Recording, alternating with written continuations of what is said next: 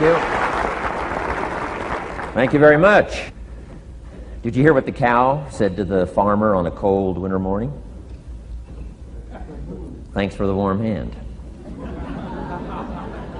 Anyway, it's going to get better, so don't panic on me. I start small.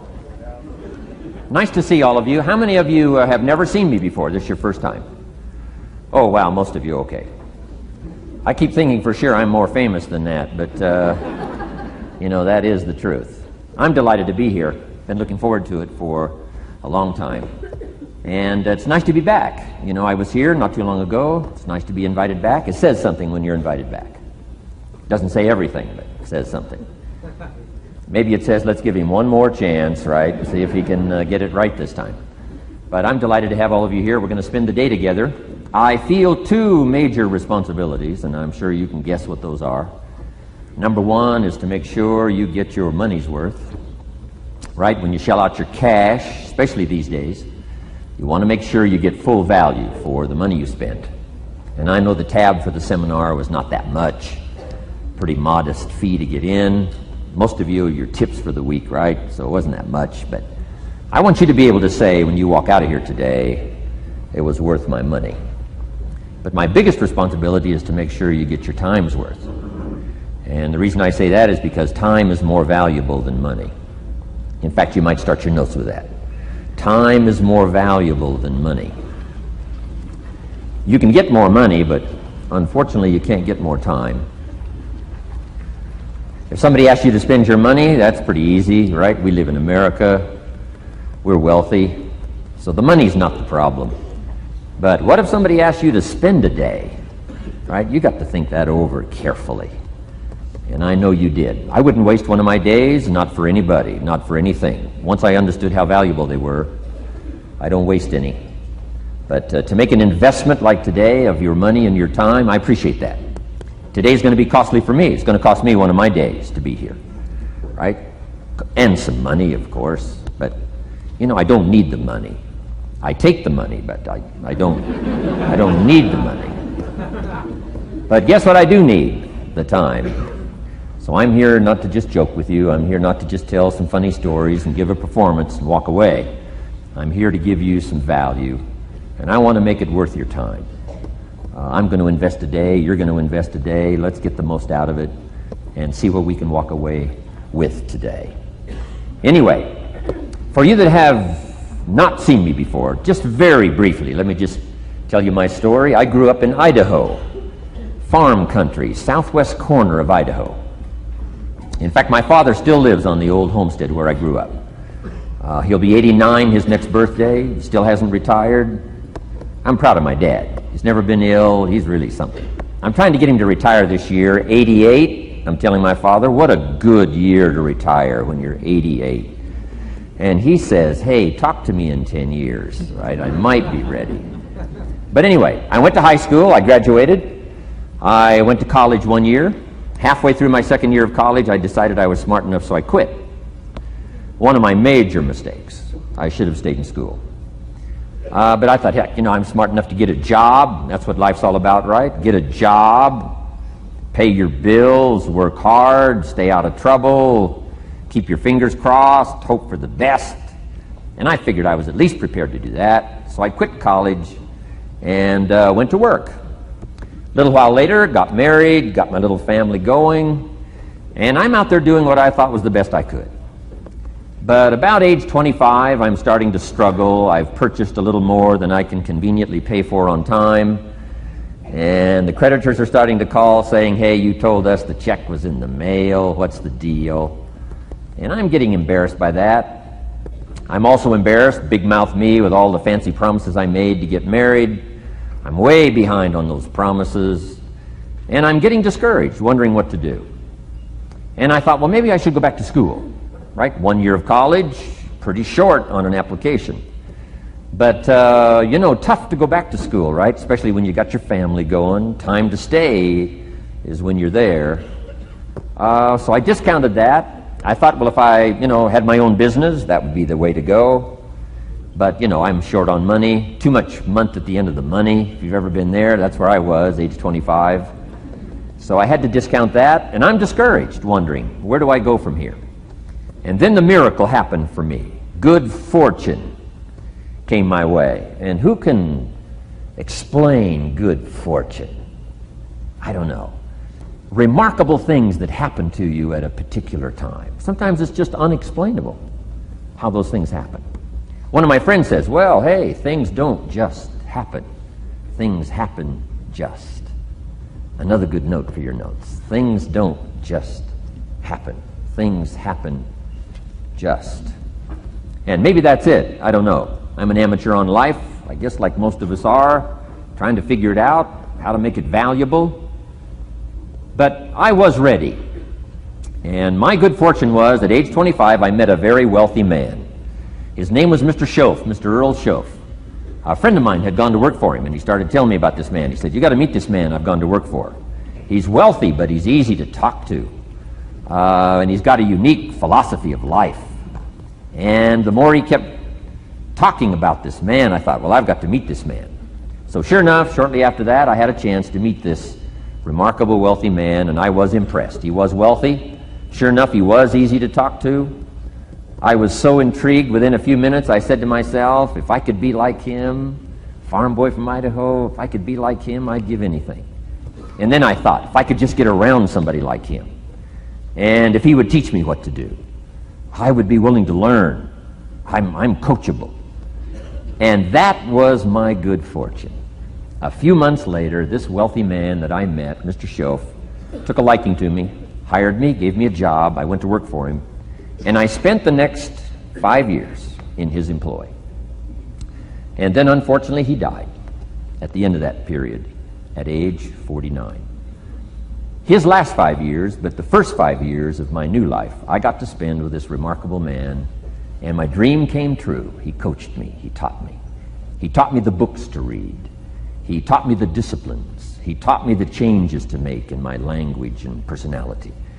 And the things he shared with me during that 5 years literally changed my life, turned my life around, changed my income, changed my bank account, changed my future, changed everything. I've never been the same since that unique experience. And I wish he was still alive today, Mr. Schoaf. I'm sure if he was alive today, especially after this seminar, Idaho Farm Boy makes it to Dallas-Fort Worth, full house, standing room only. Pretty awesome. I'm sure if he was alive, I'd be calling him today saying, you won't believe what's happening to me. I've had a chance now to share with other people what you shared with me. But anyway, how I got here. 30 plus years ago, I was living in Beverly Hills, California. And one day a friend of mine, businessman friend, said, Jim, I'd like to have you come and share your story with my service club that I belong to, the Rotary Club. He said, I know your story, Idaho Farm Boy makes it to Beverly Hills.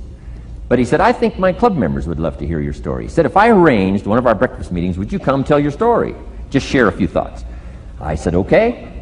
So I agreed to go give this breakfast talk. And guess what? They liked it.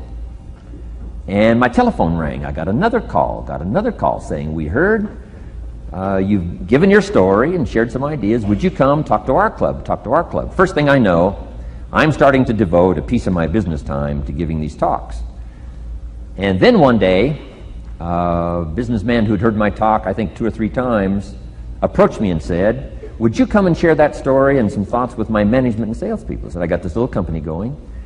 And he said, if you'd come tell your story to my organization, he said, I'd be happy to pay you.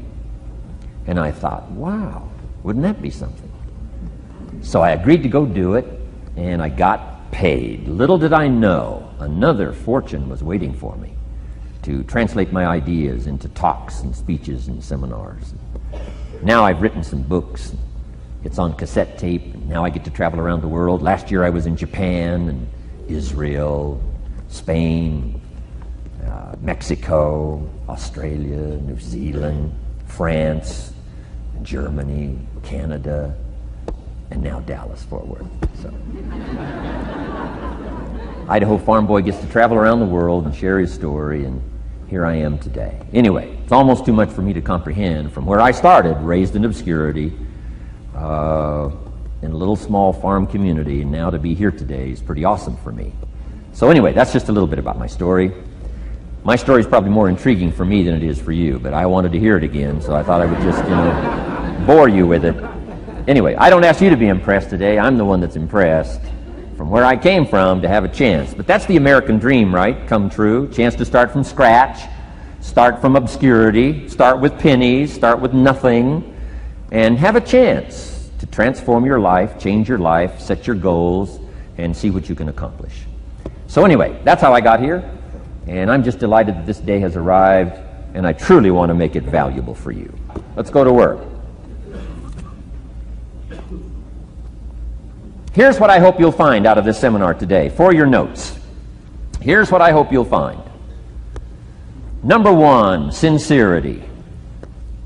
Above all else today, I hope you'll find me sincere. Best place for people to start to communicate is sincerity on both sides. I'm sure you're sincere or you wouldn't be here today, right? To spend this kind of money, to spend this kind of time, roll up your sleeves today, go to work like I am, and get this message. You've got to be sincere. So I assume you're sincere. Now I want you to see me sincere. But I've got a good note for you to make. Sincerity is not a test of truth. Important note to make. Sincerity is not a test of truth. We must not make the mistake of saying he must be right, he's so sincere. That would be a mistake. And here's why. It's possible to be sincerely wrong. So we don't mistake sincerity for truth, right? Sincerity is only a test of sincerity. Truth has to yet be tested by truth, okay? But hopefully you will find me sincere and truthful. Next, a combination of things I hope you'll find here today. Ideas plus inspiration. Ideas plus inspiration. Ideas, business ideas and social ideas and personal ideas, we all need ideas. Right? How to have a good day ideas, how to have a good year ideas, how to have your best year ever ideas, good health ideas, personal relationship ideas, how to deal with your family ideas, sales management ideas, financial freedom for the future ideas. We all need good ideas. So today I hope you gather up by notes and by what you can remember a lot of ideas. I want to share as many with you as I possibly can in the time constraints we have. Today is going to go very rapidly. I used to think a day like this was a long day. Found out it's a pretty short day. But I'm going to go as fast as I can, share with you as many ideas as I possibly can. And here's why. Ideas can be life-changing. Ideas can be life-changing. And sometimes all you need is just one more in a series of good ideas. It's like dialing the numbers into the lock. Right? You got 5 or 6 numbers dialed into the lock. The lock still won't come open, but you don't need 5 or 6 more numbers. Maybe you just need one more, and maybe a seminar like this could do it. A sermon could do it. The lyrics from a song could do it. The dialogue from a movie could do it. Conversation with a friend might do it. That one last piece you need, number. Dial it into the lock, that's it. The lock comes open, there's the door for you to walk through. And maybe this seminar today could furnish that for you. One more idea. I know you've come with a lot already. Sometimes we get the impression, I used to have that I only had this much going for me and I needed this much. Usually not true. And I'm sure not true of this audience, where I find you today, as well dressed as you look today. You know, as fine as you are sitting here today, it isn't that, you've got this much going for you and you need this much. I would assume you've got this much going for you, and maybe all you need is just a few more thoughts, ideas, to furnish you some ways and means to turn your life into the dream you want it to be. So, ideas. The seminar is going to be loaded with ideas. I want you to take good notes. But here's what else I hope you'll find here today, and that is inspiration. And who knows the mystery of inspiration? Why some people are inspired and some are not? You were inspired to get here. Some were not. Who knows the mystery of that? I don't know. How come you made it? The rest of them didn't make it. We don't know what that mystery is. Some people turned it down. Some people said it cost too much. Some people said it's going to take too much time. Some people are too busy. Right? A lot of different excuses why some are inspired to take advantage of something that comes to town. Others pass it up. We don't know the mystery to that. Here's what I call it. Mysteries of the mind. And I just leave it at that. Some things I don't try to figure out. I take the simple approach now, right? Some people do and some people don't. I mean, that's about as profound as my philosophy is. Some buy and some don't buy. Some go for it and some don't. Some change and some don't. And if you've been around for a while, you can usually work out the numbers, right? Out of 10, 3 do, 7 don't. Whatever business you're involved in, pretty soon you got this ratio going. The ones that do, the ones that don't. And you say, well, why don't the ones that don't, how come they don't? We don't know. I just leave it as a mystery. I used to try to understand all that. I just take the simple approach now.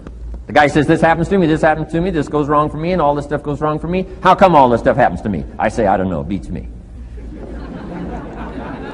The best I've been able to figure out is those kind of things always happen to people like you. I mean, right? That's the best I got. I don't know. I'm an amateur on this stuff. What do I know? So, just take the simple approach, right? That's how it is. Who knows? Interesting story says, the day the Christian church was started. Now, I'm an amateur on the Bible, but best account I can remember, the day the Christian church was started, a magnificent sermon was preached. Great presentation. And if you're a student at all of good communication, it was one of the classic presentations of all times. The sermon, the first day the Christian church was started. And it said this sermon, this presentation was given to a multitude, meaning a lot of people. But it was interesting, as the account gives us, the record, it says, when the sermon was finished, there was a variety of reaction to the same sermon. Isn't that fascinating? I find it fascinating. It said some that heard this presentation were perplexed. And I read the presentation, sounded pretty straightforward to me. Said, why would somebody be perplexed with a good, sincere, straightforward presentation? Best answer I've got. They are the perplexed. I mean, what other explanation is there? It doesn't matter who's preaching. Right? It said some that heard this presentation mocked and laughed, made fun of the presentation. I thought, hey, this looks pretty sincere to me. If you give a sincere, honest presentation, why would somebody mock and laugh? Easy explanation. They are the mockers and the laughers. What else would you expect them to do? Right? I used to try to straighten all that out, say, well, they shouldn't do that. I don't do that anymore. I've got peace of mind now. I can sleep like a baby, not try to straighten all this stuff out. I used to be so naive. I used to say, well, liars shouldn't lie. See, how naive can you be? Of course they're supposed to lie. That's why we call them liars. They lie. They lie. So I don't straighten this stuff out anymore. Anyway, it said some that heard this magnificent presentation didn't know what was going on. And they're usually easy to spot. They're usually saying, what's going on, right? I mean, they don't know what's going on. But interesting, right? A variety of reaction to the same sincere, honest presentation. Now, it also says, in wrapping it up, some that heard the presentation believed. And I think that's who the speaker was looking for, the believers. Interesting. Now, it said the number of believers was about 3,000. So, a pretty good first day. 3,000. I've had some first days, but I never had 3,000. But anyway, 3,000 were believers. And that's the speaker was looking for the believers out of this multitude. And that's about as close as we can come to understanding the mystery. Some believe, and some mock, and some laugh, and some are perplexed, and some don't know what's going on. And you just have to leave it that way. Why? Because that's the way it's going to be. The way to be brilliant is to find out how it's going to be and then say, here's how it should be. I mean, that's how you become brilliant. So, anyway, who knows the mystery? I call it mysteries of the mind. We don't understand. But I don't try to change it anymore. On this particular story, as far as we know, they didn't have classes after the presentation to try to de-perplex the perplexed. I mean, as far as we know, they left them perplexed. They left the mockers mocking. They let the laughers laugh. I mean, they didn't come back and try to straighten all this out. You say, well, how can you build a church? Well, make another presentation, and you'll get some believers and some mockers and some laughers and some who don't know what's going on. So that's about the best we can do. So, but I'm glad I've got the believers here today. You believed enough to shell out your cash and part with your time and some of your effort and energy, and I appreciate that. So, hopefully you'll find some inspiration here today. All right? To get the most out of today, a couple more notes. Number one, be thankful. That's a good way to capture the most of a day like this. Be thankful for what you already have. That shouldn't be any problem in America, being thankful. Everything we need is available in America. Everybody wants to come here, right? The last time I was here, that little presentation I gave, everybody wants to come here, America.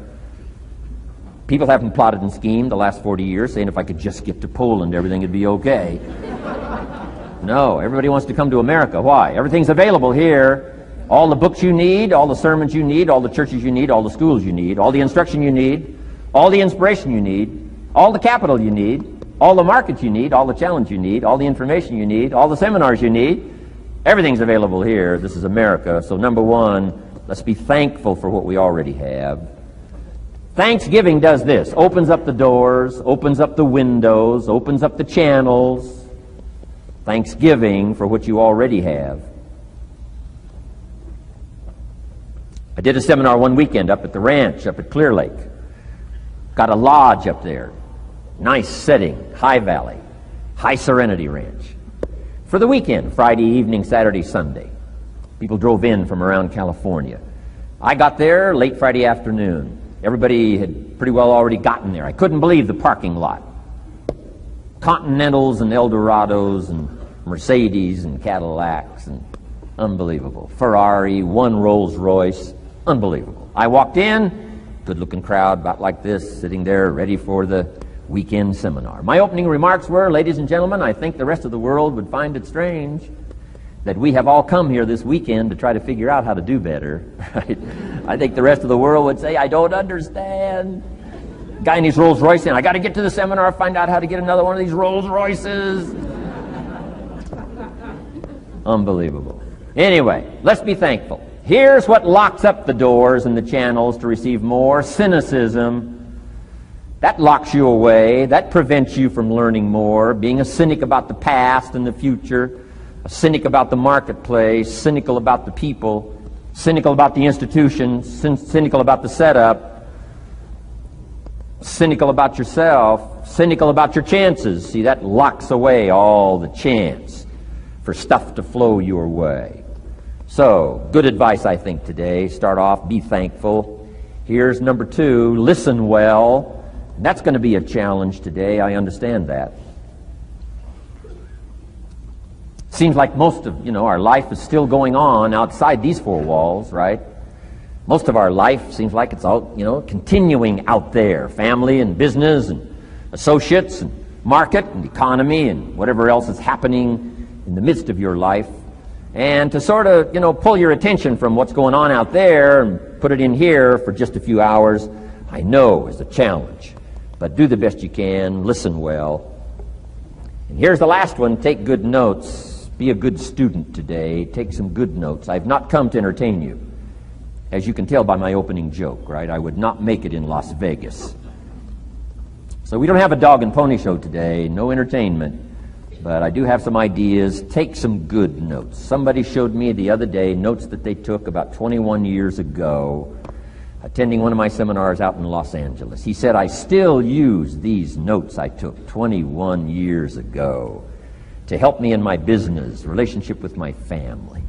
So I'd like to have these notes that you take today become that valuable for you. Then it would be worth me making the investment to come and spend a portion of my life, my time, my energy here.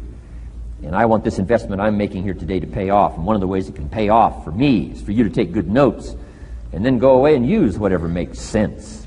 Because what I feast on coming back around is the stories out of this audience today. Sure enough, 6 weeks from now, 6 months from now, 6 years from now, somebody's going to, by phone, by letter, by personal contact, walk up to me and say, the things you shared that day got me thinking.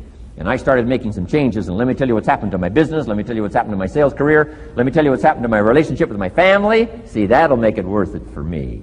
Not the money, the return. Something you can't buy with money. If somebody says, thank you for touching my life and taking the time to make the investment. And that's what I'm all about. So if you'll become a good student today. And here's the last note. Don't be a follower, be a student.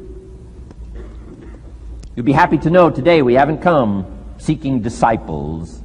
We've got no movement for you to join. I'm just here to share some of my experiences, good ideas, best I can. But I think that's good advice. Don't be a follower, be a student. right?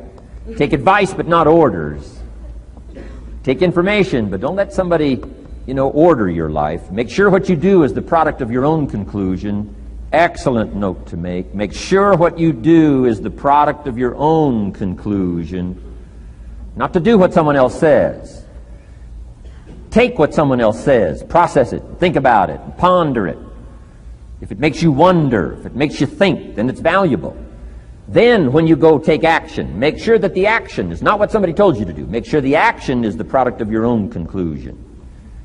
If you'll follow just a little bit of those simple guidelines, I'm telling you, the learning process can be speedy, swift, powerful.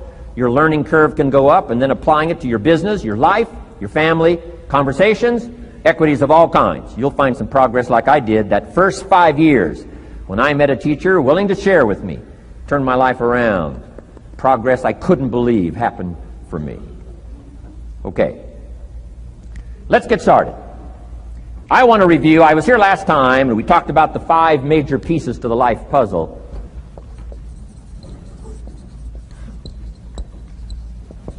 And I just want to review those because it lays such a good foundation for all the rest that I want to share with you today. We got a lot of subjects to cover, so we're going to go rather swiftly, okay? Put on your mental track shoes here and run with me today, because I'm going to deal mostly in concepts. Expect you to, fill in a lot of the details, because I've got a lot to share. I want to get through it all. But let's lay this foundation again of the 5 major pieces. Happens to be the title of my latest book.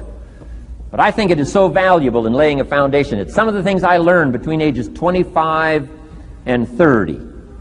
The teacher who taught me so well. He dealt in these fundamentals, we call these fundamentals. We call these basics. Basics for sports, fundamentals for sports, fundamentals for your business, fundamentals for the way you deal with your family, a few simple things. Few basic things that if you practice every day can make all the difference in the world, how it works out. I boiled it down to 5 major pieces to the life puzzle. Let's just review those. Number 1 is philosophy. Philosophy, as I taught the last time I was here, philosophy, in my personal opinion, is the major determining factor in how your life works out. Philosophy, the major determining factor in how your life works out. Philosophy. To form our philosophy, you got to think. You got to use your mind. You got to process ideas. And this whole process over a lifetime, starting way back here when we were children, schools that we've attended, our parents, our experiences, all this stuff that we've processed by the thinking process helps to develop our philosophy. And in my opinion, each person's personal philosophy is the major factor in how your life works out. Here's what I called it in that last presentation when I was here. It's called the set of the sail. Each person's personal philosophy is like the set of the sail. Now, I used to think it was circumstances that ordered my life. If someone would have asked me at age 25, Mr. Rohn, how come you're not doing well? Pennies in your pocket, creditors calling, nothing in the bank, behind on your promises to your family, you live in America, 25 years old, got a beautiful family, every reason to do well, and things are not going that well for you. What is wrong here? It would not have occurred to me to blame my philosophy. I mean, it would not have occurred to me. Saying, well, I got this lousy philosophy, and that's how come I got pennies in my pocket and nothing in the bank, and things aren't working well. That would not have occurred to me. I found it much easier to blame the government. Much easier to blame the tax problem. I used to say taxes are too high. Top tax rate when I first started paying taxes, 91%. Back then, when your income reached a certain level, all your income over that, 91%. So I used to say that's too high. Now the top tax rate's about 33%. But people are still saying what? Taxes are too. See, but you can't use that anymore. If it's gone from 91 to 33, how could it be too high? Come on. I threw all that old excuse stuff away. Some people found it, though, and they're using it these days. My old list. I used to blame the traffic, the weather, used to blame circumstances, right? People say I'm too tall, I'm too short, I'm too old. I was raised in obscurity, raised on a farm, parents of modest means, all the stuff. If you were to ask me, how come you find yourself here, Mr. Rohn, age 25, living in America, land of abundance and opportunity, pennies, zero in the bank, not doing well, creditors calling, it would not have occurred to me to blame my philosophy. I found it easier to blame the company policy. I used to say, if this is all they pay, how do they expect you to do well? So I figured that, my future was going to be tied to what everybody else was arranging, the economy and, interest rates. I used to say things cost too much. That was my whole explanation, not my philosophy, until my teacher taught me better that this is where the problem was, my own personal philosophy. Here's what's exciting about each person's personal philosophy. That's what makes us different than dogs and animals and birds and cats and spiders and alligators. That's what makes us different than all other life forms. The ability to think, the ability to use your mind, the ability to process ideas, and not just operate by instinct. In the winter, I'm telling you, the goose can only fly south. What if south doesn't look too good? Tough luck. It can only fly south. But see, human beings are not like a goose, can only fly south.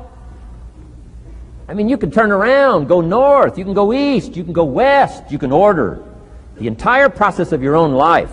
And we do that by the way we think. We do that by exercising our mind. We do that by processing ideas and come up with a better philosophy, a better strategy for our life, goals for the future, okay? Plans to achieve those goals. All this comes from developing our philosophy.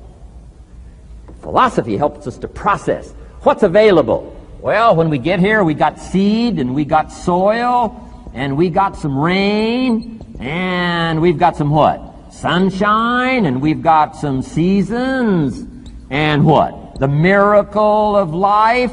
Now, the key is, what do you do with all this stuff? How do you turn all this stuff that's available here into equity, and promise, and lifestyle, and dreams, and future possibilities? All of this that's possible now with human beings, how do you take all this stuff and turn it into this equities and values? Well, it starts with philosophy. What is the seed? What is the soil? What is the sunshine? What is the rain? Is it possible to take some of each of all the stuff that's available and turn it into food, and turn it into value, and turn it into nourishment, and turn it into something spectacular and unique that no other life form can do? And the answer is yes. But you cannot deal with all this stuff and what to do with it unless you start refining your philosophy. Think, use your mind, come up with ideas, and strengthen your philosophy. So the seed and the soil and the rain and the sunshine, this is called, the economy and the banks and the money and the schools and everything that's available out there, processing information, what to do with all that, and turn it into equity and value. That is the major challenge of life, my personal opinion. So each person's personal philosophy now is going to determine what you're going to do with seed and soil and sunshine and rain and miracle, the change of seasons. That's it. My personal opinion. Each person's personal philosophy is like the set of the sail. That's what this seminar is for today. Help you to trim a better sail. You don't need a better economy. You don't need better seed and soil. In fact, when it comes to seed and soil and rain and sunshine and seasons and the miracle of life, that's all you got. Now, what if you blame this stuff? Then you're blaming all you got. If you blame the economy, and you blame the schools, and you blame the teachers, and you blame the sermons and the preachers, and you blame, the marketplace, and you blame the company and company policy, what else is there? When some people get through with their blame list, there isn't nothing else. That's all there is. And if you blame the only thing you've got to work with, I'm telling you, it's called mistake colossal. In not understanding that that's all you've got to work with. And if this is all you've got to work with, then you don't change the seed, and you don't change the soil, and you don't change the rain, and you don't change the sunshine, you don't change the seasons. Right? Guy says, I'll take 3 springs, 4 summers, 9 falls, no winters. No! You can't fool with this stuff. You got to take it like it comes. Then what do you change to make your life work well? You got to start with your philosophy. Guess what I had to do at age 25 in order to change my own future? I had to change my mind. I had to change my thinking. I had to change my philosophy. I was messed up on what was causing my problem. And once I got that straightened out, that all the stuff I blamed, the government and taxes and the marketplace and the economy and things cost too much, negative relatives, cynical neighbors, once I got rid of that and started going for where the real problem was, which was me, I'm telling you, my life exploded into change. My bank account changed immediately. My income changed immediately. My whole life took on a whole new look and color immediately. And the early results I got from making these philosophical changes tasted so good, I've never stopped the process from that day until this. And I'm telling you, with a little consideration of the refinement of your sail, by setting a better sail, refining your philosophy, your whole life can start to change from today on. You don't have to wait till tomorrow. You don't have to wait till next month. You don't have to wait till spring. You don't have to wait till 93. You can start this whole process immediately. I recommend it. Now, some people do so little thinking, they don't even have their sail up. I mean, you can imagine where they're going to wind up at the end of this week, at the end of this month, at the end of this year. Now's the chance to change, process all this information. So number one is philosophy. Okay. And we dealt with all that, where we get ideas from personal experience, from other people's experiences. I don't want to get into all those details because we covered that the last time I was here. But philosophy, that's number one, my personal opinion. Each person's personal philosophy. Here's the definition of success and failure. Just make this note. Here's failure. A few errors in judgment, repeated every day. Now you can automatically assume, Mr. Rohn, I say, I can understand that. A few errors in judgment repeated every day. For 6 years?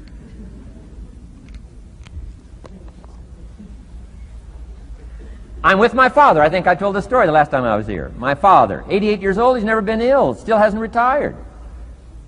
Not long ago, midnight, we're getting ready to go to bed. We've drilled a new well, got some extra water, got some more acres going. He's all excited. At midnight, we're getting ready to go to bed. My father's eating what he calls his midnight snack. A little bite to eat before you go to bed. Don't have to go to bed hungry. And I'm watching him eat this midnight snack. Guess what he had? An apple, a few graham crackers, and a glass of grapefruit juice. I said, no wonder my father's so healthy. My mom taught us all those good health practices. Taught me when I'm growing up, right? I'm an only child. I've never been ill. Passed the big 5-0 some time ago. My 2 daughters, 32, 33, never been ill. My grandkids, never been ill. I'm telling you, the legacy lingers on. As I watched my father have this midnight snack, suddenly it occurred to me. I know that's part of it. An apple, what? A day. That's gotten to Dallas-Fort Worth, right? An apple. An apple a day keeps the doctor away. Good question for this intelligent audience. What if that's true? You say, well, Mr. Rohn, if that's true, that would be easy to do. Then what's the problem? It's easy not to do. It's easy not to adopt it as your own personal philosophy. Or the guy messed up the saying.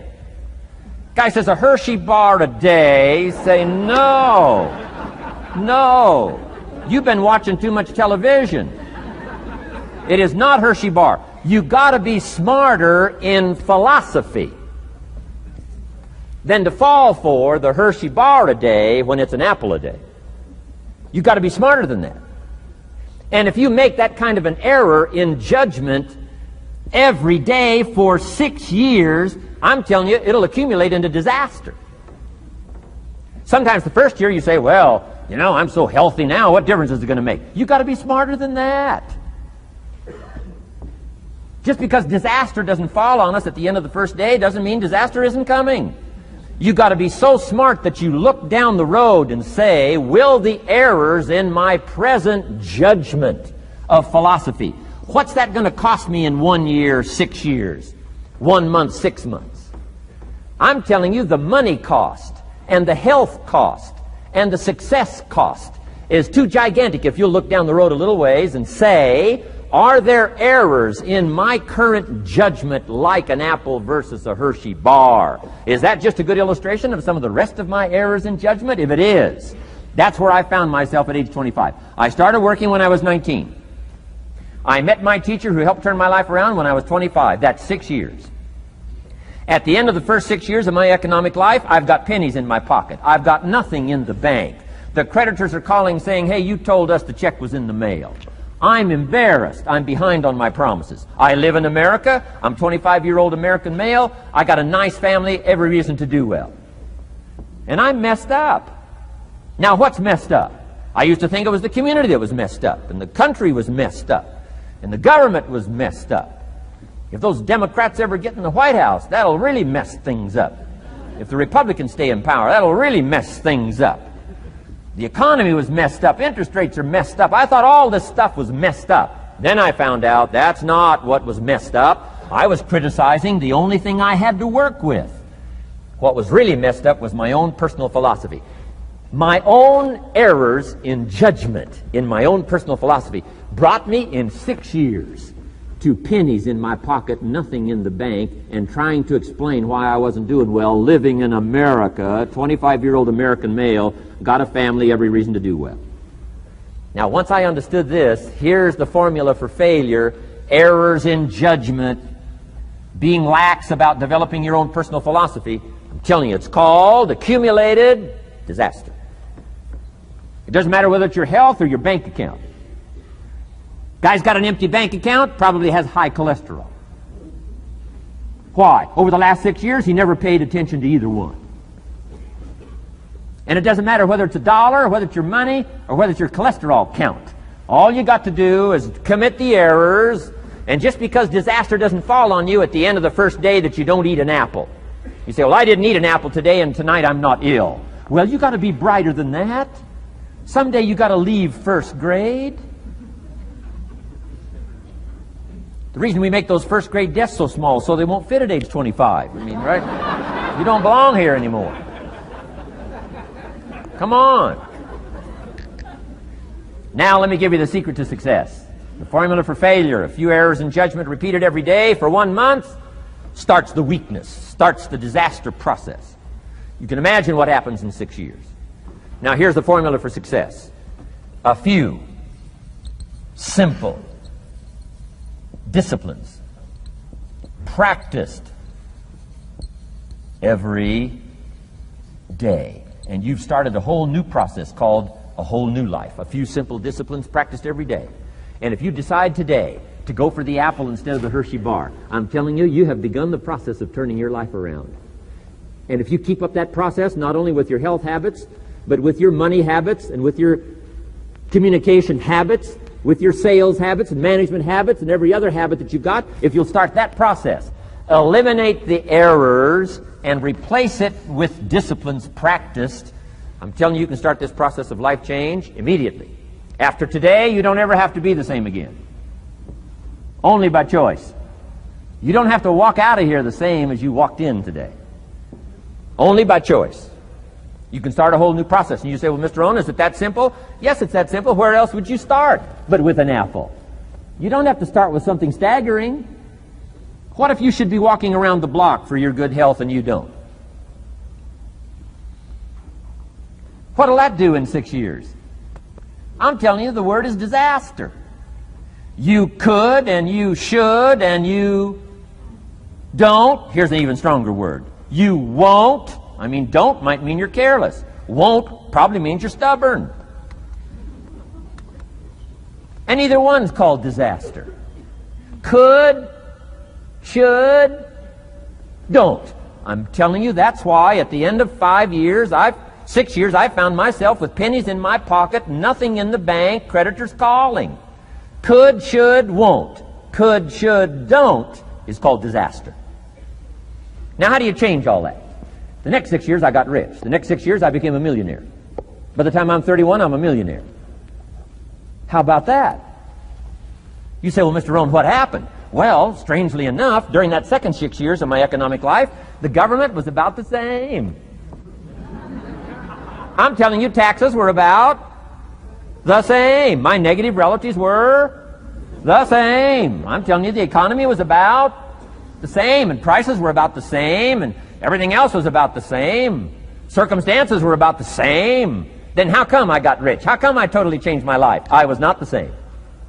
Somebody says, well, what did you go to work on to do all that? I started with my philosophy. I started amending my errors by doing some better thinking, changing my mind, coming up with ideas that I didn't have before I met my teacher. And once that whole process started for me, I'm telling you, I changed my whole life. Within a 6-year period, I was never the same. And I've kept up that process all these years. One of the reasons why I'm here is to continue my craft. I don't want the day to come someday somebody says, you should have heard Jim Rohn 10 years ago when he was really terrific. Guess what I want people to say? I heard him 10 years ago, but you should hear him now. I'm telling you the man works on his craft. I'm telling you the man's done some extra reading. I'm telling you the man doesn't miss a trick. I'm telling you he's worked hard on himself. That's why he's able to deliver like he does. The same thing can happen for you as a teenager. It can happen to you as a mother, as a father, as a business person, as a salesperson, running a business. Doesn't matter. Management, wherever you find yourself. This is the process called personal change. And what I say to start with is, start with your own philosophy. Your philosophy is going to determine whether or not you go for the disciplines or continue the errors that's called potential disaster. And everybody has it within their power. Well, it was so happy for me to find out at age 25, Mr. Shove said, Mr. Rohn, you don't have to change countries. But you do have to change philosophy. And if you'll change philosophy, not country, you can turn around your income, you can turn around your bank account, you can turn around your skills, you can become capable, powerful, sophisticated, healthy, influential, all the other equities that you could possibly want out of your life, using the only stuff there is and not trying to change any of this stuff. Appreciate all of this stuff with all of its ups and downs, with all of its mystery of why it works and sometimes it doesn't work. Don't challenge this. You don't have to ask for another planet. You don't have to ask for another country. Just ask for another book. Ask for another seminar. Ask for another idea. And you can start this whole process of personal life change.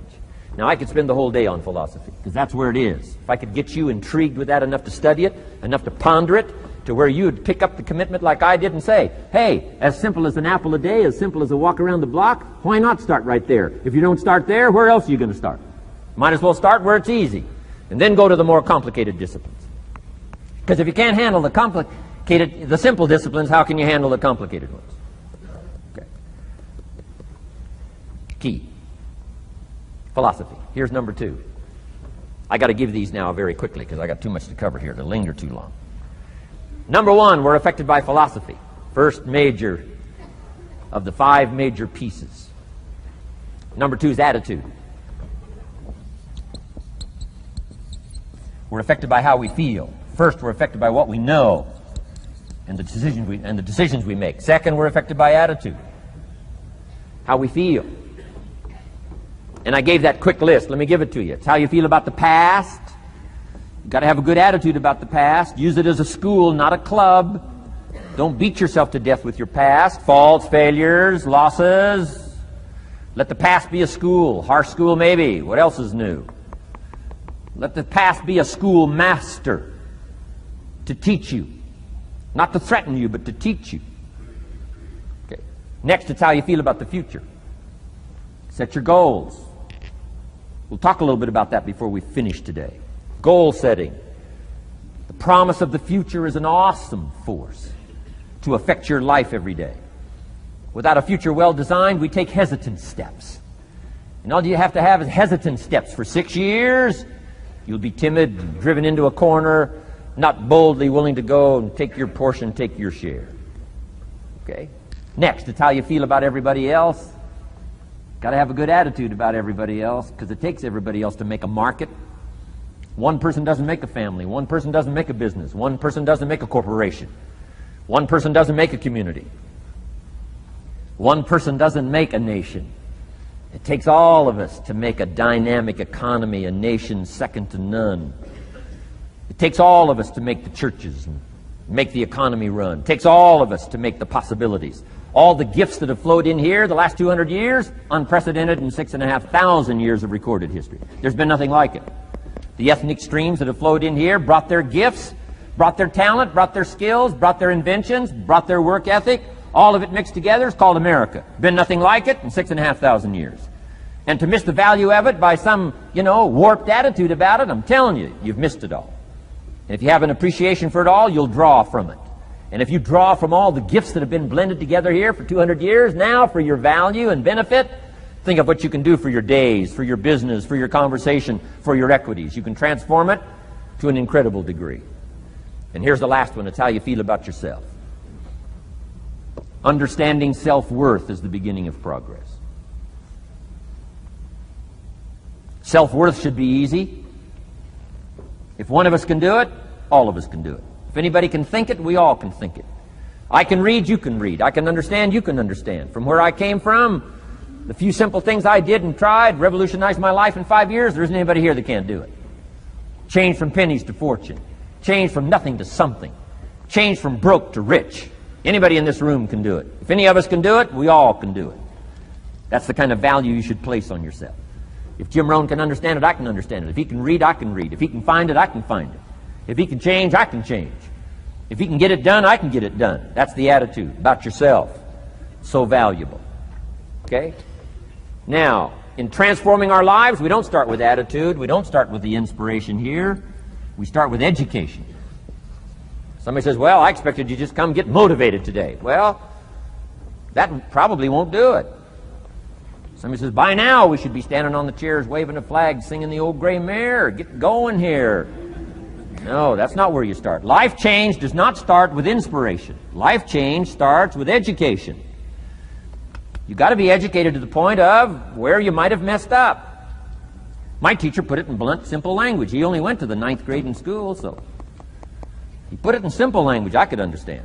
He said, Mr. Rohn, after 6 years living in America, healthy American male, 25 years old, been working 6 years, 1 year of college, pennies in your pocket, nothing in the bank, behind on your promises. Shoaff said, I just got one simple explanation for that. You've messed up.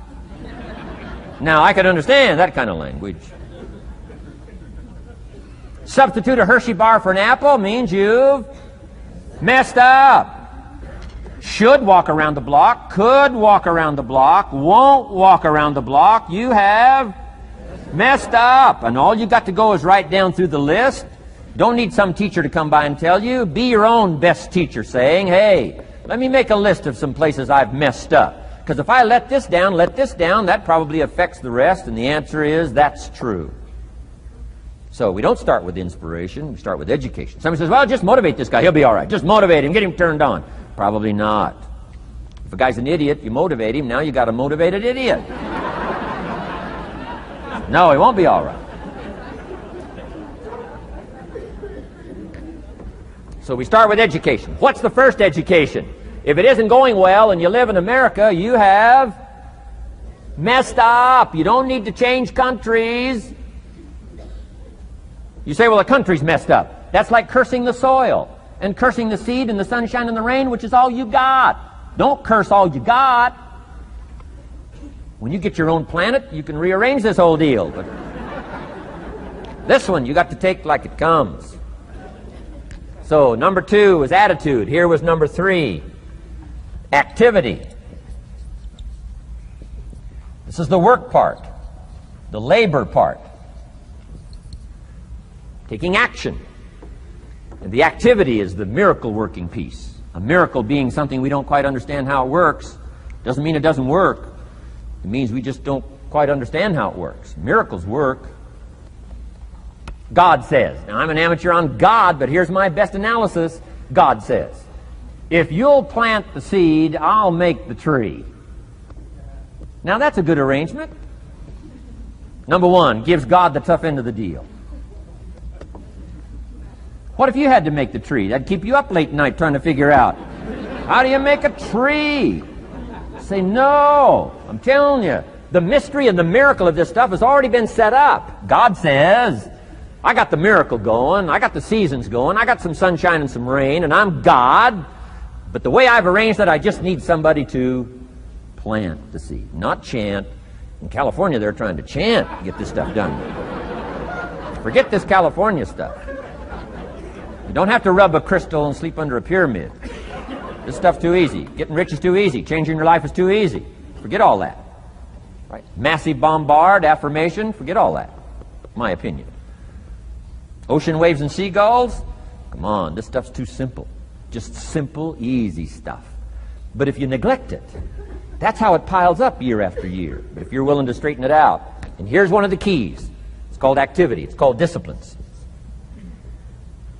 Turning wisdom from your philosophy and inspiration, the strengthening of attitude and faith and courage, commitment, and all this stuff that comes from attitude. If you're willing to take these two qualities, philosophy and attitude, and invest it into activity, you can have a miracle. Anything short of that, no miracle. Wisdom doesn't perform a miracle. Attitude doesn't perform a miracle. The only thing that performs a miracle of increase called equity is called putting wisdom and attitude into discipline, into labor. And this labor now can perform a miracle. And here's the two parts to the labor. One, do what you can. Number two, do the best you can. Can't give you better advice than that. Number one, do what you can. You just got to go home and make a list after today. And here's the question to ask as you make this personal list. What am I not doing that would be easy to do?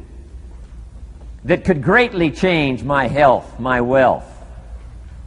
What am I not doing I'm neglecting that would be easy to do? Just go home and answer that question personally. You don't have to put the answers on a public bulletin board. This is just all personal stuff. From the walk around the block to the apple to what to do with your money, which we're going to cover today. What does a child do with $1? We're going to cover that today. Errors in judgment, disaster. A few simple disciplines, wealth beyond imagination.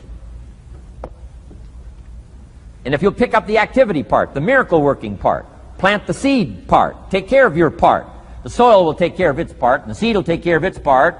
The seasons will take care of their part. The miracle will take care of its part. If you'll take care of your part, called putting it into activity, action. Works miracles. 2,000 years ago, on April 13th, one of Jesus' disciples. Now again, I'm an amateur on the Bible, but best as I can remember it, one of Jesus' disciples said to Jesus, "It's time to pay our taxes and we don't have any money." That's how come I know it was about April 13th.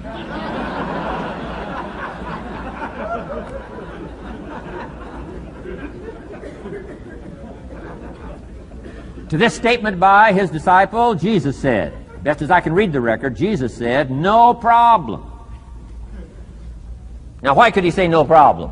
Well, word has it, he was a miracle worker. Word has it, if you're a good student of history, word has it, he was a miracle worker. If you handed a problem to a miracle worker, what would he be inclined to say? No problem. You got to hang out with folks like that. I belong to a small group like that. We do business around the world. You hand these guys a problem, they say no problem. What? How many books would they read to solve it? Many as it takes. How early would they get up? Early as it takes. How much information would they gather?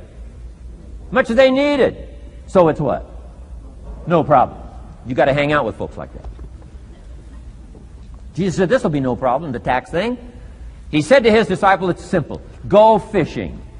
Wow.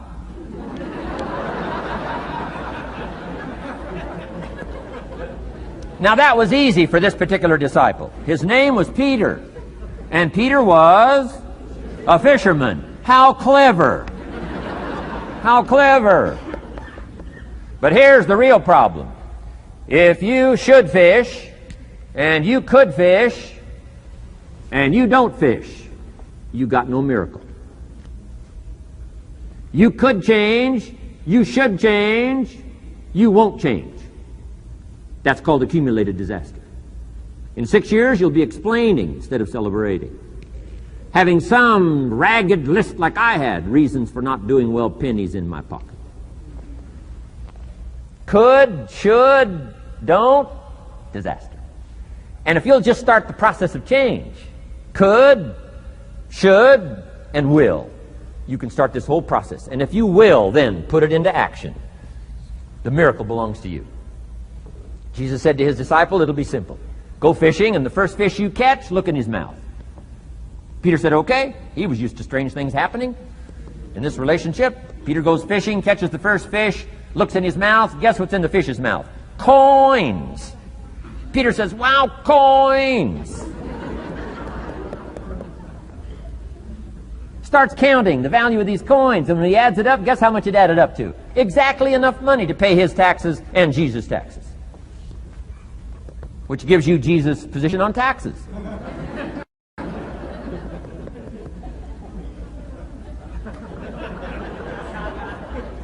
Okay. Now we call that what? A miracle, only because we don't quite understand how it works. It doesn't mean it doesn't work. It simply means we don't quite understand how it works. But here's how you get a miracle going for your life. Number one, do what you can. Get a list of the stuff you could do and you haven't done, postpone, and start cleaning that up. You can't start at a better place for personal change. That'll affect your bank account, affect your future, affect your income, affect everything. You can't start a better life change process than cleaning up what you should be doing. The man says, well, my mother lives down in Florida. Should have written her 6 months ago. I just can't seem to get that letter written. I'm asking you to get that letter written, clean that up, and don't walk like other people walk. Don't postpone like other people postpone. You say, well, is it as simple as writing a letter? And the answer is yes. Where else would you start for life change, personal change? You don't need a pink package to fall out of the sky. You don't need massive bombard pre-conscious, subconscious. Practice channeling, find a 2,000-year-old guru. I mean, you don't need any of that stuff. Pass on all that. Kids are afraid of that stuff. Too much of it, you'll be out on a limb with Shirley. I mean, don't pass on all that stuff. This stuff's too easy. This stuff's too simple. It's called take action, number one, on neglect, on errors, in discipline. Number two, start setting up some disciplines. And if you'll do that, you'll perform a miracle. Now, here's the second part of the miracle. Number one is do what you can. Here's number two, do the best you can. If that's not your philosophy, I would ask you to amend it. Let me give you the best of ancient script. Here's what it says. Whatever your hands find to do, do it with all your might, do it with all your strength, and do it with all your power. What a good philosophy. That kind of philosophy will revolutionize your life if you haven't picked it up lately. Guy slips in late, company doesn't seem to mind, slips out early, first one in the parking lot, heading for happy hour. Stretches his break, comes early for lunch, late back from lunch, company doesn't seem to notice. Guy says, best as I can calculate, I'm putting in about a half a day's work and I'm collecting a full day's pay. And the guy says, I got it made. Little does he know the seeds of his own disaster are already being sown by the weakness of his own personal philosophy. It's not the economy that's going to determine your next 6 years. It's your philosophy about labor and about activity and about miracle and soil and seed and sunshine and rain and the economy and the banks and the money and the companies and the schools and what's going on. It's your philosophy and your attitude. And then your ability to take action. All of that we call the process of life change. Miracle working. Number one, do what you can. Number two, do the best you can. Here was number 4. Results. Results. Every once in a while, you got to take a measure. See how you're doing with these 3 pieces. Philosophy, attitude, activity. Now we take a measure called results. What is the results at the end of the day, the results at the end of the week? You can't let too much time go by without checking. When time goes by, 6 years I'd been out there working when I met my teacher, Mr. Schoaf. Schoaf said, well, Mr. Rohn, let's just go through a little summary here. He said, in the last 6 years, how much money have you saved and invested? Let's go through a little tab list here. How much money have you saved and invested the last 6 years? I said, what?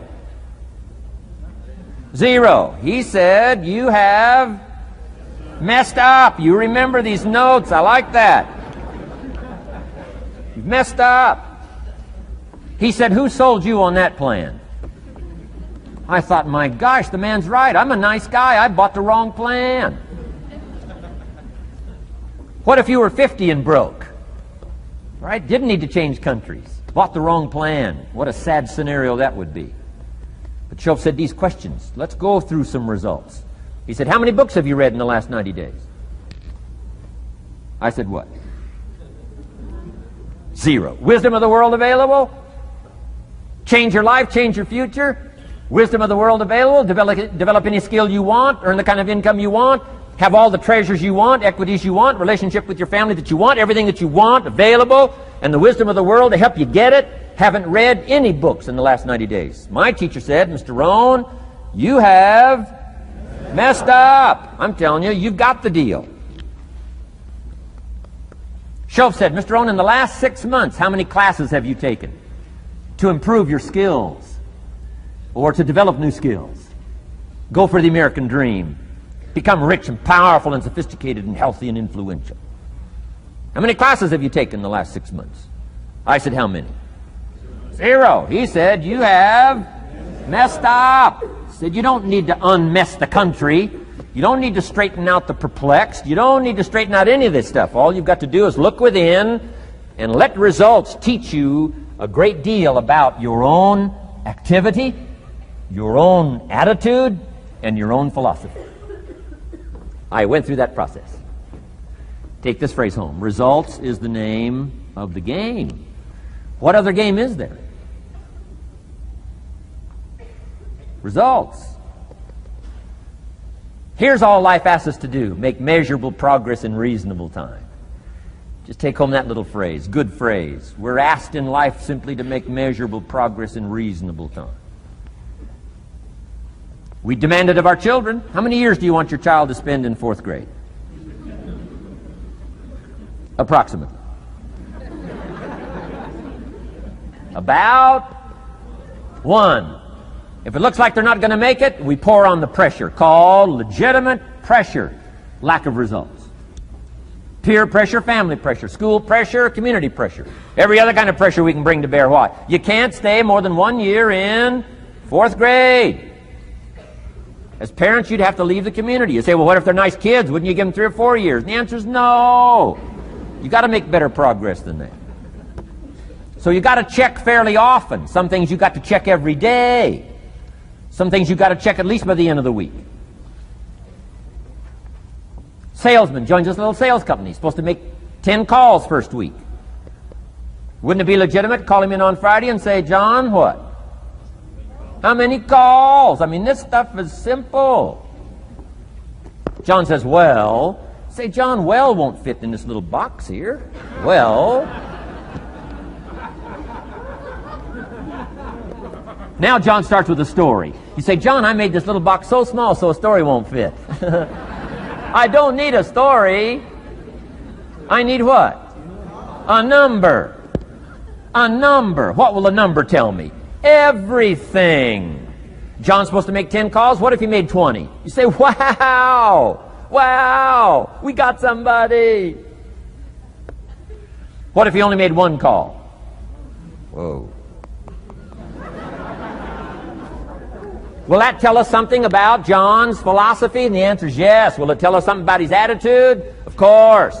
Will it tell us something about his disciplines? Of course. And if he wants a lesson in life change, all he has to do is be willing to face the numbers and come up with the results that will teach you to either celebrate if you got good results or fix whatever needs to be fixed in your philosophy, attitude, activity called disciplines. You don't need to go anywhere else. I do believe in affirmations. They are valuable as long as you affirm the truth. Because it says in ancient scripts, the truth, what? Will set you free. Free to do what? Amend your errors and pick up new disciplines. That's what the truth is for, to help us amend our errors and pick up the disciplines for life change. That's what the truth is for. So I do believe in affirming the truth. If you're broke, best thing to affirm is, I am broke. You put that up on the refrigerator where you can see it every day. I mean, that's how you do that. Now, if you need a little additional affirmation, you just put up there, I'm 40 and broke. I mean, you know, that ought to do it. And if you need just a little more, put up there, I live in America and I'm 40 and broke. That's enough to turn your life around. It says, hey, something is wrong. Somewhere I have messed up. And I'm telling you, if you'll start with that, it's called the process of life change, and it doesn't matter how small the process is to start. One discipline starts it, and then one discipline feeds another, and the first thing you know, you've got this whole cycle in an upward positive motion. And it's called life change. It's called income change. It's called health change. Relationship with your family change. Equities unprecedented that you can have in numbers that will stagger the imagination if you do not curse what's available and start amending what's possible to get the results that you want. I don't think I can put it in any better language. That's it. Kids can do it. Teenagers can do it. Parents can do it. Managers can do it. Right? Government officials can do it. Anybody can do it. Anybody can do this stuff called personal change. Wow. Results is the name of the game. Success is a numbers game. Good note to make. Success is a numbers game. You got to go for the numbers. You got to understand what the numbers are.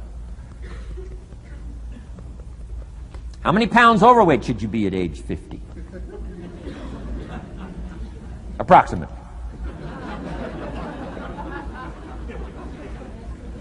John says, I got big bones. We'll give you 10 pounds. 10 pounds for big bones. Otherwise, come on, John.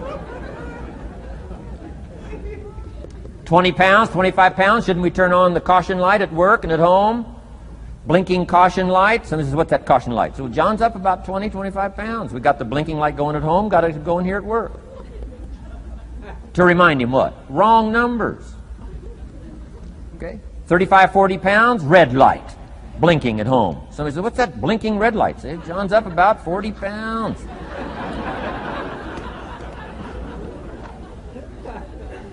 50 pounds, we got the siren.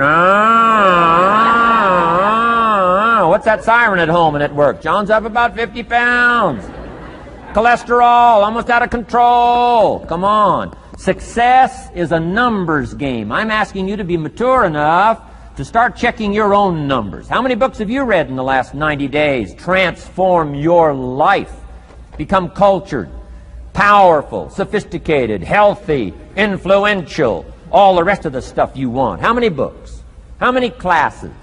How committed are you to taking what's available and turning it into equities unprecedented, since we live in a country that there's been no such country in the last 6,500 years? If you'll pick up that process, ladies and gentlemen, I'm telling you, it's called life change of the best order. Now here's the last one. Number 5 is called lifestyle. Lifestyle is simply learning how to live well. The last of the 5 major pieces. Here's the ultimate challenge of life. I've worked on this, you cannot believe how hard, since age 25. And that is, after applying better philosophy, attitude, and activity, and picking now up results. What are results for? Here's my ultimate challenge on results. To fashion, good word to jot down, fashion. Fashion for yourself lifestyle, or what we call the good life. That's the ultimate challenge. To take your results, take your money, take your results, take the return, take the equities you've gathered, and now fashion for yourself a good life, like weaving a tapestry. And Mr. Schoaf gave me all kinds of examples on lifestyle. He gave me 2 phrases that helped change my life. In case you have to leave early, let me give you these 2 phrases. It'll be worth the price of coming and being here today. Just take these 2 phrases home, in case you have to leave early. Here's number 1. Schoaf said, Mr. Rohn, if you wish to be wealthy, study wealth.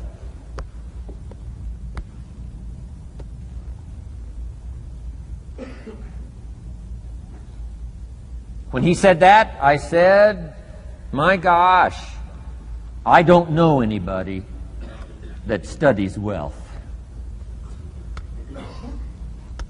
Where am I going to learn it?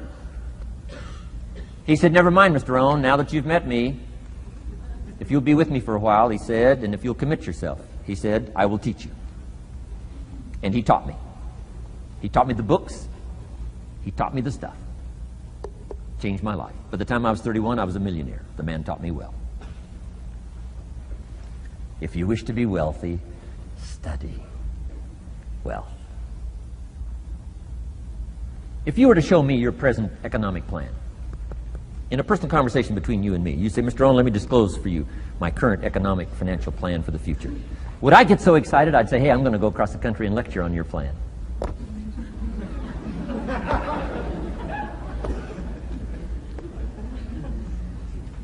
And if the answer is no, Mr. Rohn, you probably wouldn't want to go across the country and lecture on my plan. Here's my question to you. Why not? Why wouldn't you have a superior, powerful financial plan that's taking you to the places you want to go?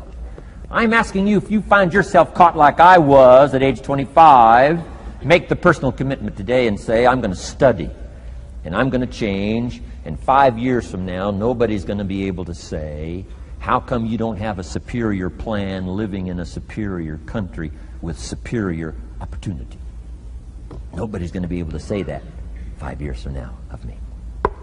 If you'll make that commitment, I'm telling you, this will be one of the most exciting days of your life. Not because of my seminar. It'll be one of the most exciting days of your life because of your commitment to this simple little process I've outlined for you. Here was the second phrase. Mr. Schoaf said, Mr. Rohn, if you wish to be happy, study happiness. I didn't know happiness was a study. My best hope for happiness at age 25 was to just go through the day with my fingers crossed, hoping somehow something would make me happy. Schoaf said, no, Mr. Rohn, happiness is not something you postpone. Happiness is not something off in the future. Happiness is something you design. You've got to get the word. Happiness is something you design. Happiness is a study. Happiness is a practice. Happiness is an art. It's not an accident. It's an art.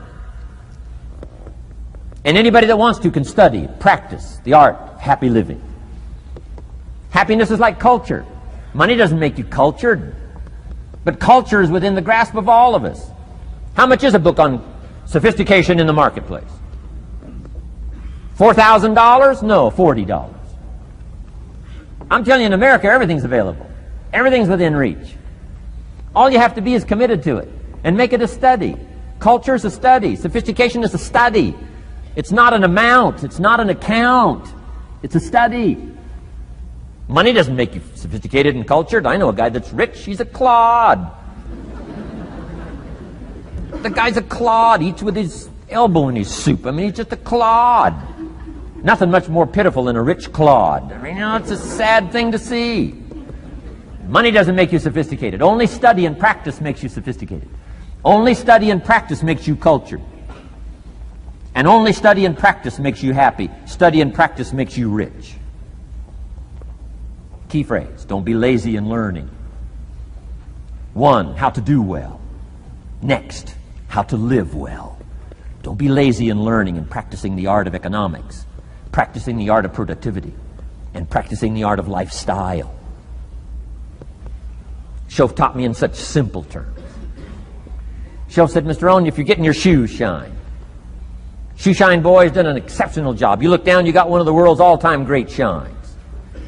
And you pay him. Now, you got a little change in your hand. Question pops in your mind. Should I give him 1 quarter or 2 quarters as a tip from a neat shine? Here's what Schoaf said. If 2 amounts pop in your mind, always go for the higher amount and become the higher thinking person. That helped change my life. Here's what he said. Become a 2-quarter person.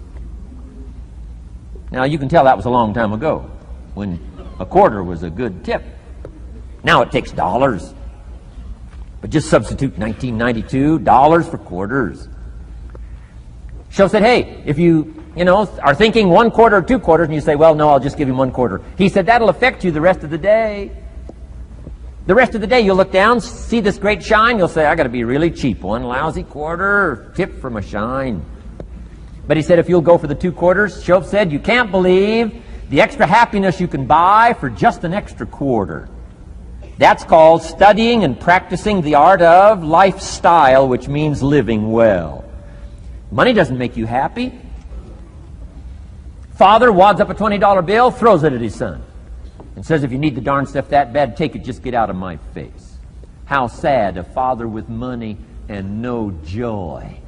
He studied economics, but he never studied joy. I'm asking you to turn that around. Turn that all around. I did a seminar one time, St. Louis, Missouri. When I finished a seminar like this, a man walked up and said, Mr. Rohn, you've really gotten to me. He said, I'm going to change my philosophy, I'm going to change my attitude, I'm going to change my life, I'm going to change everything. He said, you've touched me today. And he said, you'll hear about me. You'll hear my story someday. I said, okay. Right? A lot of people, right, say things. Sure enough, a few months later, I come back to St. Louis, did another seminar. When I finished my seminar, I saw this man come walking up. I didn't remember his name, but he said, I'm sure you'll remember me as the man who said, I'm going to go make some changes. You've touched me today. I said, I do remember you. He said, I'm telling you, things are already happening for me. I cannot believe in just a matter of months.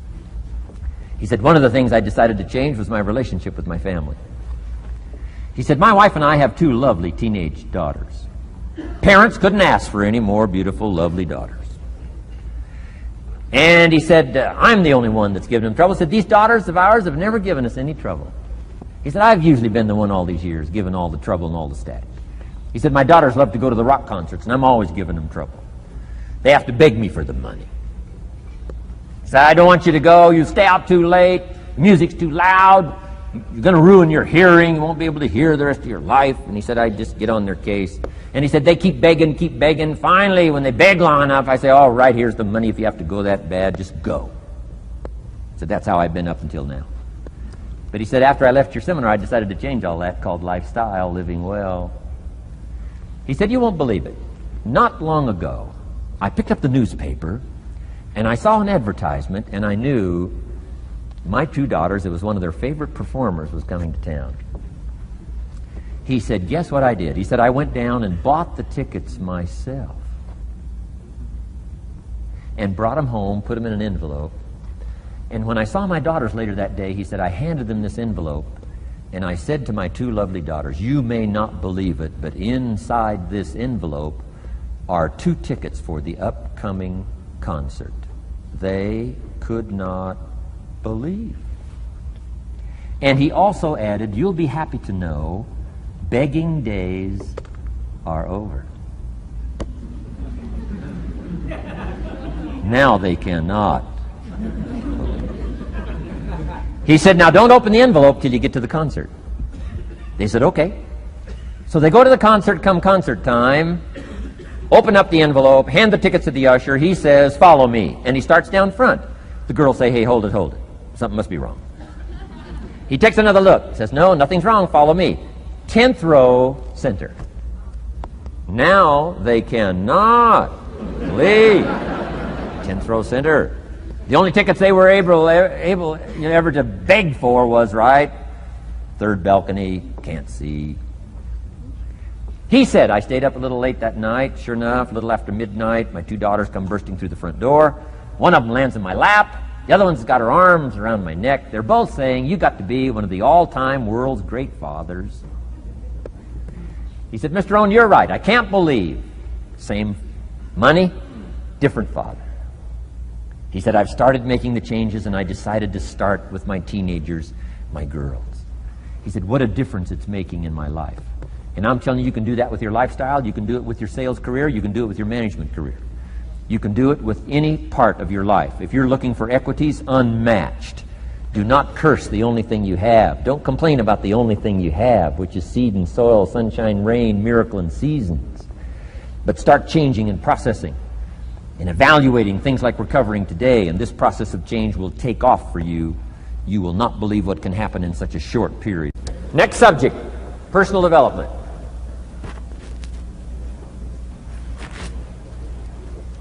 Some of the things Mr. Schoaf taught me starting at age 25, some things came quickly, some things came easily. Setting goals, that was easy. We're going to talk about that later on. But this one I had to struggle with, personal development. It was hard for me to give up my old blame list. It was so comfortable blaming the government and blaming my negative relatives and the company policy, unions, wage scale, economy, interest rates. It's not what happens, it's what you do about it.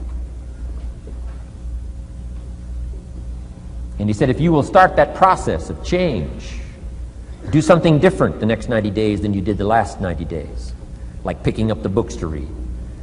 Do something different, like the new health disciplines, relationship with your family, whatever it is, doesn't matter how small it is. If you'll start doing different things with the same circumstances, since we cannot change the circumstances, but we can change ourselves. We can change what we do.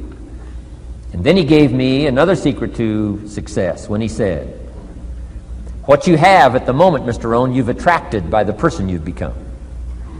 What you have at the moment, you've attracted by the person you've become. Few little simple principles here. Once you understand these, it starts to explain so much. Now, sometimes it's a little tough to take, blaming yourself instead of the marketplace, taking responsibility instead of putting it off on someone else. That transition sometimes is a challenging mission. And this one was a little tough for me. He said, Mr. Rohn, you've got pennies in your pocket, you've got nothing in the bank, the creditors are calling, you're behind on your promises. And he says, here's how that occurs. You've attracted, up until now, you've attracted the things to you because of the person you've become. Now I said, well, how can I change all that? He said, very simple. If you will change, everything will change for you. You don't have to change what's outside. All you've got to change is what's inside. To have more, you simply have to become more. And then he said, don't wish it was easier. Wish you were better. Don't wish for less problems. Wish for more skills. Start working on yourself, making these personal changes. And he said, it'll all change for you. So let's talk a little bit about personal development. That extraordinary adventure I undertook starting at age 25. And I've never ceased that adventure. I'm still going for it. In the 90s, I want to get better and better. I want my craft to get better, my business operations to get better, the things I do to get better. Because once I picked up this simple formula, I'm telling you, it's easy to figure out where the problem is if you go to work on it. Now, let's talk about personal development. And in helping kids understand personal development, I always start with money. Now, money's not the only place to start. Money certainly isn't the only value, but we've all got to start somewhere, and money's something you can count, right? Kids are interested in money, okay? A lot of things are a little tougher to measure, but economics is pretty easy, right? Because you can count. Okay, somebody says, how are you doing? You say, I don't know. Let's count. Now, this is not the only count. I understand that. There's a lot of other things to count. But to see if there may be some errors in your judgment and lack of disciplines in your life, we might as well start with money, because it's so easy to count. So let's just start there and see whether or not maybe we have messed up. Okay. So here's how I explain it to kids. We get paid for bringing value to the marketplace. Key to understanding economics. We get paid for bringing value to the marketplace. Marketplace is also described as reality. Reality, the marketplace. Now, it takes time. It takes time to bring value to the marketplace, but we don't get paid for time. It's very important for kids to understand, as well as adults. We don't get paid for time. Mistakenly, the man says, well, I'm making about $20 for an hour. Not true. Not true. If that was true, you could just stay home, have them send your money. No, it's not true. You don't get paid for the hour. You get paid for the value you put in the time. So we don't get paid for time, we get paid for value. Now, since that's true, here's one of the key questions of the afternoon. Is it possible to become twice as valuable and make twice as much money in the same time? Is it possible to become 3 times as valuable as you now are and make 3 times as much money in the same time? Is that possible? Of course. If you want to really emphasize something, that's a good phrase, Stuart. Of course. Of course. Okay. Now, all you have to do to earn more money in the same time is simply become more valuable. America's unique. It's a ladder to climb. Starts down here, what? About $4 an hour? Big argument last year in Congress about the starting place. Should be 5, should be 5, should be 5.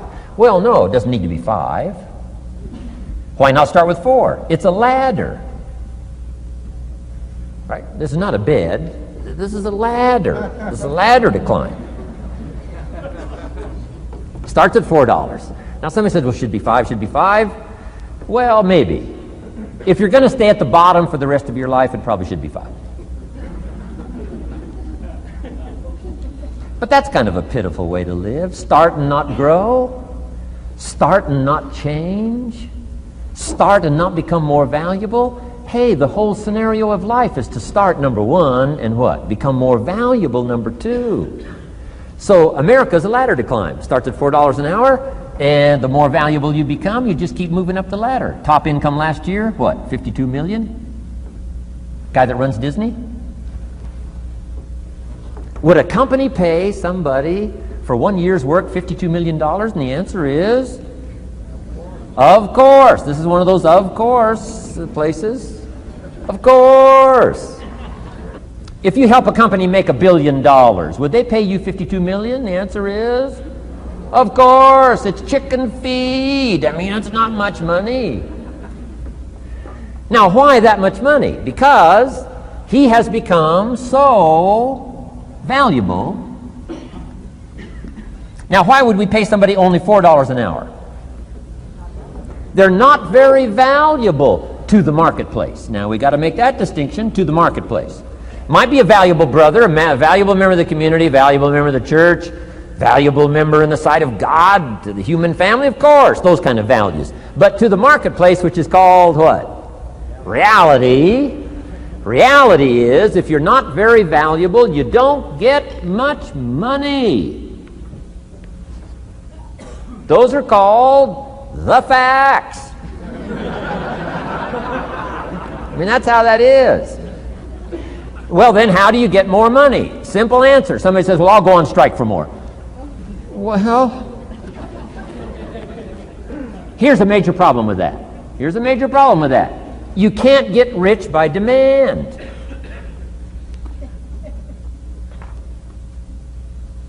Somebody says, well, I'm waiting for a raise. I'm telling you, it's easier to climb than to wait for a raise. Why not just become more valuable rather than wait? I'm telling you, that's the key to all good things. Becoming more valuable. Why would we pay somebody $400 an hour? They've become more valuable to the marketplace. See how this works? I'm telling you, this stuff is so easy. This is America. This is a ladder. How far is it from 4 to 5? I'm telling you, it's not far. $4 to $5 an hour? If you work for McDonald's, haul out the trash, they'll pay you $5 an hour. If you whistle while you haul out the trash, they'll pay you $5 an hour. I'm telling you. You'll get an extra $1 just for a good attitude. Yay, McDonald's. Wear the hat. It's incredible. $5. And then you just keep becoming more valuable, more valuable, more valuable. I got a telephone call 5 years ago. The company said, we're ready to expand internationally. We need some help. I was sort of semi-retired. Right? Looking for the next exotic beach. They said, no, Mr. Rohn, we got a project for you. Right? We're going to expand internationally. We could use your help. Next little while, we'll add some millions to your fortune, make it worth your while. I said, okay. I thought later, isn't that interesting that they called me?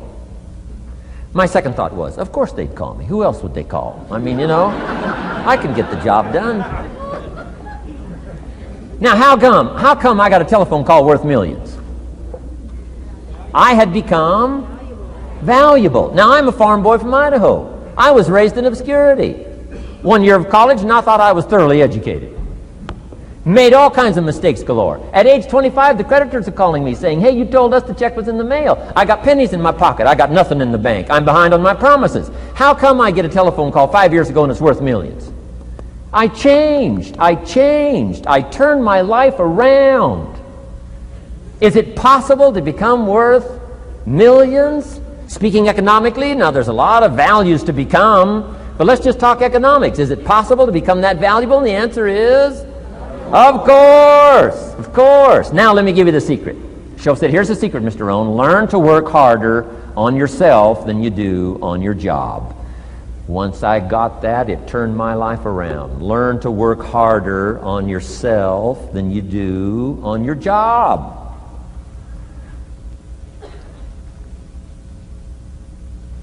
He said, if you work hard on your job, you'll make a living.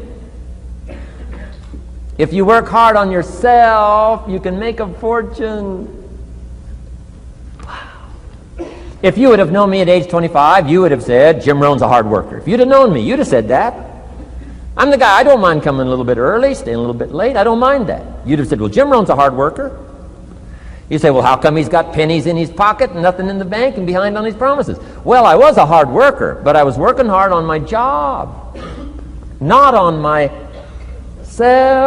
I'm telling you, if you'll learn that simple little principle and start the process today, latest tomorrow, I'll give you tonight to think it over. And start this whole process of personal development, work on yourself, make yourself more valuable to the marketplace. I'm telling you, you can so dynamically change your income, and economics is the least of the values that you can start earning in terms of equity if you'll start working harder on yourself than you do on your job. Work hard on yourself and develop the skills. Work hard on yourself and develop the graces. All of the stuff necessary to become more valuable to the marketplace. I'm telling you, your whole life can explode into change. Promotions, no problem. Becoming more valuable to the company, I'm telling you, no problem. Money, no problem. Economics, no problem. Future, no problem. If you just go to work on the right thing. Not get things out there to change. Don't try to change the seed. Don't change the soil. Don't change the sunshine. Don't change the rain. Don't change the mix of seasons. Let the miracle of everything that's available work for you, and start working on the inside. Work on your philosophy. Work on your attitude. Work on your personality. Work on your language. Work on the gift of communication. Work on all of your abilities. And if you'll start making those personal changes, I'm telling you, everything will change for you. Now, let me give you another scenario on personal development. It's called the 4 major lessons in life to learn. Before we get to the 4 major lessons in life to learn, let me give you a key phrase for your notes. Here it is. Life and business is like the seasons. Life and business is like the seasons. Frank Sinatra sings, life is like the seasons. Now, here's one of the key phrases that changed my life. Starting at age 25, you can see this whole scenario. Personal development for me began. I've never been the same since. Here's the next key phrase. You cannot change the seasons, but you can change yourself. You can't change the seasons, but you can change yourself. My best hope, right? When I'm 25 years old, my best hope was to go through the day with my fingers crossed saying, I sure hope things will change. I sure hope things will change. It seemed to be my only way for my life to get better if things would change. Here's what I discovered. It isn't going to change. It isn't going to change. I did a seminar one time for Standard Oil executives and management in Honolulu,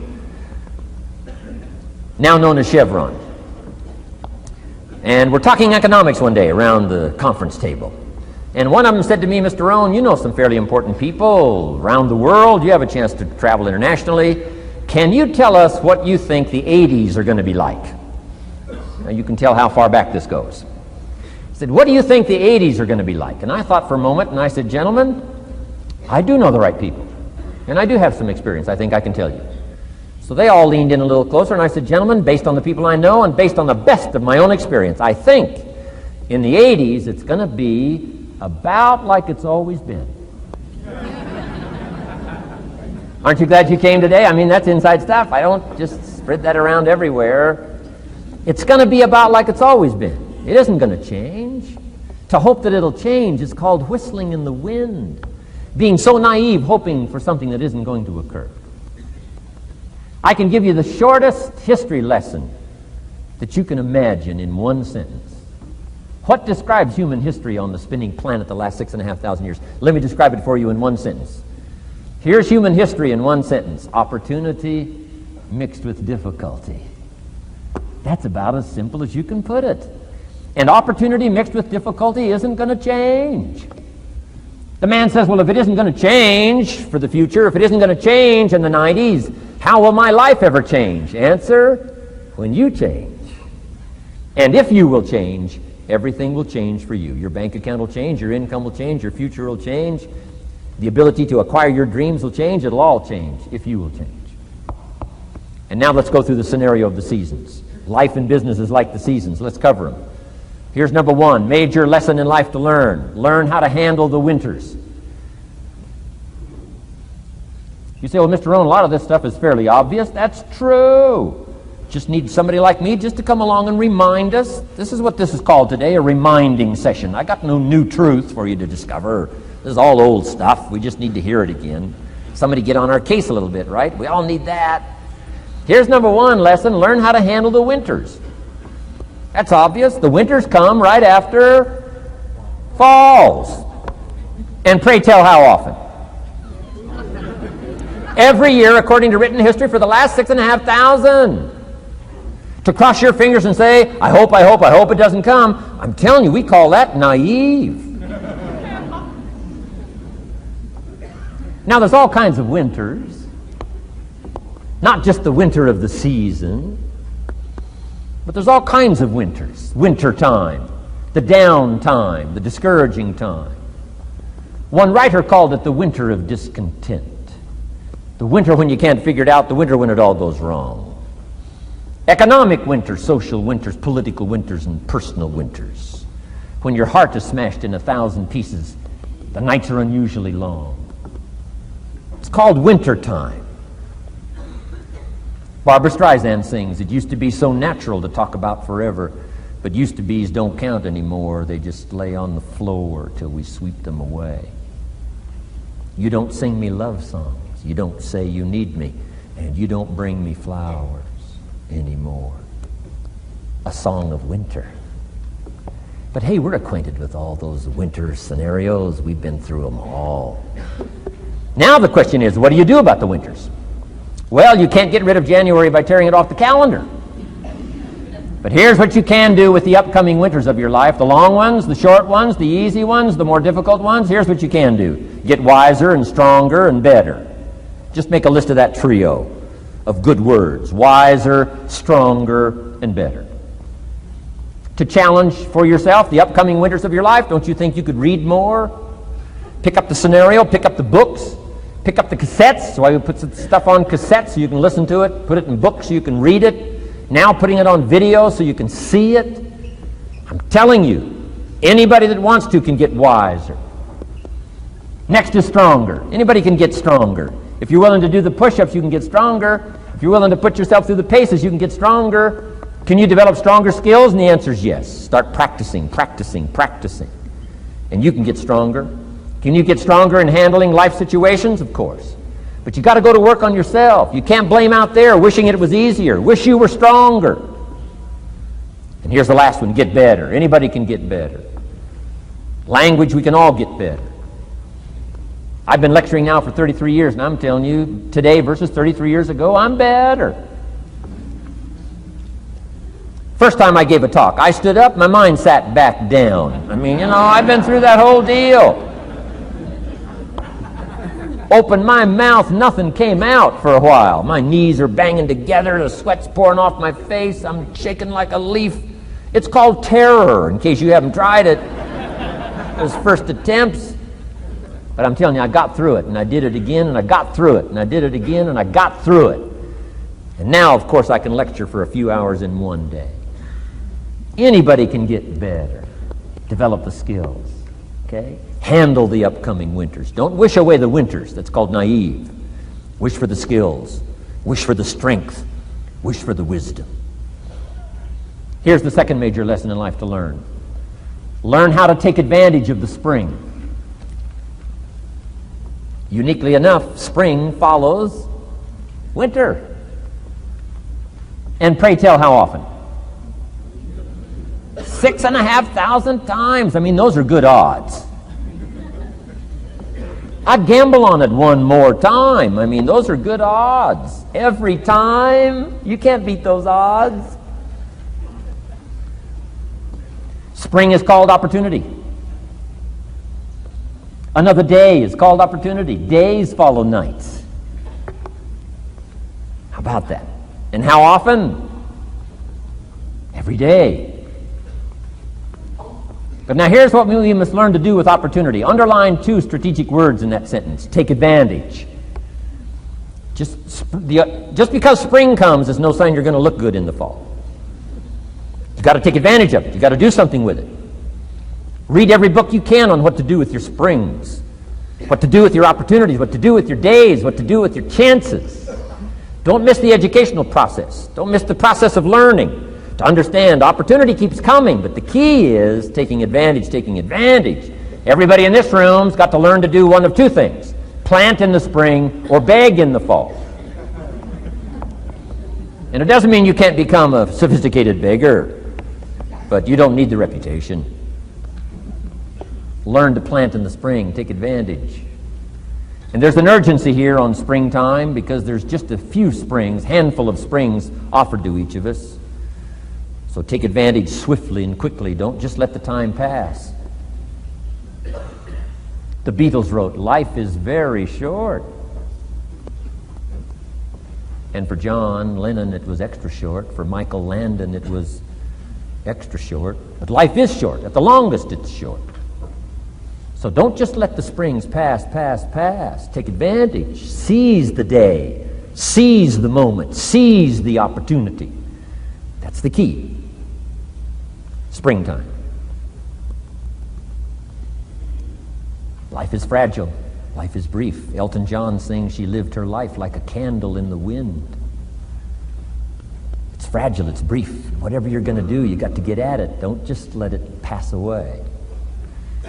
Here's major lesson number 3. In the summer, learn how to nourish and protect. We've got 2 challenges in the summer in the personal development part of our life.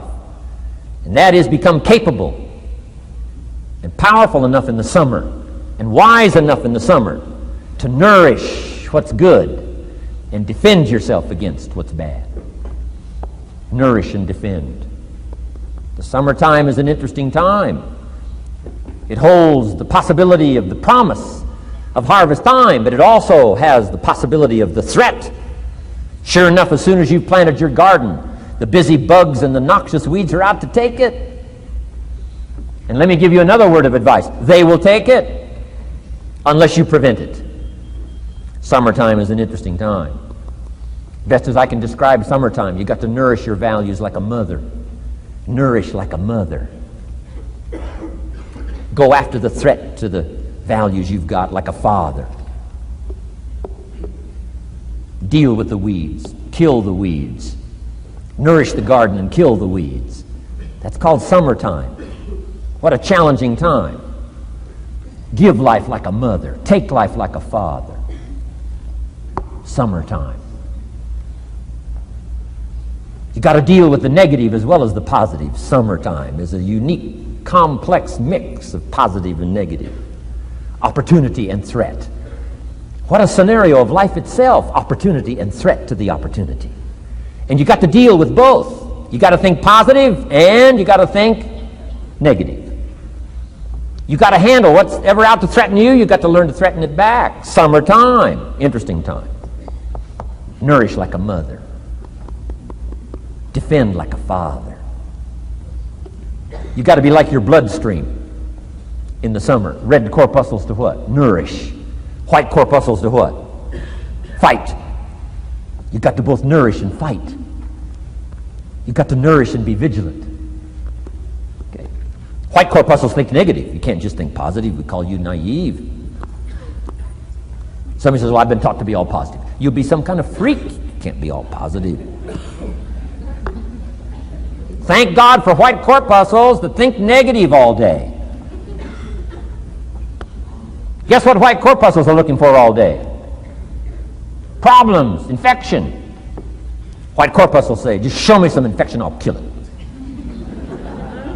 Why? It's out to kill the body. It's out to kill our chances. It's out to kill our future. Whatever threatens us, we threaten. I'm asking you to take sword to your enemies. Whatever's out to threaten your health, you got to threaten it back. Like white corpuscles. Kill what's evil. Nourish what's good. Love like a mother. Hate like a father. Father says to whatever threatens his family, take 2 or 3 more steps toward this family and threaten my family, you'll cease to exist. I'm father. I kill.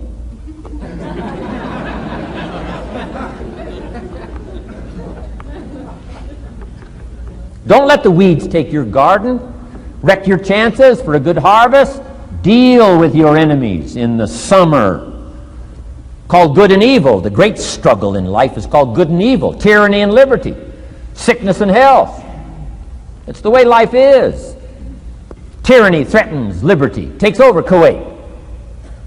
Can't have that.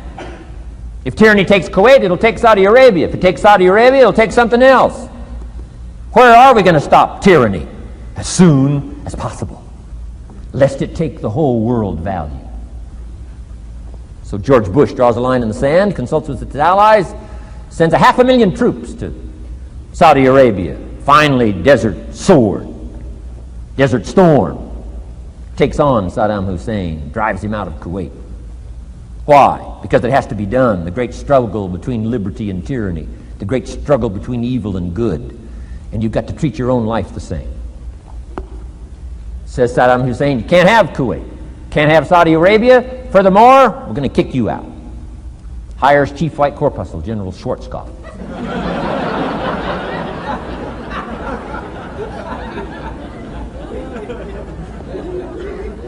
Takes care of the matter. I'm asking you in the summer, nourish like a mother. Threaten whatever threatens you like a father. Now you can also turn around the scenario, that's true. Love like a father, hate like a mother. Give life like a father, take life like a mother. You can turn the scenario around. The key is both love and hate. Single parents have got the greatest challenge. Love like a mother, hate like a father. Love like a father, hate like a mother. Nothing more dangerous than an angry mother.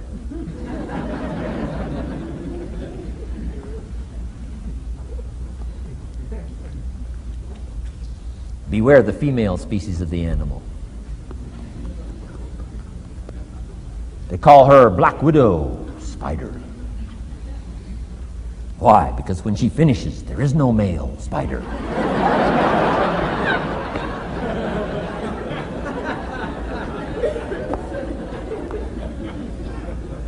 I saw this article. I was flying on an airplane up in Canada. I saw this article in one of the airplane magazines. Showed a picture of this guy with his shirt off, these claw marks down his back, teeth marks in his neck. The guy almost got killed. He was out in the woods, saw a mama bear with her little cub. Said, oh, this looks cute. Had his flash camera, went flash, flash, took a picture. Mama bear treats it unkindly, promptly chases him. Caught him, almost killed him before they got to him. Beware mama bear. So, love like a father, hate like a mother. However you want to treat this scenario, it's very important. It's called summertime. Part of the personal development challenge is to be challenged to learn to nourish all of your values, from a garden to a family relationship, to a love affair, to a marriage, to a business, anything that's valuable to you called equity. You got to nourish it, you got to feed it, you got to take care of it, but you've also got to defend it. It's called the way things are. Key. In the summer. Now here's number 4. Fourth major lesson in life to learn. In the fall, in the harvest, learn to reap in the harvest without complaint. Important part of personal development. Reap in the harvest without complaint. Take full responsibility Once you've learned this scenario, it's not the seed, it's not the soil, it's not the sunshine, it's not the rain, it's not the miracle of the giving of life, it's not the seasons that's to be criticized. We must take personal responsibility. So in the harvest, take personal responsibility. It's your crop. Whatever you've reaped, it's your crop. Take responsibility. No complaint. And here's the next one. No apology. The best of human maturity is no apology if you've done well, and no complaint if you haven't. Knowing that that's where the answers lie, within, and then without in the miracle of the possibilities that we have to work with. Those are the 4 major lessons in life to learn. Let's talk about some more parts of personal development. Here's the first one. Physical. The physical side. Got to take care of yourself. Do not neglect to take care of yourself. Good phraseology used in the Bible, in my amateur way, but let me put it to you best I can. Here's what it says. Treat your body like a temple. That's a good phrase, good suggestion. A temple meaning something you take extremely good care of. A temple. That's a good phrase. Treat your body like a temple, not a woodshed. A temple, a temple. Take good care. It's the only place you've got to live currently. The temple. Nutrition.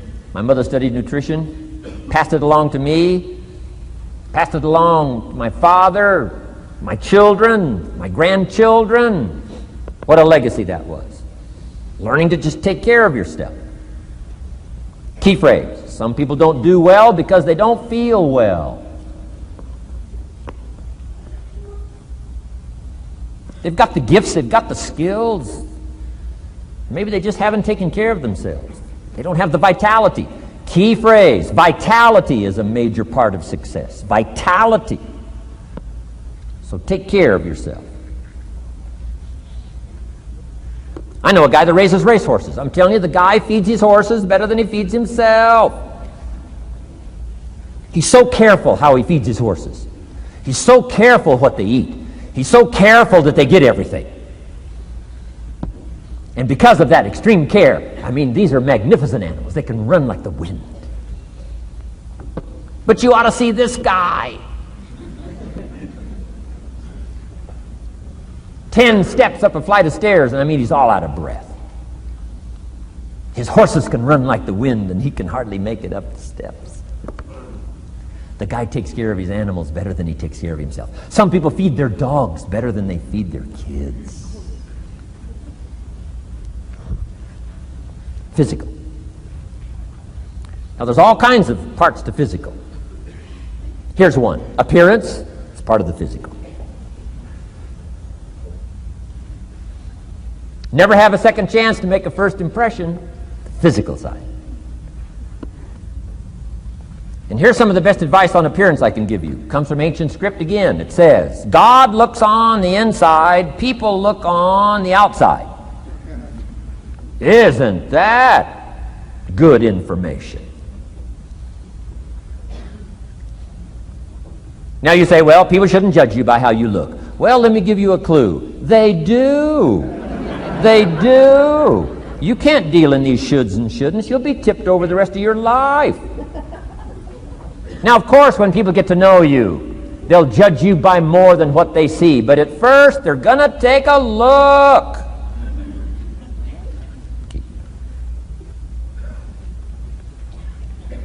So, here's the best advice I can give you. Make sure the outside is a major reflection of what's going on inside. The physical side. A few minutes a day, stay healthy. A little bit of little bit of study on nutrition, stay healthy. Key. Now here's the next part of personal development, the spiritual part. Now, I'm an amateur on the spiritual side. I do happen to believe that human beings are more than just an advanced life form. An advanced species of the animal kingdom. I do believe humans are a special creation. That's just my personal belief, and I don't ask you to buy it. But here's what I do ask you to buy. If you do believe in spirituality in any manner, here's my best advice. Study it and practice it. Do not neglect your values. Do not neglect your virtues. If you do believe in spirituality, my advice is study it and practice it. Don't let it go unstudied. Don't let it go unnourished, if you do believe. That's my best advice on the spiritual side. Now here's the third part. The mental side. Part of this personal development challenge is to develop mentally. Learn, study, grow, change. It's what schooling is all about. And the human development takes time, incredible amounts of time. That's why we've taken the time for this seminar. It just takes time. Some things you can't cover in a 20-minute speech. You can't cover in a little 5-minute talk. It takes time. For humans, it seems like more time than any other life form, human beings. The little wildebeest in Africa. Guess how much time it's got as soon as it's born to be able to run with the pack so it doesn't get eaten by the lions? Guess how much time it's got? A few minutes. As soon as the little wildebeest is born, tries to stand up, falls down. Its mother nudges it, gets it to stand back up, falls back down. Finally, on little shaky legs, it tries to nurse. Mother pushes it away. She moves away, so it can't nurse. Why? You can't nurse now. You've got to develop some strength now. The lions. Falls down, gets back up, tries to nurse. Mother pushes it away. No. You've got to get these legs strong. How much time have we got? Not much time. Mama wildebeest says, not much time. Not hours, not days, minutes. Wow. But the human baby, wow. After 16 years, we're not sure. Unbelievable amount of time it takes. So it does take time for personal development. It does take time for spiritual development, physical development. But here's also what takes time, and that's your mental development. Feeding the mind. Nourishing the mind. Some people read so little, they got rickets of the mind. They couldn't give you a good, strong argument as to their own personal beliefs. Here's one of the challenges we've got as parents, and that is to get our kids ready to debate the major life issues of the 90s. They've got to get ready to debate. We've spent this last couple of decades debating communism. Communism taught capital belongs in the hands of the state. We've been teaching, no, capital belongs in the hands of the people. Communism taught people are too dumb and stupid to know what to do with capital. You've got to take capital away from all the dumb, stupid people and give it to the all-knowing, all-wise state. And let the state run everything and let the people meekly show up for their work assignment. All glory to the state, communism taught. Kid says, well, is that right? No, all glory to the people. Let the state be the servant of its people, not the people be the servant of the state. I'm telling you, you've got to be able to pick up those ideologies. You've got to be able to pick up the philosophy. And here's the next part. You've got to be able to defend it. If you can't defend your virtues and if you can't defend your values, I'm telling you, even in the 90s, you'll fall prey to philosophies that are not in your best interest. And we've got to help our teenagers, we've got to help our kids especially to be able to debate the major life issues, the political issues and the social issues and the religious issues and the spiritual issues and the nutritional issues and the economic issues and all of the rest of the issues that are valuable for us to build the kind of equities we want. You got to get yourself ready. And one of the ways you got to get ready is not just physical and not just spiritual. You got to get ready mentally. And this is where Shof went to work on me, to be ready mentally, to develop the philosophy and also be able to defend your virtues and your values. Let's go through it. You need a good library. Shof got me started on my library. Here's one of the books he recommended. Think and Grow Rich by Napoleon Hill. Think and Grow Rich. Shoaff said to me, doesn't that book and title intrigue you? Think and Grow Rich. Don't you have to read that book? Think and Grow Rich. I said, yes, sir. By Napoleon Hill. I went and found that book in a used bookstore. That's where I had to start. In a used bookstore. I paid less than 50 cents for it. I've still got it. It's one of the rare hardback covers. Think and Grow Rich by Napoleon Hill. Wow, Shoaff was right. Get a library started. It'll change your life. Any home over $200,000 has got a library. Why do you suppose that is? Wouldn't that make you curious? How come every home over $200,000 has got a library? Does that tell you something? Does that educate you at all? You say, well, I can't afford a $200,000 home. It doesn't matter what size home. Take your present apartment, clean out a closet, call it your library, and start acting intelligent. And start this process like I did. Start developing a library.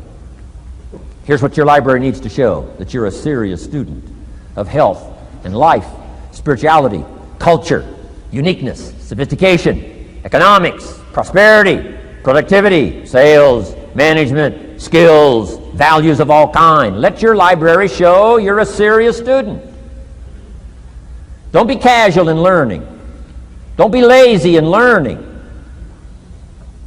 Okay. Information is the key. Okay. Learning is the beginning of wealth. Learning is the beginning of health. Learning is the beginning of prosperity. Learning is the beginning of democracy, the beginning of freedom. All values, all virtues start with the learning process. So don't be lazy in learning. Don't be lazy in gathering the library that'll teach you and instruct you. And I got that book, Think and Grow Rich. Some of the ideas in that book inspired me no end, helped me to change my life. Now, it's got some weird stuff in it. You know, it's got some weird stuff. Napoleon was weird, so you gotta separate out a little of this weird stuff. But you can do that. You can separate out the weird stuff, okay? Unless you're weird, just do the weird stuff. Anyway, remember, don't be a follower, be a student. That's the key to all books. Don't be a follower, be a student. Okay. Another book he recommended. Help Me Become Financially Independent. We're going to cover that before we finish this afternoon. The book was entitled The Richest Man in Babylon. The Richest Man in Babylon by George Clason, C-L-A-S-O-N. This little book, The Richest Man in Babylon, I use it as a textbook teaching teenagers how to be rich by 40, living in America. 35 if you're extra bright. Much sooner if you find a unique opportunity. I got rich by the time I was 31, didn't wait till 35. If you find a unique opportunity. So we'll get into that after we come back from our next break. Richest Man in Babylon. Get your library started. Here are some key sections to put in your library called mental food.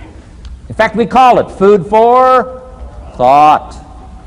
It's so important to nourish the mind, not just the body, but nourish the mind. Key phrase. Now it needs to be well balanced. You can't live on mental candy. Somebody says, well, I just read this positive stuff. That's too second grade. You've got to get out of second grade. You can't just be inspired. You've got to be taught. You can't just be inspired. You've got to be educated. Key. Here's a good book. It's called How to Read a Book. Good title. How to Read a Book by Mortimer Adler. In this book, How to Read a Book, Mortimer, you know, is the chief editor of the new Encyclopedia Britannica. A good set of books, right, to have in your library. The Encyclopedia Britannica, chief editor, Mortimer Adler. He's in his 80s. He's still active, still writing books. I've got several of his books. The 6 Great Ideas, a lot of books. Mortimer Adler. But he wrote this book, How to Read a Book. Now, in this book, How to Read a Book, not only does he give you some good suggestions on how to get the most out of a book. It's one thing to read it. It's another thing to get the best out of it. He'll give you some techniques on how to get the best out of a book. It's very good. But here's what's also in his book, How to Read a Book. A list of what he calls the best writings ever written. The best writings ever written. I've used it as a centerpiece for my library. So I'm just asking you, take a look. If it suits you, fine. If it doesn't suit you, hey, keep looking till you find something to suit you. But well balanced. Let me give you some of that balance. Number one, history. We've all got to have a sense of history. American history, national history, international history, family history, political history. We all need a sense of history. Shortest history lesson. Opportunity mixed with difficulty. No matter how far back you go, 1,000 years ago, 2,000 years ago, 3,000, 4,000 years ago, I'm telling you, it all reads the same. Once you understand the thread that it isn't going to change, then what's going to change for my life? Answer, looks like I'm going to have to change. History helps us to understand how it is, what there is to work with, seed, soil, sunshine, rain, and what human beings have done with it in the past. And how many of them have, like I did by age 25, they have messed up. That's what history's for. Be a good student of history. Here's a good book, Lessons of History by Durant. Lessons of History by Durant. This little book is only 100 pages, but I'm telling you, it's so well written, you'll be intrigued, as I was. This little book, Lessons of History by Durant.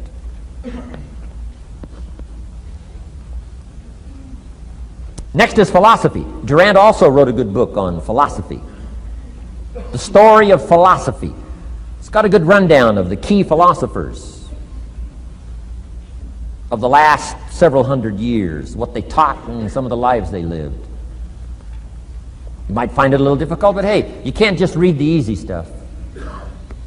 Key phrase to add here in parentheses, don't just read the easy stuff. You won't grow. You won't change. You won't develop. Tackle the more difficult stuff.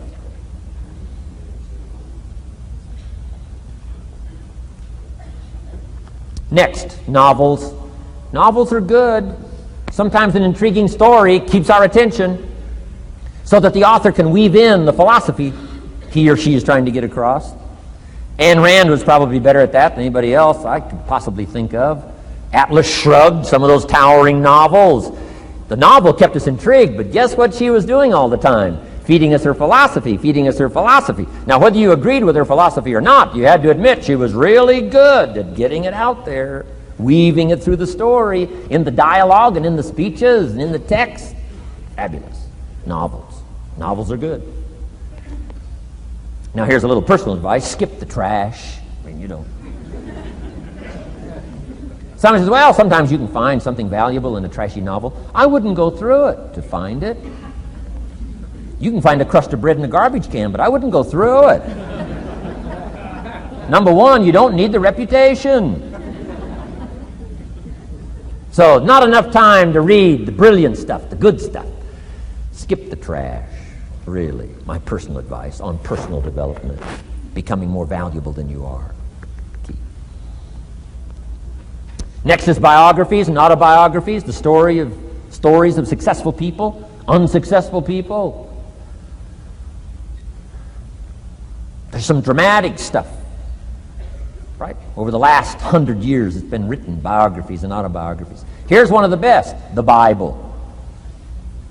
The Bible is a unique book because it's got a list of human stories on one side of the ledger, another list of human stories on the other side of the ledger. One's called examples, and the other's called warnings. And here's what we've got to have on biographies and autobiographies, both warnings and examples.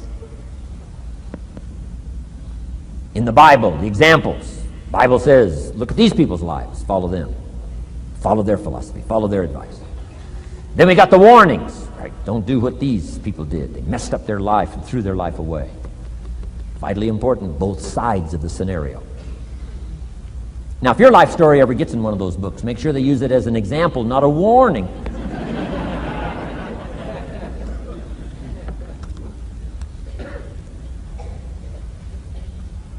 Also, we need balance, both sides, balance, good and evil, biographies, autobiographies.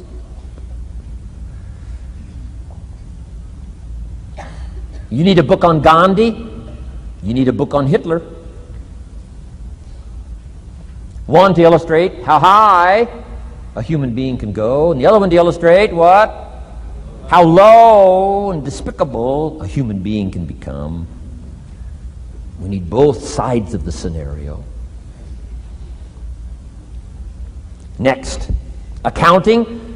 Got to have a little, at least primary view of accounting. Kids have got to start learning the difference between a debit and a credit.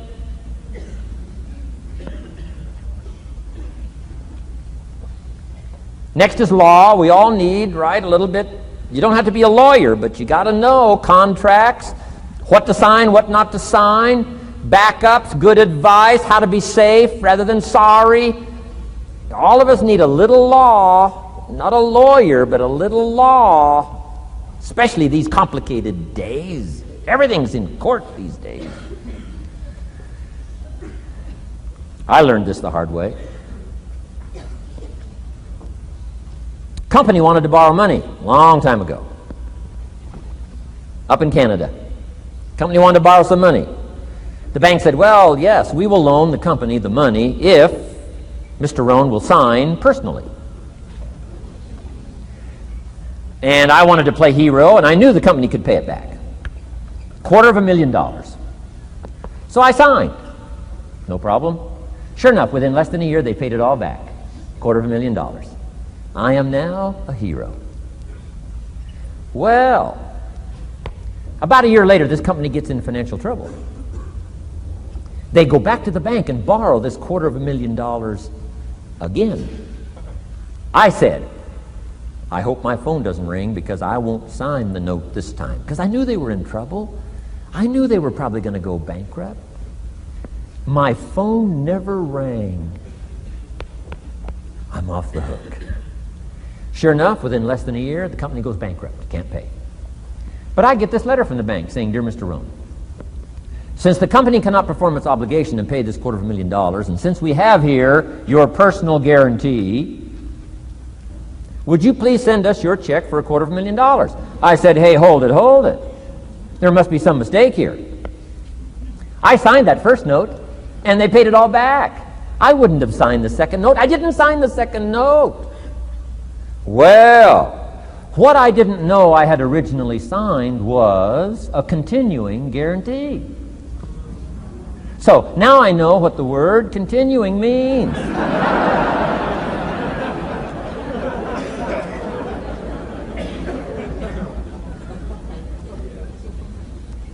I'm asking you to study a little law, know what to sign, know how to defend yourself, right? Say, hey, we'll get back. Don't sign too quickly. I mean, there's all kinds of things here. Be a student. Don't be lazy in learning. How to defend as well as nourish. How to grow as well as take care of your enemies. You got to learn. Let your library indicate that you're a serious student about personal relationships with your family, gifts and skills, economics, and all the rest. Here's the next one. Economics. We're going to study that when we come back from our break. Economics. We're going to cover, especially for the kids today, how to become financially independent. We're going to let the adults listen. I've been teaching kids for the last 18, 19 years how to be rich by 40, 35 if you're extra bright. Most kids think they're extra bright. They go for 35. Or much sooner if you find a unique opportunity. We're going to get into that. Be a student of economics. Next, culture, sophistication. Don't leave that out of your life. Culture, sophistication. Culture is part of the fabric of the nation. Culture is what makes us different than dogs and animals. Culture is what makes us different from the barbarians. Culture, sophistication. Be a student of the dance and the art and the music and all the rest of those extraordinary human values that are possible for us all to participate in as well as to enjoy. Be a student of culture. And the last one is spirituality. Study it from the Bible and all the related books about spirituality. If you're a believer, study and practice. Let your library show you're a serious student. Next, keep a journal. Shoaff said, Mr. Rohn, not only be a student, but the good ideas that you develop from the books, keep a separate journal. Write all this stuff down. Here's what he said. Don't trust your memory. If you're serious about becoming wealthy and powerful and sophisticated and healthy, and influential, cultured, unique, keep a journal. Don't trust your memory.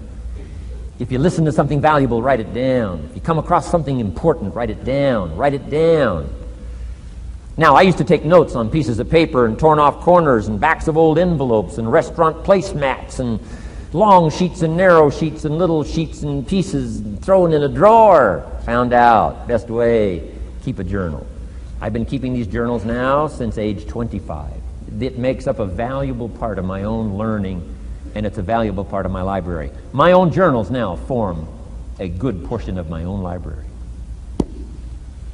The stuff. I'm trying to get kids to do like I do, be a buyer of empty books. Kids find it interesting I'd buy an empty book. Especially at my status in life. What did I pay for this one? $26. Kids say, $26 for an empty book? Why would you do that? Well, the reason I paid $26 is to press me, to see if I can't find something worth $26 to put in here. And I'm telling you, all my journals are private. But if you got a hold of one of my journals, you wouldn't have to look very far until you would say, this is worth more than $26. I must admit, if you got a glimpse of Mr. Rohn's journals, you'd have to say he is a serious student.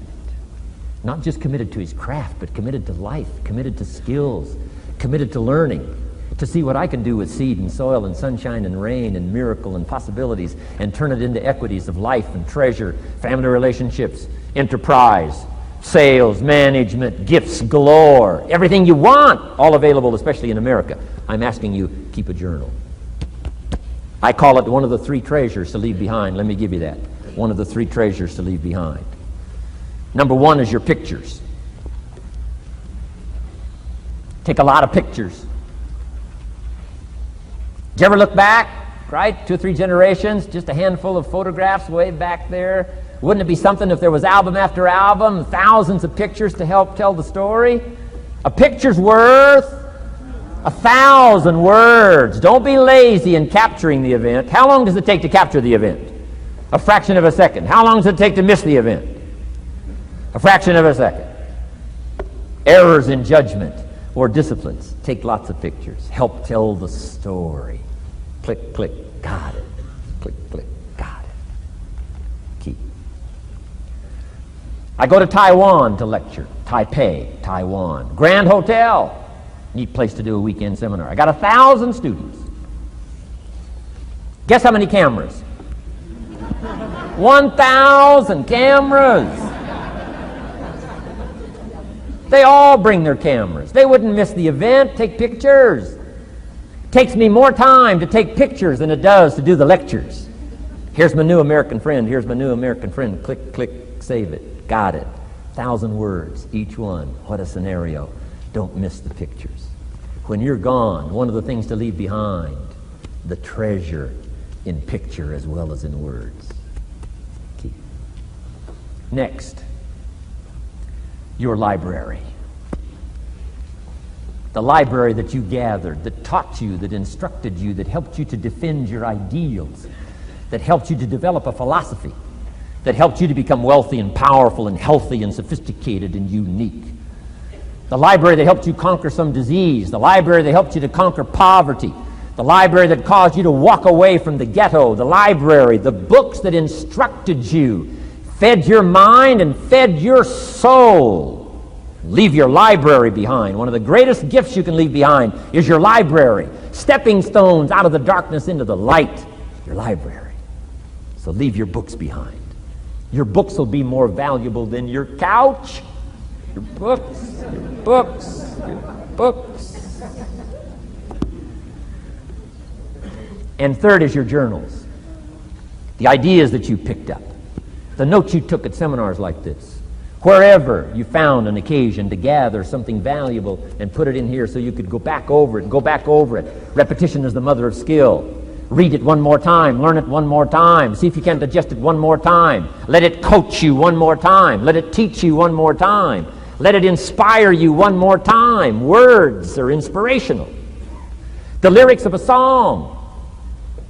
And not just read it once. That's why we put our stuff on cassettes so you can go through it again and again and again.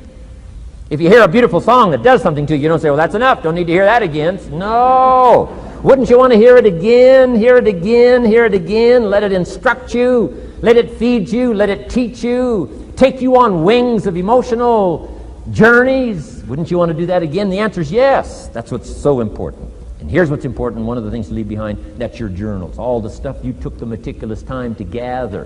One of the greatest proofs that you're a serious student. Taking pictures, that's pretty easy. Buying a book at a bookstore, that's pretty easy. Here's one that's a little more challenging. Be student enough of your own life and your own future and your own destiny. Be student enough to take the time to keep the notes and keep the journal. You'll be so glad you did. What a treasure to leave behind when you go. Your journals. Wow. I wouldn't be without mine now. I'm in Carmel, California, one of my favorite places. It's where I wrote my first book called Seasons of Life. I went to this little church one Sunday morning. First time I'd been there. A little small church, I don't know, 150 people. Classic sermon that morning. Classic sermon. One of the best I've ever heard in all of my life. I happened to be there. And I had my journal.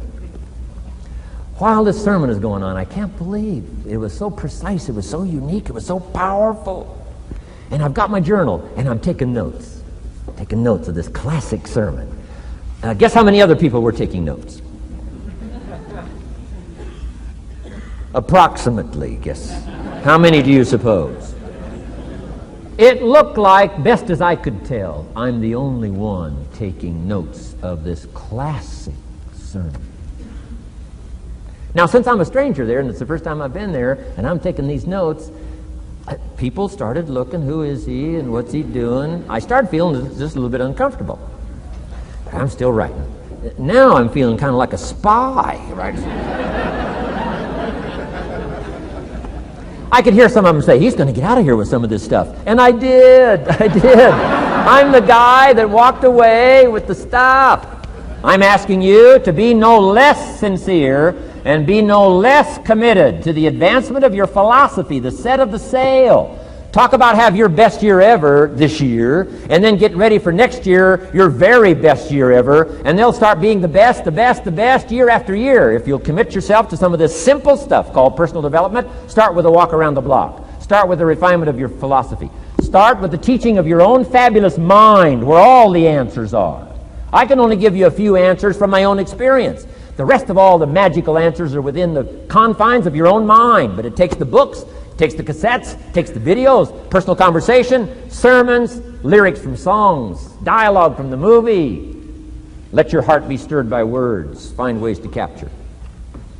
Part of your personal development quest. Now here's the last subject on personal development just before we take our break. Isn't this good stuff? I'm telling you, this stuff changed my life. Turned me every way but loose. I've never been the same since my teacher gave me some of this simple instruction. How to go from where you are to where you want to go. How to go from what you are to what you want to become. How to go from pennies to treasure. How to go from nothing to fortune. It's all within the confines of this stuff that I've been trying to share with you. Laboring best I can. Words are clumsy when you try to in your experience. But I'm doing my best today, and I'm excited about it. Appreciate you taking all these good notes. Good students today. I appreciate that. Develop these 5 abilities as part of your personal development quest. I call them the 5 abilities. Here's the first one. Develop the ability to absorb. The ability to soak it up like you're doing today. Be like a sponge. Don't miss anything. And not just the words. It's true, don't miss the words, but don't miss the atmosphere, don't miss the color, don't miss the scenario. Don't miss what's going on. Most people are just trying to get through the day. Here's what I want you to be committed to do. Learn to get from the day. Don't just get through it, get from it. Learn from it. Let the day teach you. Join the university of life. What a difference that'll make in your future. Commit yourself to learning. Commit yourself to absorbing. Be like a sponge. Get it. Don't miss it. I've got a personal friend of mine who's so gifted in this area. I think he has soaked up and remembers everything that's ever happened to him. He can tell you as a teenager where he was and what he did and what he said and what she said and how they felt and the color of the sky and what was going on that day. And the reason is because he gets it. He gets it. He gets it. I'm telling you, it's more exciting to have him go to Acapulco, come back and tell you about it, than it is to go yourself. He's unbelievable. He's got this extraordinary gift. And why is it? When he's there, he doesn't miss anything. Here's a good phrase for you to jot down. Wherever you are, be there. Be there to absorb it up. Be there to soak it up. Take a picture if you can. But take pictures of your mind. Let your soul and heart take pictures. Get it. Capture it. Absorb it. That's such an important ability to develop. The ability to get it. Don't miss it. Don't be casual in getting it. Key phrase. Casualness leads to casualties.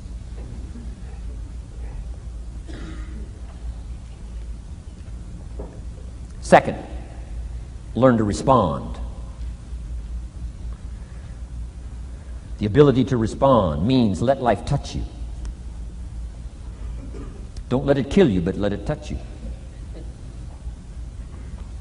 Let sad things make you sad. Let happy things make you happy. I'm telling you, give in to the emotion. Let the emotion strike you, not just the words, not just the image. Let the feeling strike you. Let the emotion strike you. Here's what's important. Our emotions need to be as educated as our intellect. Our emotions need to be educated as well as our intellect. It's important to know how to feel. It's important to know how to respond. It's important to let life in. Let it touch you.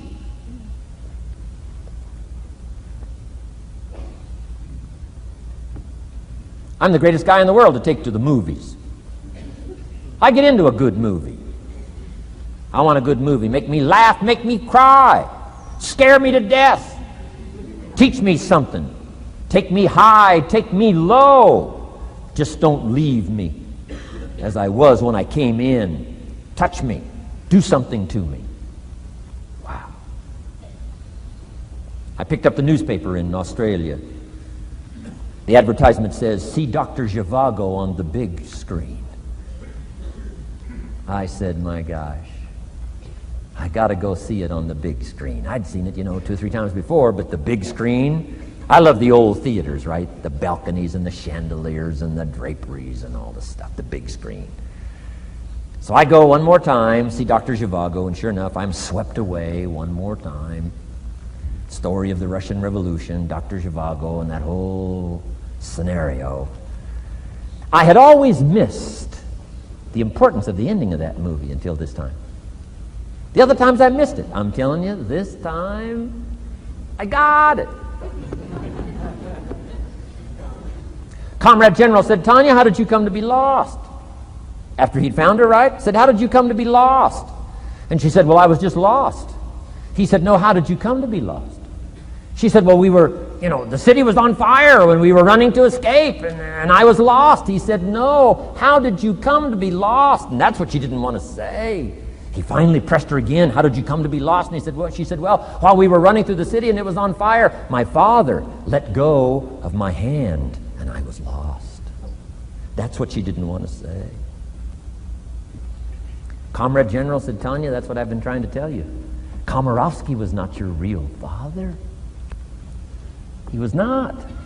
I'm telling you, I've been looking all over for you, and I think I found you. This man, my relative, Dr. Zhivago, the poet. I'm telling you, he was your father." And Comrade General said, "Tanya, I promise you this, if this man, your real father, had been there, I promise you, he would never have let go of your hand." And I got it.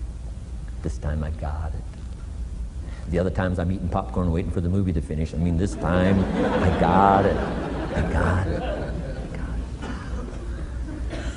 I'm asking you to get it. Absorb and respond. Maybe you heard the story about the evangelist here in Texas way back in the horse and buggy days. Used to put up his tent in, these various Texas towns and hold tent revivals. And he put up his tent, one of these towns, expected a big crowd to come and hear him preach. And he got there first night of the tent revival, and he walked inside the tent. It was empty. And he thought, something must be wrong. He waited till 8 o'clock. Nobody showed up. He waited till 8:15. Not a soul. Finally, 8:30. One lone cowboy wandered up on his horse, tied his horse up outside, came in, sat down on the front bench. Big empty tent. So the preacher thought, well, at least I better go down and talk to the cowboy.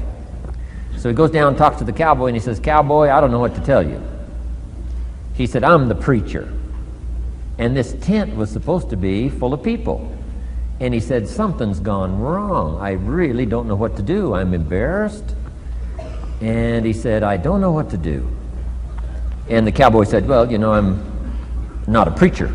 I'm just a cowboy, so I can't tell you what to do. But he said, I know this. If I went out to feed my cattle and only one showed up, I'd at least feed it. So the preacher said, hey, the cowboy is right. If you've got a message to share, if there's one person or 1,000, don't let your ego get in the way. You should do the best you can. So he got kind of inspired by this conversation with the cowboy, jumped up on the platform, started preaching as if the tent was full of people. And he was so inspired, he just kept going, went for an hour and 15 minutes, hour and a half. Finally, wound down and quit. Come down off the platform, talked to the cowboy again, said, well, cowboy, what did you think of my sermon? The cowboy said, well, I'm not a preacher, so I can't really tell. I'm just a cowboy. But he said, I know this. If I went out to feed my cattle and only one showed up, I'd feed it, but I wouldn't dump the whole load on it.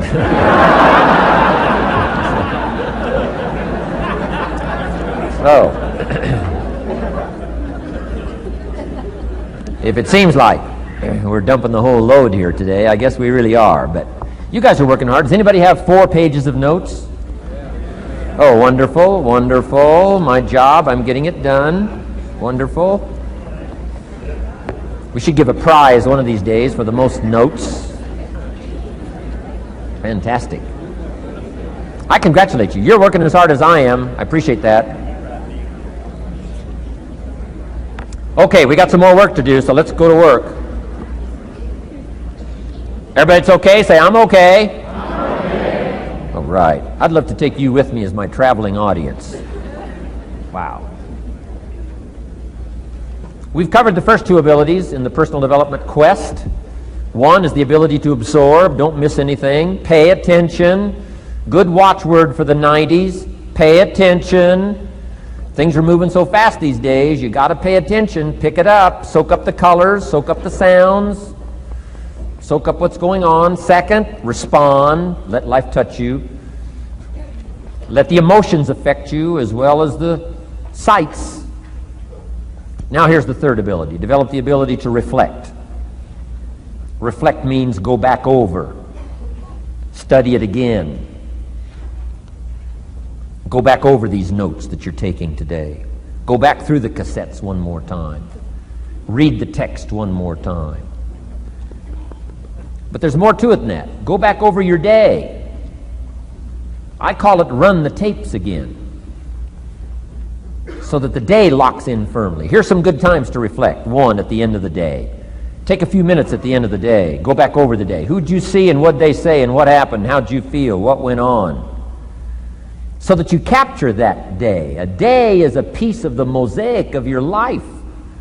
Number 1, don't treat it casual. Number 2, get from the day. And then number 3, go back over the day so that it locks in that experience, the knowledge, the sights, the sounds, the panorama, the color, motion, picture of the day. Just lock it in so that it will serve you for the future, having that day, not missing it. Next, take a few hours at the end of the week, called time to reflect. Go back over your day timer, go back over your calendar, go back over your appointment book. Where did you go and who did you see and how did it feel and what went on? Capture that week. A week is a pretty good chunk of time. Next, take half a day at the end of the month, called time to reflect. And do the same thing again. Go back over what you read, go back over what you heard, go back over what you saw. Go back over the feelings to capture it so that it serves you. Next, take a weekend at the end of the year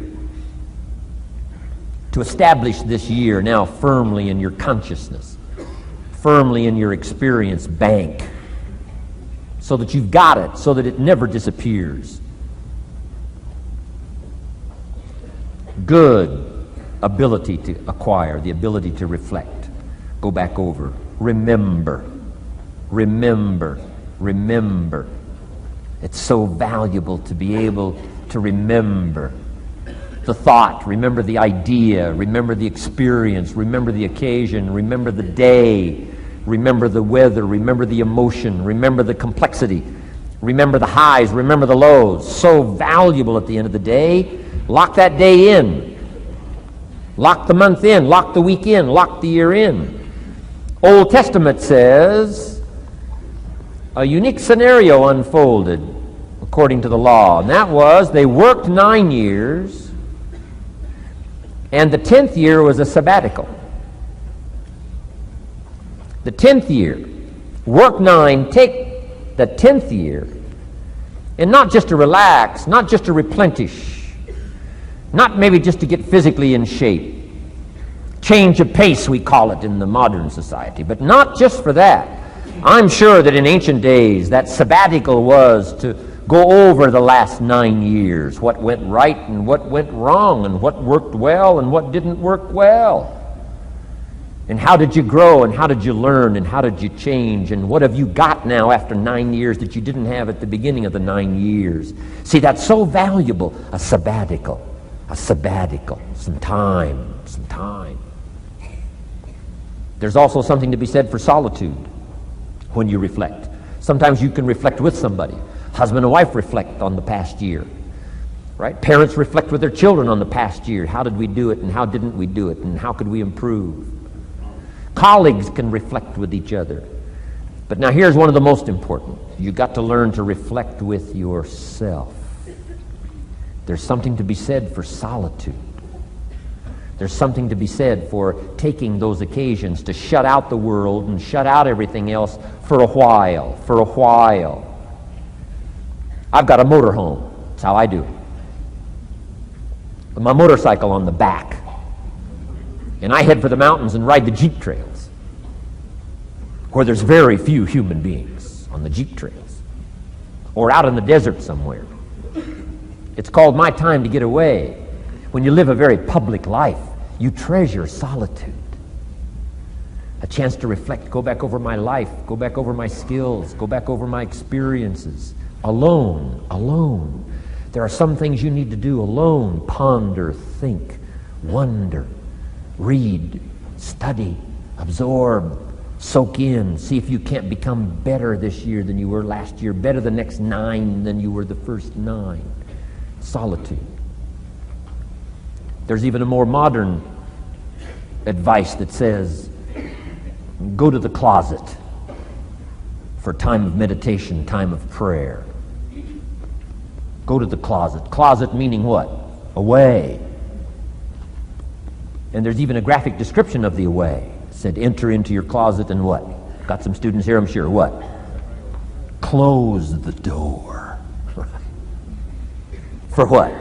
Just to shut out everything. Life is experience, and touching and seeing and looking and doing and acting and disciplines and all the stuff. But sometimes, this is where this reflecting is so important, to shut the door. Just shut the door and wonder. Prayer, contemplation, thinking, and let things move in to your consciousness and awareness that no other way can it be done. right? Flying down the freeway. I'm telling you, it's difficult to get through. So many things to do, it's difficult to get through. But times of solitude, times to reflect. So this is so valuable. Learn to reflect. Now here's why it's important to reflect. To make the past more valuable to serve you for the future. Here's what's really powerful. Learning to gather up the past and invest it in the future. Gather up today and invest it in tomorrow. Gather up this week and invest it in the next week. Gather up this year and invest it in the next year. See, that's so powerful, rather than just hanging on one more year, hanging in there, seeing what's going to happen. Learn, study. This is part of the personal development quest. Becoming better than you are, more valuable than you are, not just in terms of economics, in terms of motherhood, in terms of fatherhood, in terms of being a better brother, a better colleague, making a better contribution to the family, to society, to the community, to the church, to the office, to the commitment, to the partnership. Doesn't matter what it is that has value. Work on yourself, then you bring more value to the partnership, to the marriage, to the franchise, to the corporation, to the enterprise, to the community, to the nation. Self-development, personal development. The best contribution you can make to someone else is self-development, not self-sacrifice. Self-sacrifice only earns contempt. Self-development earns respect. Pity the mother who says, I'm just going to give up my life for my children. Self-sacrifice is not noble. Self-investment is noble from self-development. If I work on myself and become more valuable, think of what that'll do for our friendship. I used to use the old expression, you take care of me and I'll take care of you. I found out how shallow and short-ended that was.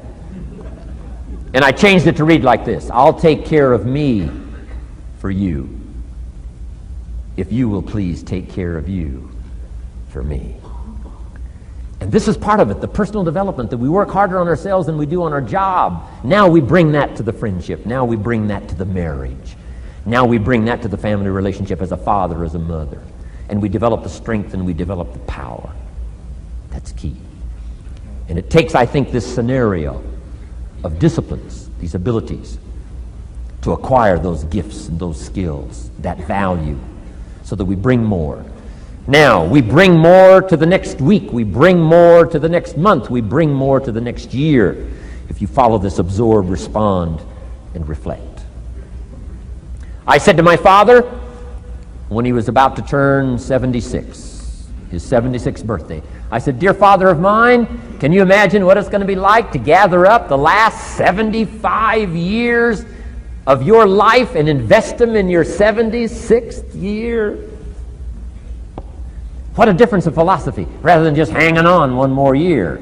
Gather up 75 and invest them in the next one. Gather up the last 6 years and invest it in the next year. See, that's so powerful in communication, which we're going to study soon. So powerful.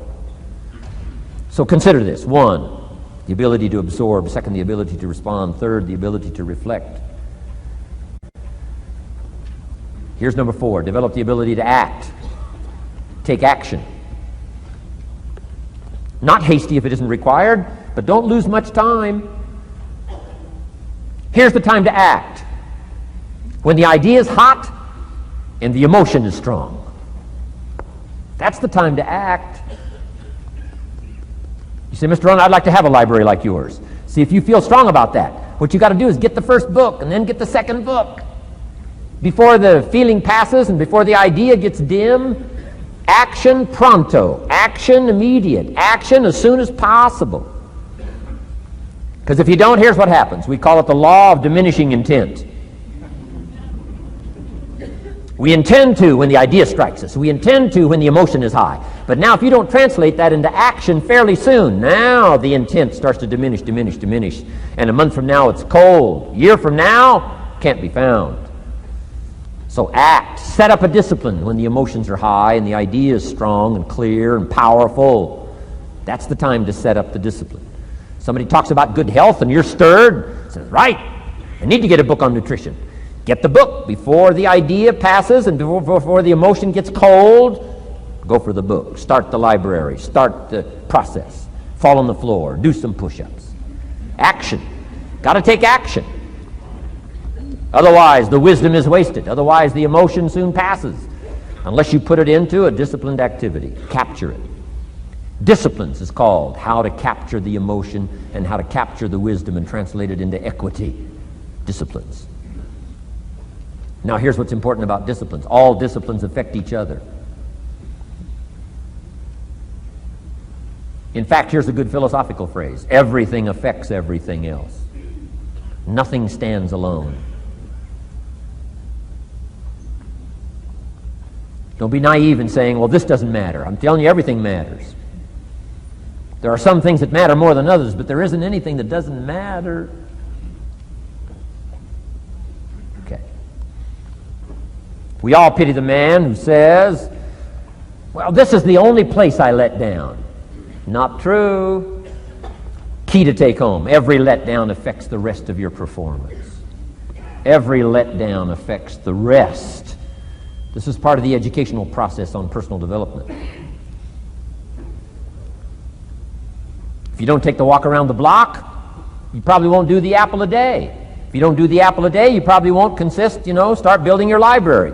If you don't build your library, you probably won't keep a journal, and you won't take pictures, and then you won't do this, you won't do wise things with your money, won't do wise things with your time, won't do wise things with your possibilities and relationships, and the first thing you know, 6 years of that accumulated, and we say you have messed up. So the whole key to reversing that process now is to start picking up these disciplines. Now here's the positive side. Every new discipline affects the rest of your disciplines. Every new one affects the rest. That's why action is so important. The least action, the smallest action. Take it.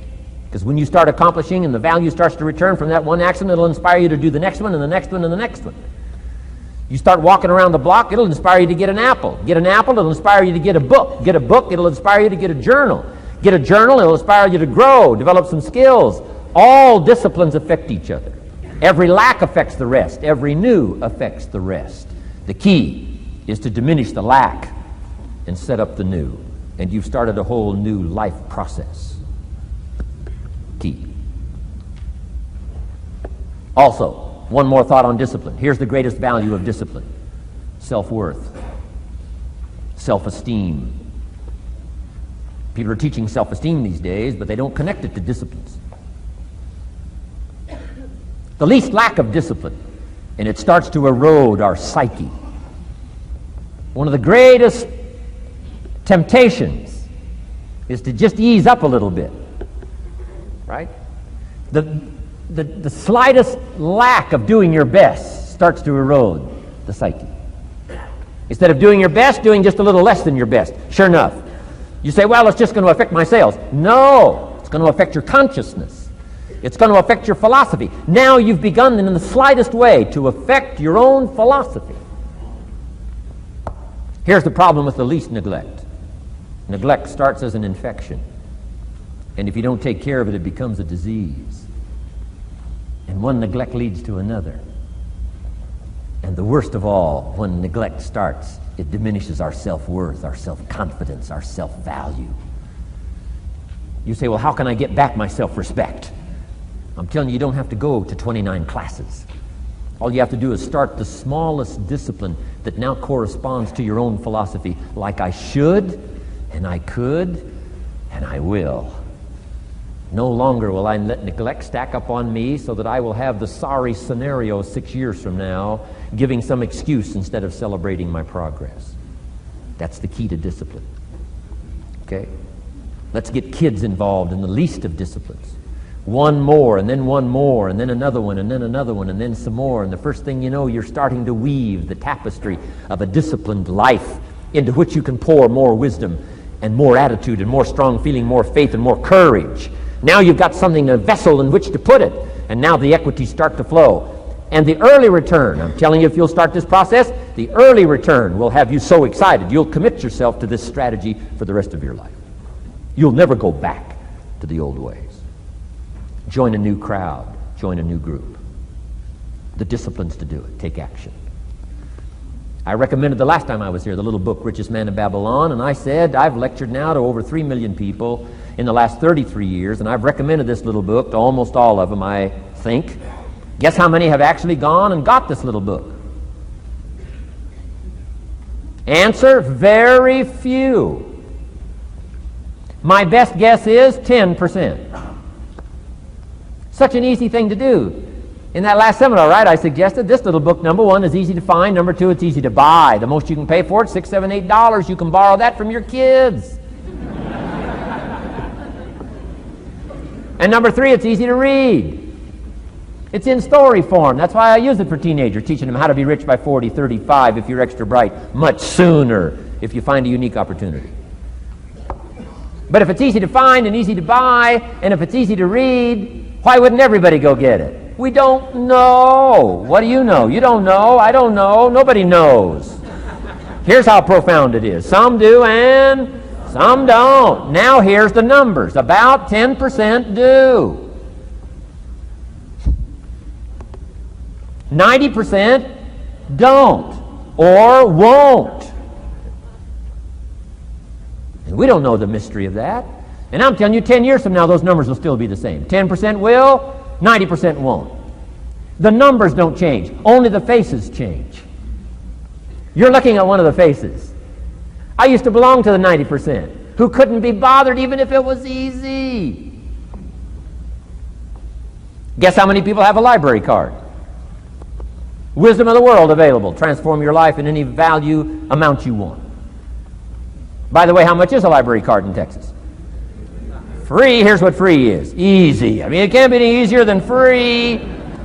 Somebody says, well, would you bring it by? Well, no. At least you got to go get it. No.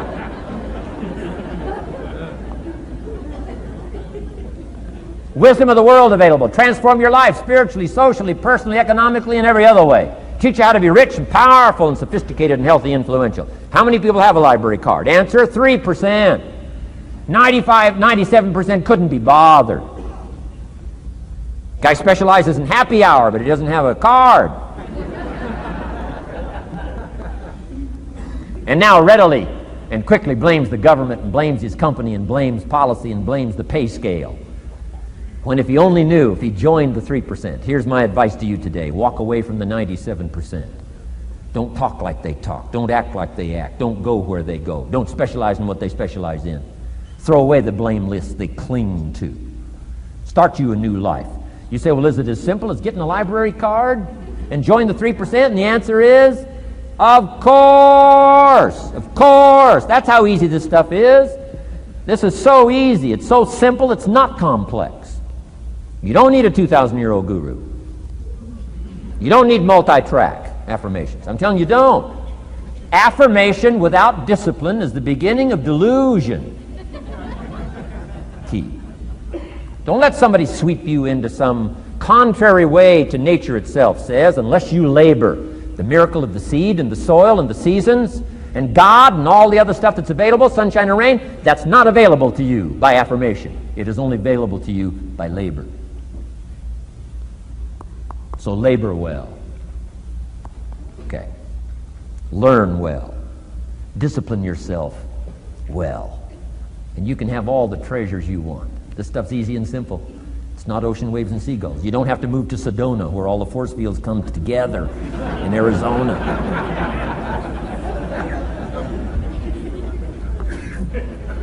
Let's teach our kids the simple ways to transform their health, number one. Their economics, number two. Their ability to communicate, number three. Their life and treasure and lifestyle, number four. Spirituality, number five. And the list goes on and on. Let's not leave out any of the least of disciplines that encourage us to do the next one, to do the next one, to do the next one. First thing you know, this whole scenario for you is spinning up instead of out of control on the negative side. This is all you got to do. It's as simple as this. It's as simple as a start, committing yourself to life change. And once you start down this road, I promise you, you'll join the 10% and the 3%.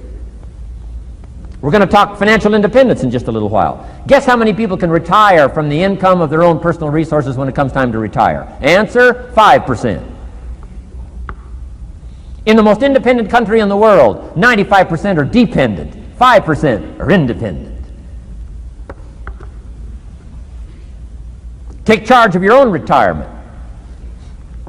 I'm telling you, if you take charge of your own retirement through personal development and all these skills we've taught today, plus what's coming up, financial independence, I'm telling you, take charge of your own retirement, you can multiply it at least by 5, maybe by 10, maybe by 20, maybe by 100. Let the government take care of it, some company take care of it, you got to divide by 5. Take charge of your own life. Take charge of your own day. Take charge of your own conversation. Take charge of your own family. Take charge of your own possibilities. And learn these skills, develop this kind of strategy, and I'm telling you, life will open up for you. Join the 3%. Join the 10%.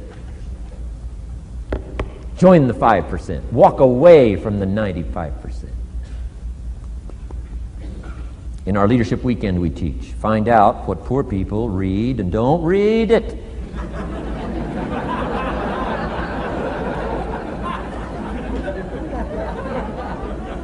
I'm telling you, don't talk like they talk. Lend a helping hand, but don't fall into their poor philosophical scenario. Don't blame what they blame. Don't use the excuses they use. It's called the language of the poor. Switch gears, switch language, switch ideas, switch strategy. Start with the simplest of disciplines. And don't bemean any of these disciplines. The smallest of disciplines starts the process of life change. And if you'll invest in this thing called discipline, you can have whatever you wish. It's called the beginning of a miracle. Now here's the last clue on discipline. Do the best you can. We covered earlier, but here's a good scenario for the do the best you can. I've got a good question for you. Is the best you can do all you can do? And the answer is no. Strangely enough. If we all fell on the floor right now and did as many push-ups as we possibly could, and let's say for some reason you haven't been into push-ups lately, I can't imagine why, but let's say the best you can do is 5. And you look up at the rest of us and say, hey, 5 is the best I can do. We can tell by the look on your face that's probably true. 5 is the best you can do. Now, is 5 all you can do? The answer is no. If you rest a little, you can do 5 more. Wow. And if you rest a little, you can do 5 more. And if you rest a little, you can do 15 more. How did we get from 5 to 15? It's a miracle.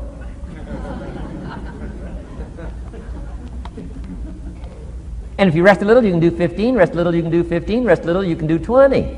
How did you get from 5 to 20? It's a miracle. Did you know you can keep doing that? Do a little more, rest a little, do a little more, rest a little, and finally get up to 50 push-ups? Is it possible to get up to 50 push-ups? Of course. How do you go from 5 to 50? It's a miracle. How do you get a miracle going? Number 1, do what you can. Don't leave out what you can, from writing a letter to your mother in Florida. Start cleaning it all up. 2, doing the push-ups. Go from 5 to 50. It's a miracle. Number 1, do what you can. Number 2, do the best you can. Here's number 3, rest very little.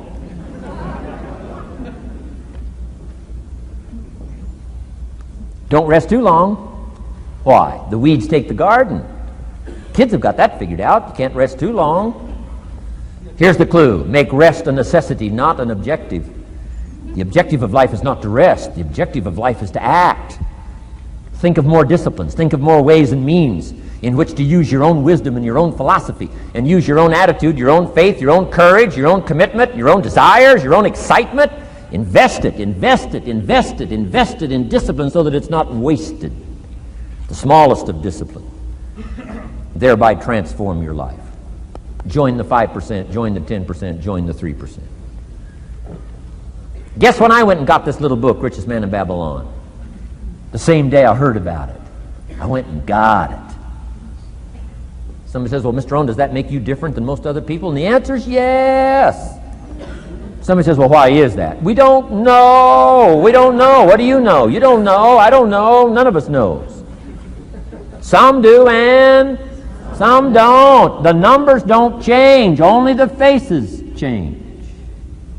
From those who get in on a seminar like this, listen to a dynamic sermon, read a book, listen to some cassettes, take seriously the next conversation of a friend who wants to level with you, and do something about it. And you can walk away from the 97%, not live there anymore. Because if you don't, the next 6 years of your life will be like the last 6. Mr. Shove said to me, Mr. Rohn, 6 years now you've been working. I'm telling you, the next 6 years of your life is going to be like the last 6, unless you take advantage and start making these personal changes. I made the changes, totally revolutionized my life. So take a look at the next 5 years of your life. It's going to be like the last 5, unless you change. And if you will change, everything will change. Join the 5%. 10 years from now, the numbers are going to be the same. But I'm telling you, some faces in this audience can change and start showing up in the 3% crowd, and the 5% crowd, and the 10% crowd, and thereby dynamically affect your life and your future. Develop these strengths. Now here's the last ability. Develop the ability to share. Pass along to someone else. If you've picked up a good idea today, pass it along. Don't let it stay. Pass it along. A book, if you take one of these little books I've suggested home and it affects you, pass along. Say, hey, I found a book, really helped me. I found a book, got me thinking. I found a book, changed my health. I found a book, got me inspired. Pass it along, pass it along, pass it along. Here's what's exciting about sharing. If you share with 10 different people, they get to hear it once, you get to hear it 10 times. So it's probably going to do more for you than it is for them. But it's called what? Everybody wins. When somebody shares, everybody wins. Wow. Share your ideas, share your experiences, share your knowledge. You can have just as much pleasure as I do. I said, giving this seminar, this is one of my joys in life. Give a seminar like this, make the best investment I can of words and spirit and heart and soul and time, energy. I don't have to work this hard. But I gladly work this hard. Why? I want the return. Your words touch my life. See, that's heavyweight stuff. You can't buy it with money. But I'm telling you, you can get the same thing started by recommending a book. Somebody will read that book, and then they'll read another one, and they'll read another one, and they'll come to you someday and say, you got me started. That book you recommended turned my lights on, turned my mind around, got me thinking, got me pondering, and I've been on track ever since. You can get just as much praise as I do if you'll share. Share with your children. Share with your colleagues. Share with everybody that comes within your grasp. Share. Now here's what sharing does. Not only helps you, helps the person you share with. Here's what else it does. Makes you bigger than you are. If I had a glass of water up here and it was full, question, can that glass hold any more water? If it's full, if the glass is full, can it hold any more water? The answer is yes.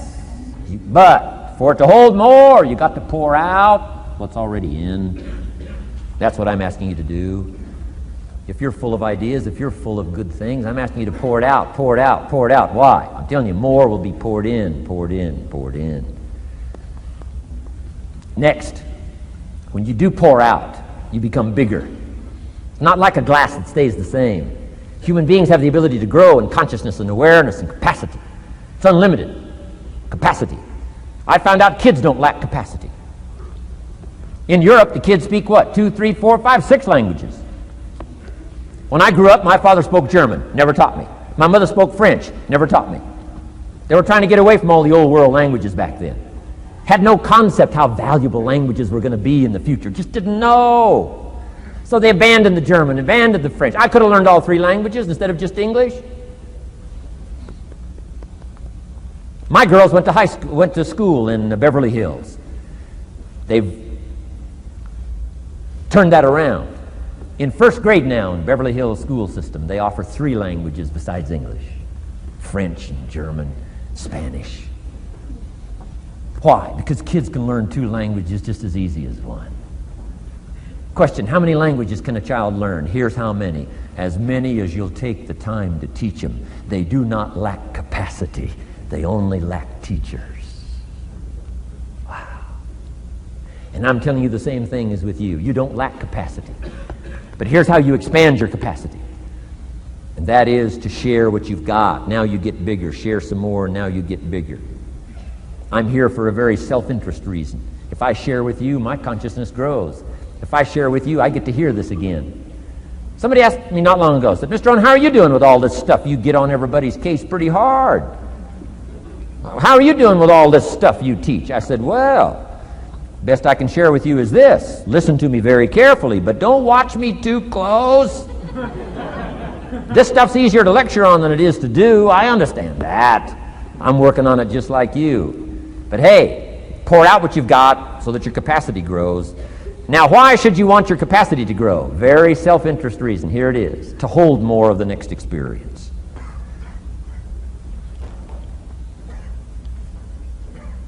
You mean to tell me that sitting in this audience, some people will get more out of it than others? And the answer is yes. If you haven't been into expanding your own capacity lately, you might not get much from this seminar. But if you've been into expanding your capacity, and you've been sharing, and you've been doing all this stuff, I'm telling you, no telling what all this could mean to you today, this chance to grow, change, develop, absorb, take in. I'm asking you to expand and grow so you can hold more of the next experience. Some people can't be very happy.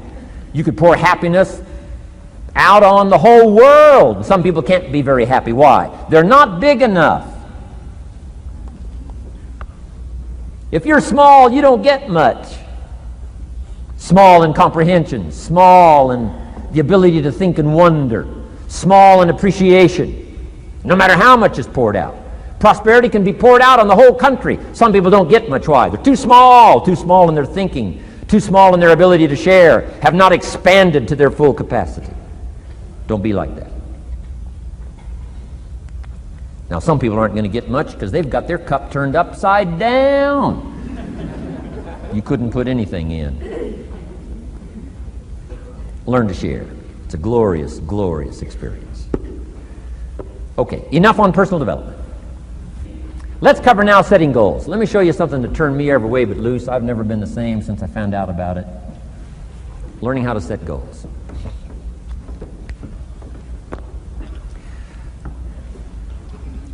Not long after I met Mr. Schoaf, we're having breakfast one morning. Mr. Schoaf said, Mr. Rohn, now that we've gotten acquainted, we know each other fairly well, he said, maybe one of the best ways I can help you, he said, let me see your current list of goals. Let's go over them and talk about it. And I said, what? I don't have a list. He said, well, Mr. Rohn, if you don't have a list of your goals, he said, I can guess your bank balance within a few $100s. Which he did. And that got my attention. I said, you mean my bank balance would change if I had a list of goals? He said, drastically. So that day I became a student of setting goals. And I've used it to dynamically affect my life. I've taught it to some of my business colleagues. We use it to do business around the world. Setting goals. It can turn out to be a drama for your life. Here's what goals are. Your vision of the future. Your vision of the future. Now, there's two ways to face the future. One, with apprehension. Number two, with anticipation. Guess how most people face the future? With apprehension. Why? Major reason why. They don't have it well designed. They've left the design of their future to somebody else. And if you don't make plans of your own, guess what? You'll probably fall into someone else's plans. Guess what someone else may have planned for you? Not much. You got to make a list of this not much stuff. I'm telling you, people all their lives count on this not much list. If all of your negative relatives all turn positive, what will that do for your future? Not much. If prices come down a little, what will that do for your future? Not much. If the economy gets a little better, what will that do for your future? Not much. If circumstances get a little better, what will that do? Not much. If the weather gets a little better over the next few years, that'll do. Not much. I mean, you could go right down this whole scenario list. Most people all their lives, with their fingers crossed, count on this not much list. That's why 10 years from now, they'll be driving what they don't want to drive, living where they don't want to live, wearing what they don't want to wear, doing what they don't want to do, having what they don't want to have, maybe become what they didn't want to become. And it all starts by counting on something that's not going to count much. You say, well, then how can my life dramatically change? You got to count on yourself. And here's one of the things you got to count on. Your ability to design the future. It's called the promise. And the promise of the future, if you'll design it well, can have an awesome effect on your life. But if you face the future with apprehension, you'll take hesitant steps all day, uncertain steps all day. And if you take uncertain steps all day for 6 years, you can imagine how empty your life can be. We've got to help our kids with the promise of the future. Now here's what's connected to the promise, the price. The price to pay. But I'm telling you, the price is easy if the promise is clear. One of the better notes to make for today. The price is easy if the promise is clear and powerful. But the price seems almost too much to pay. Too much to get over. Too much to accomplish if the promise isn't clear, if the promise isn't powerful. I'm telling you, kids will pay the disciplines if they can see the promise. One of our biggest challenges as parents in the 90s is to help our kids see the promise of the future. That's why I'm teaching financial independence, how to become wealthy and powerful and sophisticated and healthy and unique. All of the stuff kids would hope to go for. It's all possible. This is America. That's the promise of the future. The price, a few simple disciplines practiced every day. And I'm telling you, the kids will pay the price of the simple disciplines if they can see the promise of the future. But if they can't see, they don't want to pay. And the same is true of all of us. We will pay the most extraordinary disciplines if we can see the promise of the future, called setting goals. So I'm asking you to get a handle on the future. I'm asking you not to leave it to anyone else. Don't leave it to the company. Company's got their own goals. I'm asking you to set your own goals, your personal goals. Income goals and financial goals and health goals and spiritual goals and where do you want to go and what do you want to do and what do you want to see and what do you want to be. That's it. Promise of the future. Design your own future. It's within your hands and your capacity to do so. Here's how simple now goal setting is. It's not mysterious. You don't have to anchor, you don't have to focus, you don't have to visualize, none of that stuff. Here's how simple goal setting is. Changed my life. Decide what you want and write it down. I mean, that's how profound this stuff is. Decide what you want and write it down. Make a list. Where do you want to go? What do you want to do? What do you want to see? What do you want to be? What do you want to have? What do you want to share? What projects would you like to support? What would you like to be known for? What skills would you like to learn? Some extraordinary things you'd like to do, ordinary things you'd like to do, right? Silly little things you'd like to do, very important things you'd like to do. Decide on all that stuff and write it down, write it down, write it down. That's how simple this stuff is. And it's your own private list. If it's really private, on your list, put some stuff in code where nobody can understand it if this list fell into unfriendly hands. Okay. And simple things, whatever. Foolish things, doesn't matter. It's your list. I had a little revenge on my first list. Budget finance, who used to harass me. I got 2 or 3 payments behind. This one guy called incessantly. Said, we're going to come get your car, drag it rear end up down the street in front of your neighbors. Put me down something fierce. When I met Shof, got my life straightened out, one of the first things on one of my lists was budget finance. And when I finally got the money, I needed a little drama in my life. Finally got the money to pay him off. I put it in small bills in a big briefcase. Walked into the budget finance office on Wilshire Boulevard in Los Angeles. The guy who harassed me so often, his desk was about 3 back. I opened the door, walked in, right up to his desk, stood right in front of him, never said a word. He said, well, what are you doing here? Didn't say a word. I opened up this briefcase, dumped this pile of money all over his desk. I said, count it. It's all there. I'll never be back. Turned around, walked out, slammed the door. Now that might not be noble, but you got to try it at least one time. Pay off with a little drama.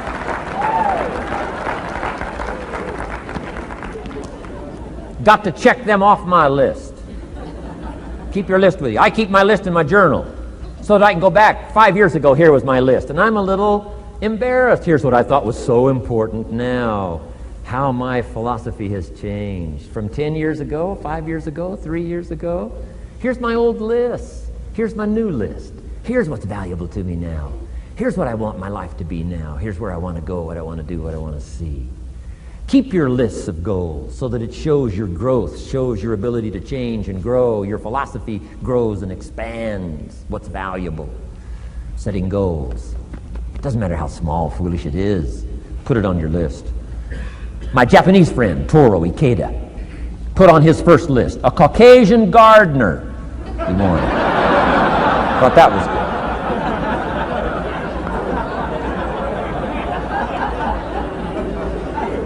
I like that. Have you got this profound thing now on setting goals? Here's how profound it is. Decide what you want and write it down. Get together with your wife, decide. Get together with your kids, decide. Get together with your business colleagues, decide. Write it down. Make a list. Okay, that's how easy it is. Now let me give you one more scenario on setting goals. When I started making my first list, Mr. Shoaff said, Mr. Rohn, looks like we're going to be together for a while. He said, I've got a suggestion for you. He said, I think one of the first goals you ought to set, you're a 25-year-old American male, sure you've made some mistakes, but now you're on the road to better things. You got a family, worth it. Reasons makes the difference. And he said, you've got every reason to do this. He said, why don't you, among all the goals you're going to set, said, why don't you set a goal to become a millionaire? A millionaire. This is America. All the possibilities are available. Why don't you set a goal to become a millionaire? He said, it's got a nice ring to it. Millionaire. Enough zeros to impress your accountant? Millionaire. And he said, here's why. Now I thought, the man doesn't need to teach me why. I'm thinking, wouldn't it be great to have $1 million? He said, no, that's not it. Here's why. And I had one of the greatest lessons I ever learned, and I'm about to share it with you. This will be worth the price of being here today if you can capture what I'm about to share with you. Babysitter fees, whatever else you paid. Some of you missed some sales today to be here, so this is a costly day for you. But what I'm about to share with you changed my whole life. Here's what Mr. Shoaff said. Set a goal to become a millionaire. And he said, here's why. For what it will make of you to achieve it. And I got one of the greatest classes in one sentence I've ever received in my life. Set a goal that'll make you stretch that far. For what it will make of you to achieve it. What a brand new reason for setting goals. What an all-encompassing challenge to have a better vision of the future. What for? To see what it will make of you to achieve it. And here's why. The greatest value in life is not what you get. The greatest value in life is what you become. Major question to ask on the job is not, what am I getting here? That's not the major question. The major question to ask is, what am I becoming here?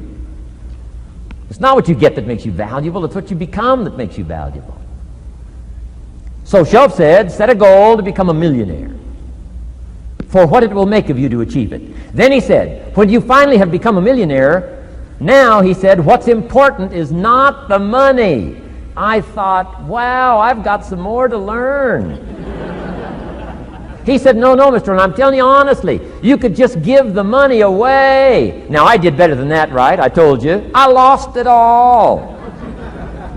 I'm rich by the time I'm 31. I'm a millionaire. I'm broke by the time I'm 33. So I didn't have to give it all away. I lost it all. Foolish mistakes I made. I'm a farm boy from Idaho. That early money drove me bonkers. I used to say, how many colors does it come in? I'll buy them all. I went crazy over that first money. I just went crazy. And then I made that one foolish mistake, right? Continuing guarantee. I mean, I'm so naive off the farm. I don't know what continuing means. And a few other mistakes. And by the time I'm 33, I'm broke. Now I've made and lost millions since then. But what an experience that was. And I'm telling you, the man was right. When I finally was broke at age 33, guess what I discovered? My money did not mean that much. It represented only a fraction of all my assets.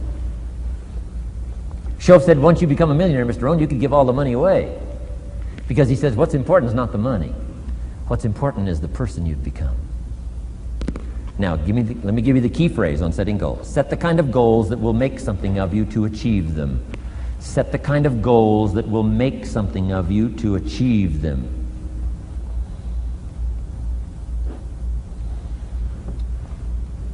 Always keep that in mind. What will this make of me? If I set this goal and go for it, not only will I achieve it, but what will it make of me in the process? What a whole new concept on setting goals. Now, there's two parts to this, and then we're wrapping up goals. Here's the first part now in this goal setting for what you become. Number one, don't set your goals too low.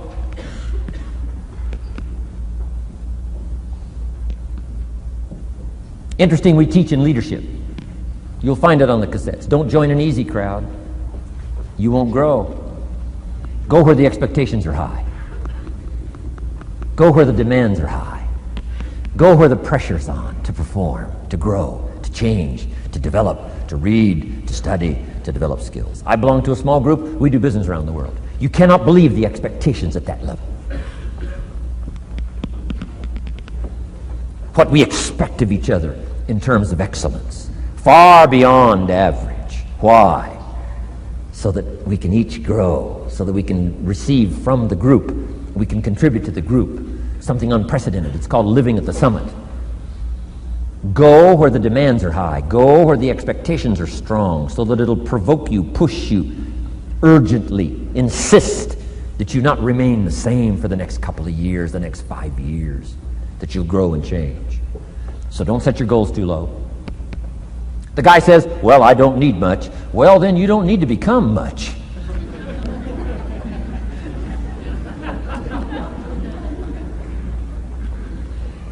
Now, here's the last part on setting goals. Don't compromise. Don't sell out.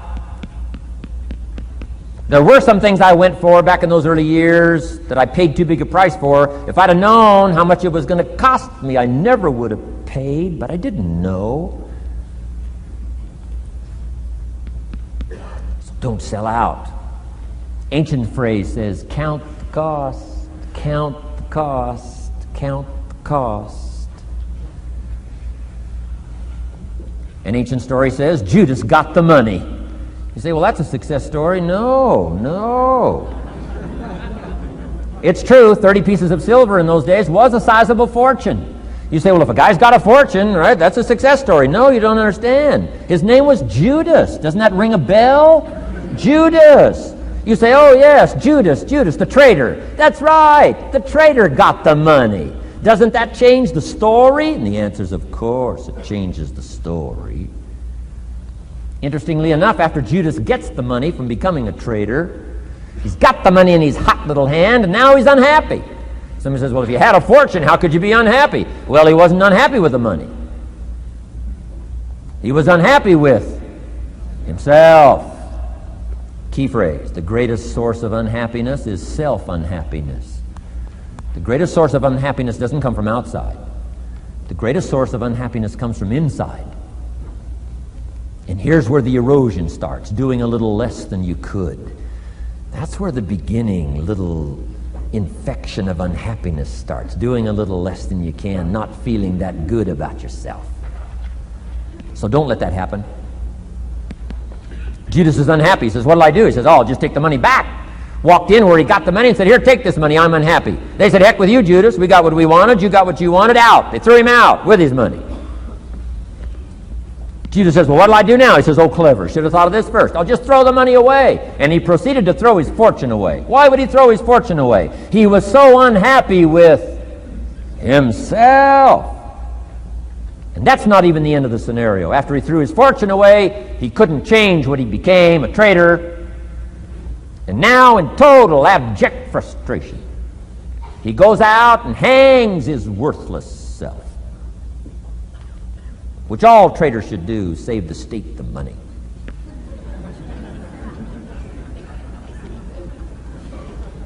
Why such a tragic end? Because he was so unhappy with himself. He sold out. He paid too big a price.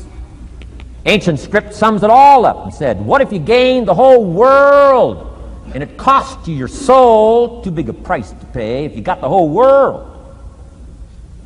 Don't sell out. Don't compromise your values. Don't compromise your virtues. Don't compromise your philosophy. Key. Here's the key word, beware. If Judas could speak back, he'd probably say beware. Two good words from ancient script. One, behold, the positive word. Behold the possibilities, behold the opportunity. Behold the drama, behold the awesomeness, behold the uniqueness. Behold the majesty, behold. What a good word. But here's the other word. Beware, beware, beware. Don't sell out. Mark well what you become in pursuit of what you want. But I'm inspiring you, hopefully, to set the kind of goals that'll transform your life, make you far better than you are, far stronger than you are. Okay. Isn't this good advice? This is such good stuff. I should have paid to get in, right? Fabulous. What should a child do with $1? Let me give you the best advice I've got. And this is called sort of middle of the road scenario, and I'll show you how these numbers may change, but here's what I teach. Kids, never spend more than 70 cents. Okay, now you got to pick some number. When I met Mr. Schoaf, I was at about 110%. But remember this, if your outgo exceeds your income, your upkeep becomes your downfall. Good little scenario. So here's the number that I found works best in developing a good financial plan. Never spend more than 70 cents out of every dollar from now on. Now kids ask me what? What do you do with the other 30 cents? Here's my best advice. 10 cents, charity. 10% charity. Supporting worthy projects, helping people who cannot help themselves. Some churches teach tithe, peace, portion. Turning back part of what you take out. Excellent, excellent philosophy. That's what that 10% is. And nothing teaches children responsibility and character better than generosity. No school, no class, no teacher can teach character better than the simple act of generosity. 10 cents out of every dollar. Now you can pick your own number. I'm just giving you my best scenario. Now the time to start this is when the amounts are small. Easy to give a dime out of $1. I'm telling you, kids will give you 10 cents out of every dollar if it's part of their philosophy, if you sell them on it. And that's the time to start, when it's easy, 10 cents out of $1. A little harder to give 100,000 out of $1 million. Someone says, oh, if I had $1 million, I'd give 100,000. I'm not that sure. We better start you early when the amounts are small, so it'll all be set in when the big amounts start to come. Okay? So 10 cents for charity. The next 10 cents I call active capital. Capital meaning try to make a profit yourself. We live in a capitalistic society. Right? Everybody now wants to join capitalism. That's why the walls are coming down. Capital belongs in the hands of the people. That's where the genius is. So the genius is to try to show a profit. Buy and sell. Render service. Show a profit. Now here's what I teach kids. Profits are better than wages. Wages are okay, but wages help you make a living. Profits help you make a fortune. The key is to just understand philosophically a little simple economic scenario. And there's all kinds of ways to make a profit. I'm working on a new book. Here's what it's called. I think it's going to be called, Of Course Kids Should Pay Taxes. It's going to be an interesting book. In California, where I live, kids do pay taxes. If an 8-year-old walks into 7-Eleven, buys something that cost $1, the proprietor makes him cough up 7 more pennies. 8-year-old says, what's these 7 pennies? Proprietor says, that's taxes. Kid says, well, I'm only 8. Proprietor says, congratulations, you're my youngest taxpayer. So in California, kids do pay taxes. Now the question is, should they? Now the title of my book is, Of Course Kids Should Pay Taxes. You got it. Right? The disciple went and caught a fish, found the miracle coins, and paid his taxes and Jesus' taxes. So way back then, Jesus did pay taxes. Now the question is, should he? And the answer, my little book says, of course Jesus and kids should pay taxes. Of course. Of course. If an 8-year-old wants to ride his bicycle on the sidewalk instead of in the mud, you have to pay taxes. Things cost money. Got to pay taxes. Aircraft carriers keep tyranny over there instead of over here. Aircraft carriers cost money. It's expensive to run this whole show. We can't use used missiles. I mean, it's expensive to run the whole deal. Of course, everybody has to pay. Now, active capital means try your best to show a profit. Now, there's many ways to show a profit, not just money. Touch something, leave it better than you found it. That's a profit. Some profits are intangible, some profits are tangible. Long before Earth Day, for all sophisticated people, it was very proper when you left your hotel room to turn out the lights. All educated people. Why? Leave a profit. It's so easy to flip the switch and leave a profit. Some say, well, the hotel gets the profit. What do you care? All you need to become is a person who leaves a profit. Wow. I talked to a man who runs a whole string of apartments. He said, guess what? Most people, when they rent an apartment, leave it, what? Trashed, worse than they found it. What kind of a reputation would that be? Whatever you touch turns to trash. Whatever you touch gets dirty. Nothing you touch gets better.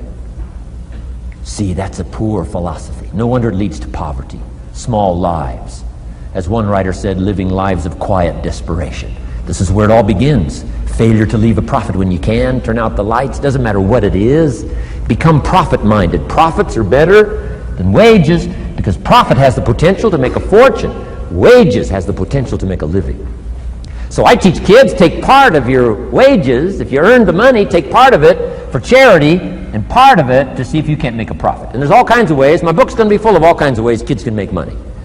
I teach kids how to have 2 bicycles, one to ride and one to rent. I mean, it doesn't take long to get into business. You don't have to be a genius. Halfway bright, you can start showing a profit. Now, here's the next 10 cents called passive capital. Meaning, let somebody else use the capital, you provide it, you're passive, they're active. And let them pay you interest. Profits and interest. Unique way to make a fortune. In fact, there's a Bible philosophy. I teach teenagers this Bible philosophy. Here's what it teaches. The borrower is servant to the lender.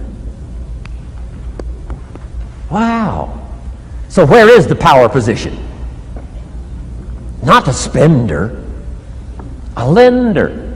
And if I've taught teenagers well, if you ask them, among some of the things you want to be, when you grow up, as years pile on, what would you like to be? I'm telling you, among some of the things that they would like to be, if they've sat in on my classes or gotten some of my material, they would say, I want to be one of them lenders.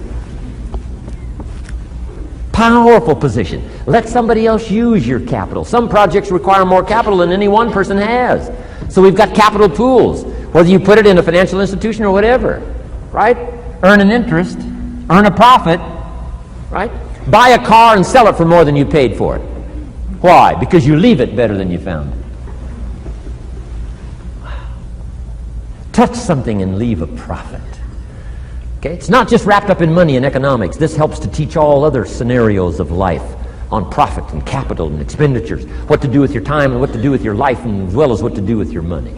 Okay? Now this little scenario I call the ideal. Now here's what's important. To set up the ideal and work toward it. Because at first you may not be able to do these numbers. Some people are in such desperate situation currently, they got to go 97, 1, 1, and 1. I mean, I had to start there. Start with pennies. And remember, it's not the amount that counts. Mr. Schoaf gave me the clear situation. Here it is. It's not the amount that counts, it's the plan that counts. When I met Mr. Schoaf, I'm 25 years old. I said to him, if I had more money, I'd have a better plan. He said, no, Mr. Rohn, if you had a better plan, you'd have more money. 6 years? 6 years? In America, 6 years? Come on, it's not the money, it's not the amount, it's the plan that counts. So set up an ideal plan like this. Now you can rearrange this and modify it to suit yourself. I'm just giving you here as an example. So set up the ideal and then start making progress toward it. Okay. Because finally these numbers are going to change if you move on up into the higher area, right? The people I work with around the world couldn't spend 70 cents out of every dollar. Would be obscene. That'd be too much. So these numbers are bound to change. I don't know what mine are. Probably 20% up here. A lot larger numbers down here. Okay? So these numbers can change. I'm just offering you a good sample philosophy. Remember, philosophy is the set of the sail. The economy is not the set of the sail for you. For you, the set of the sail is your own philosophy, your own thinking, your own plan, your own concept. Don't borrow somebody else's plan. Don't borrow somebody else's concept. Don't borrow the concept, spend all you can, cross your fingers and hope for the best. Don't borrow that. Develop your own philosophy, and I'm telling you, it'll lead you to unique places. Now, the rest of a lot of this is on the cassette tapes, but let me just give you 2 or 3 more pieces of the scenario here. Then I want to talk about communications, and then we're going to wrap it up. Okay. Here's 2 or 3 more parts to financial independence. Number 1, keep strict accounts. This is the best of disciplines. Keep strict accounts.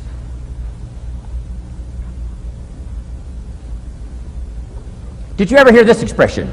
I don't know where it all goes. Did you ever hear that? I don't know where it all goes. Oh, we'd love to have you run our company. You don't know where it all goes. Whoa. Did you ever hear this? It just gets away from me.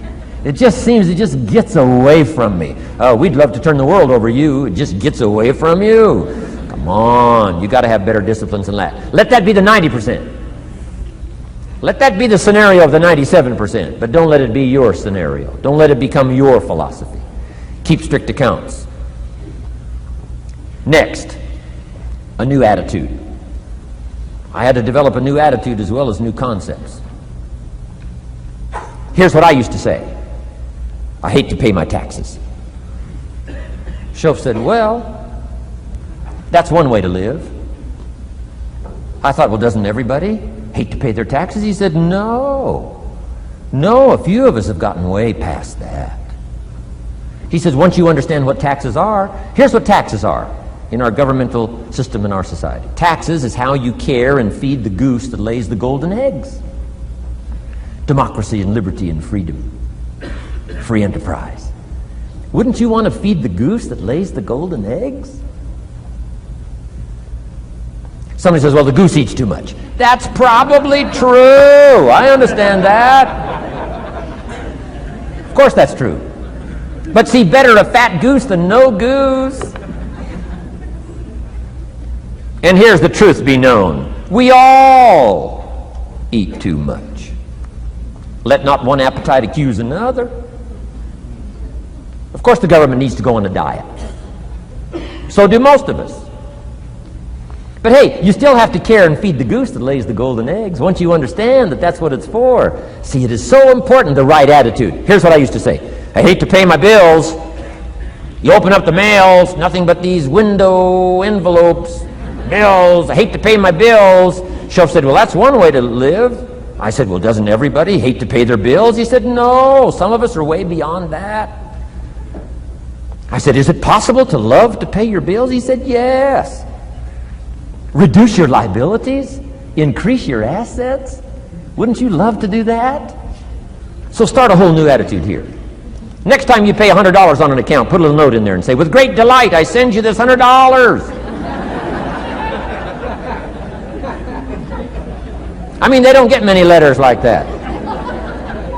Reduce my liabilities, increase my assets. My picture's changing. My picture's improving. I love to pay my bills. Keep the money in circulation. Pay my taxes. Feed the goose that lays the golden eggs. It's a matter of attitude. And here's the last on attitude. Everybody must pay. Of course, life is called opportunity, but life is called price. But we must all pay. We must all share. One of the classic stories of all time from ancient Bible script says, Jesus one day and his disciples were standing by the church treasury, synagogue treasury, watching people as they came by and put their offering in the treasury. That wouldn't be a bad idea. Jesus and his disciples standing by the treasury while everybody walks by. Jesus says, how much was that? How much was that? Interesting. And the story said some people came by, put in big amounts. Some people came by, put in modest amounts, average amounts. And the story says, then a little lady comes by and puts in 2 pennies in the treasury. Jesus says to his disciples, look at that.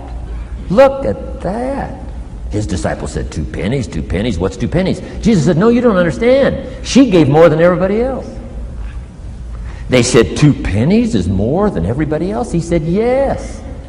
Because I'm certain that her 2 pennies represented most of what she had. And if you give most of what you have, then you've given the most. Wow. What a lesson to learn. It's not the amount. It's what it represents of your life that counts. Now let me give you the wisdom of the scenario that did not occur. And this is the greatest of wisdom. And in my own particular peculiar brilliance, I have the ability to record for you what was not recorded in the scenario of the story.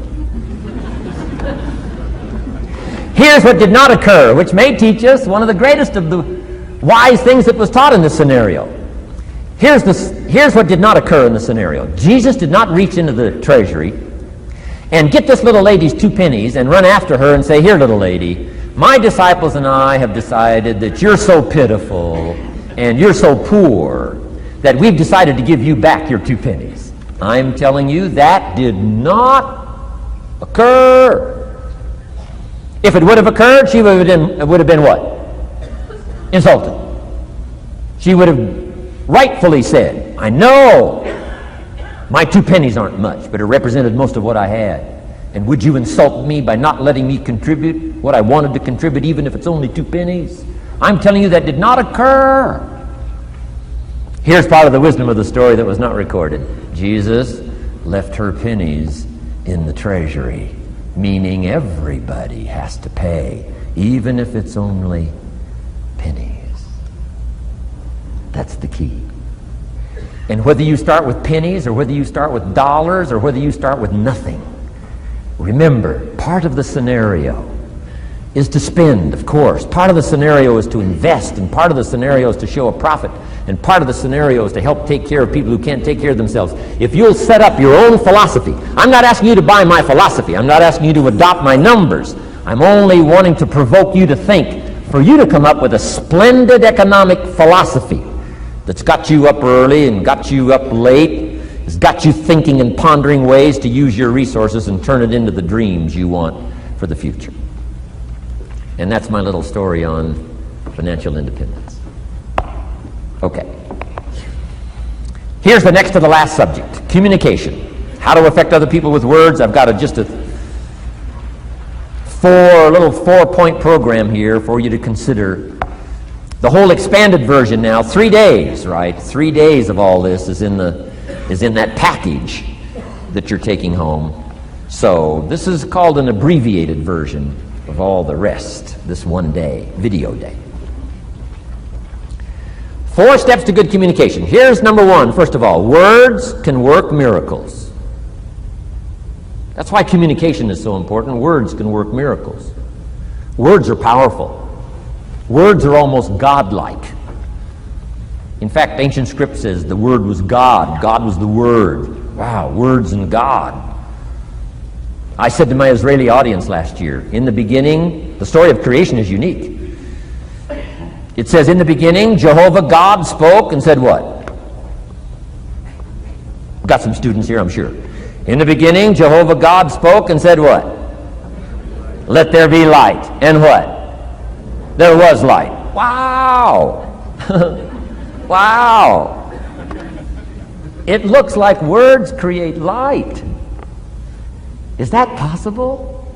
I'm telling you it's possible. Humans can get pretty close.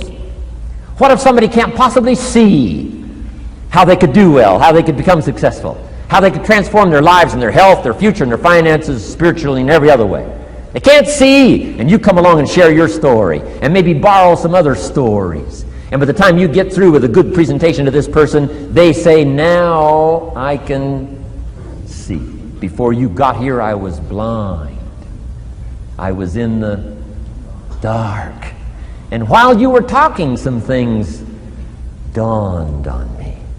Is it possible to create light with human intelligence, with words? And the answer is, of course, of course.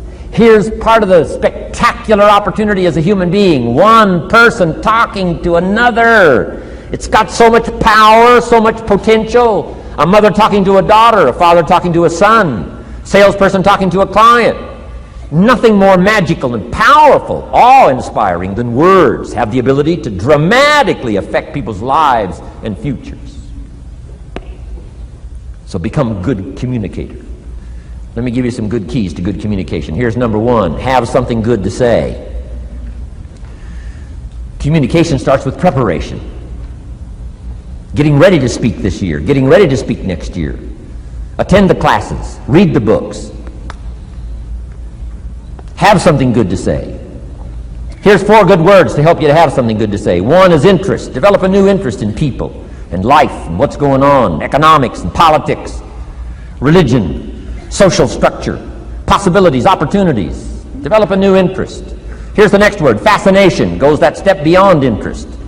That's why kids learn so much that first 6 years. Fascination. Adults are walking on ants. Kids are saying, don't walk on these ants. I'm studying these ants. I'm looking at these ants. Kids are so fascinated. How come an ant can carry something bigger than he is? Wow. That's how come they learn so much. They're fascinated. And here's another little clue I've learned. Turn frustration into fascination if you can. You'll learn more. I've worked on this. I'm pretty good at it. Out in Los Angeles, I'm on the freeway. My airplane leaves in 45 minutes. The traffic is moving not 1 inch. I am now fascinated. I'm telling you. Now, it doesn't work every time. That's true, but every time it does work, I'm telling you, you'll come away with more. Learn to be fascinated instead of frustrated if you possibly can. Turn that little scenario on for yourself. Next is sensitivity. You got to understand, we use the phrase where people are coming from, where they've been, what's going on. Sensitivity training is so important. People not like you, people that have got challenges and problems and difficulties, you got to do your best to be sensitive to other people, where they find themselves, the pit they might be in currently, what's going on. Be sensitive to that. Here's 2 of the greatest things said about Jesus. 1, it said he was touched. He was touched by where he found some people. He was touched by the misery he found some people in. He was touched. He was touched. And here's the other word. He was moved, it said. He was moved, touched and moved. If you really want to communicate well, you got to be touched and moved. Not just by your own drama of life, but by the drama you know is going on in other people's lives. Sensitivity. How does an adult 40 talk to a child who's 12? You got to be sensitive. Not just to your current situation. One of the best ways to identify with a child who's 12 and you're 40 is remember when you were 12. Go back, remember the scenario and let it hit you again, let it touch you again. I don't have any problems with 12-year-olds. I remember almost every day of being 12. 12's a unique year. 1, you're not 13. I mean, you know. If I heard it once, I heard it 100 times. Of course you can't go, you're not a teenager. Wow, I can't wait for this year to be finished. Remember, that's part of sensitivity. Remember. Apostle. One who became an apostle, leader of the Christians, was once Saul from Tarsus, hater and killer of the Christians. After he was converted, became a leader, became Paul apostle, revered.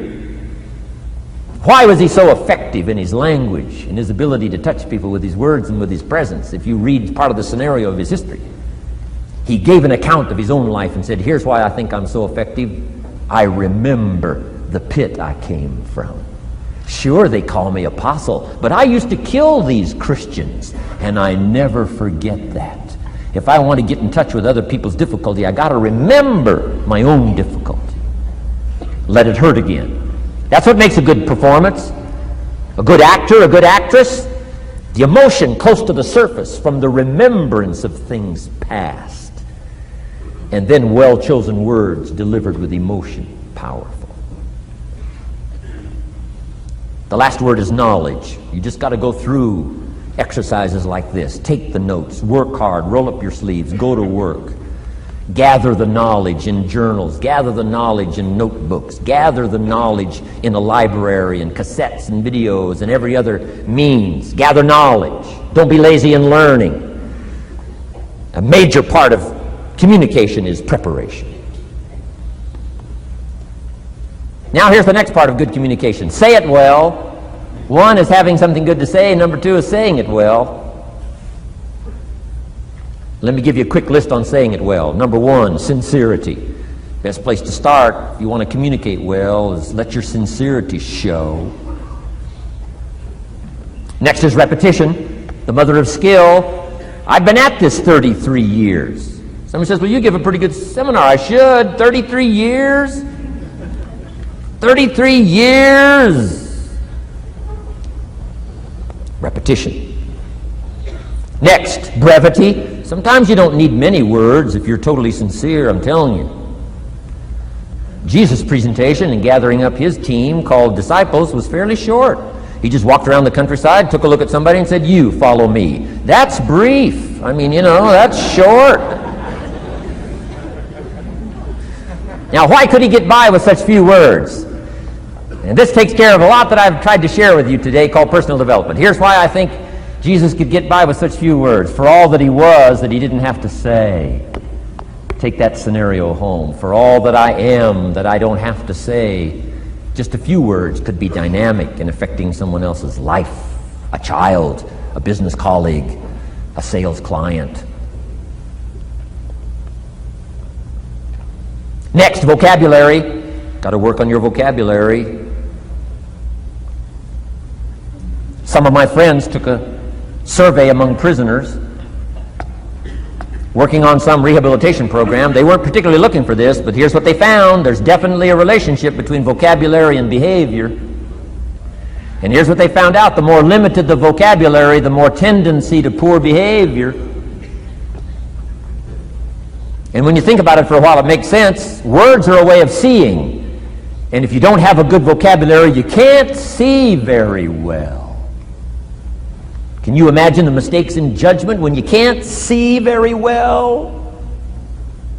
Next, words are a way of expressing what's going on in your head, what's going on in your heart.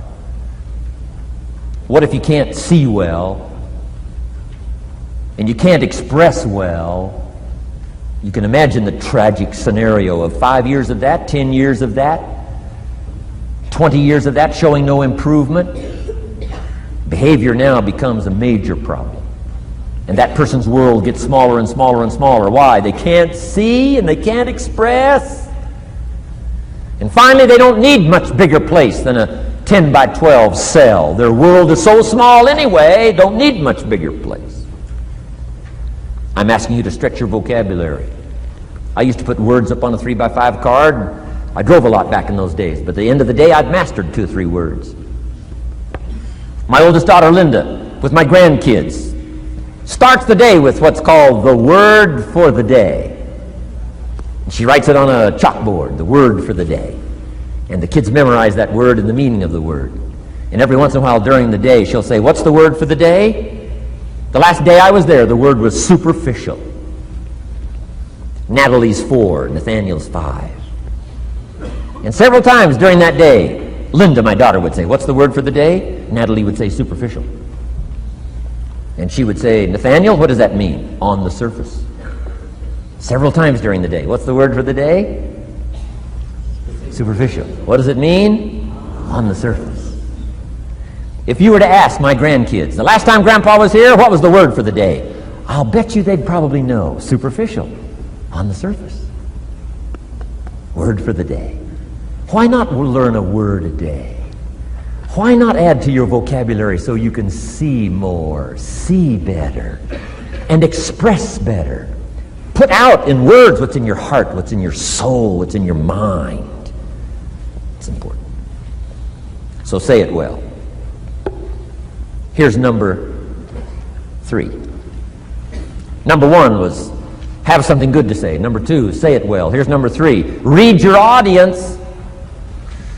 These are just simple concepts now. You've got to add some of the details, but that's what I'm mainly good for, is concepts. Read your audience. If you're talking to a child, you've got to study the face of the child. You've got to study a little body language. You've got to study what's going on, so you'll know whether to shift gears, come on a little stronger, ease off a little, might be too strong, search for another illustration, soft, strong. A lot of that is dictated by reading your audience. When I first started lecturing, I had some challenges here. I was so absorbed in my notes, lecturing like this. I'm telling you, in those early days, the audience could have left and I'd kept right on going. I didn't know what was going on down here. I didn't know what was going on over here. I didn't have any idea what was happening over here, whether I should come on a little stronger, ease back. I didn't know. I couldn't read my audience. So, read your audience. A prospect, read. Now let me give you some ways to read. Number 1, by what you see. Body language tells us some things. How to shift gears, whether to go on, whether to stop. If you're talking to somebody and they're leaning toward the door, that means you gotta hurry, right? They're not gonna be here long.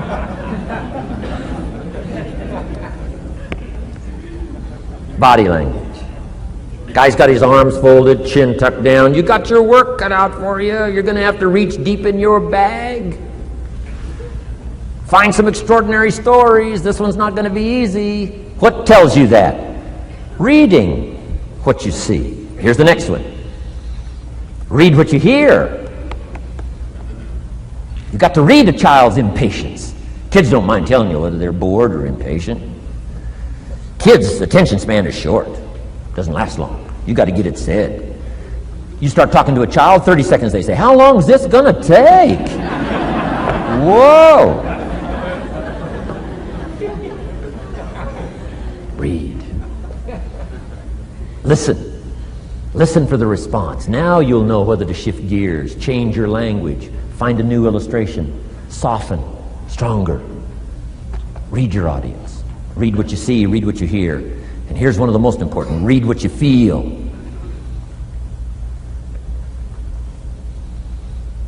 Now, women are probably better at this than men when it comes to picking up emotional signals. Men, they can see, and men, they can hear, but it takes a little training for a man to pick up those emotional signals that are so important, so you don't say the wrong stuff. Because it's so easy to make a mistake in language. What if you meant to say to someone you care about? What if you meant to say, "What's troubling you?" And instead you said, "What's wrong with you?"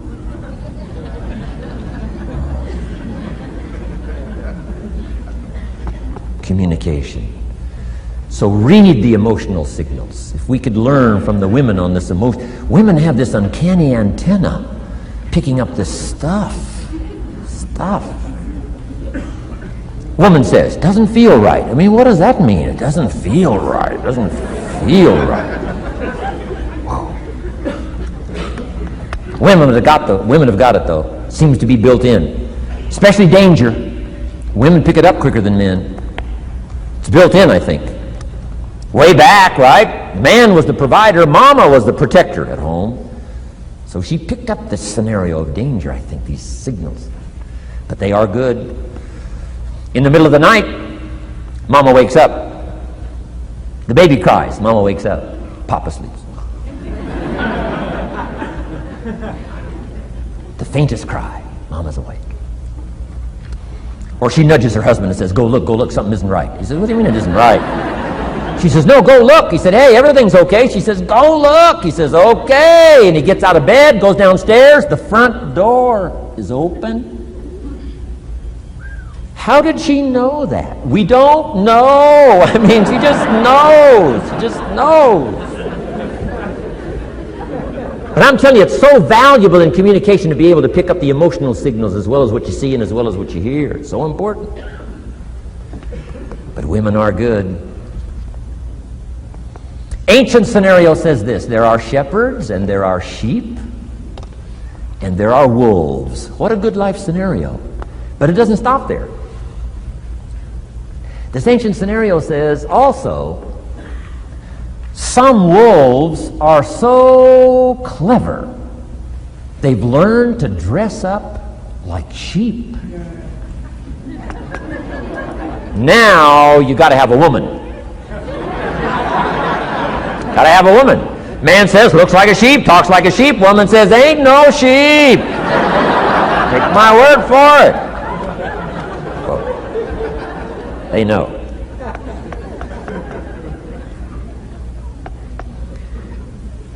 Read. Pick up the signals. Don't ignore the signals. Develop this personal development scenario, communication, financial independence, and all the rest. Now here's the last part. Intensity. Words mixed with emotion. Words mixed with hate. Words mixed with love. Words mixed with faith. Words mixed with courage. That's what's powerful. Words have a certain effect, but words loaded with emotion have an incredible effect. If I had a little straight pin, a guy buys a shirt, it's got all these little pins in it. I take out all these pins. If I took one of those little straight pins and I threw it at you, and let's say it reached you and hit you in the face or hit you in the hand, you'd feel it. This little straight pin, you'd feel it. That means I got you with my words. But what if I took that little straight pin and wired it to the end of an iron bar, about that long? See, I could drive that pin through your heart. The pin is the words, the iron bar is the emotions. The emotions. Here's the best I could share with you. Put more of you into what you say. Don't be casual in language. Don't be casual in words. Casualness leads to casualties on the freeway and in communication. Don't be lazy in learning good communication. And put more of you. Now here's the last thought. The emotions must be measured. It can't be too much for the occasion if it's not called for. In leadership we teach, don't shoot a cannon at a rabbit. It's effective, but you've got no more rabbit.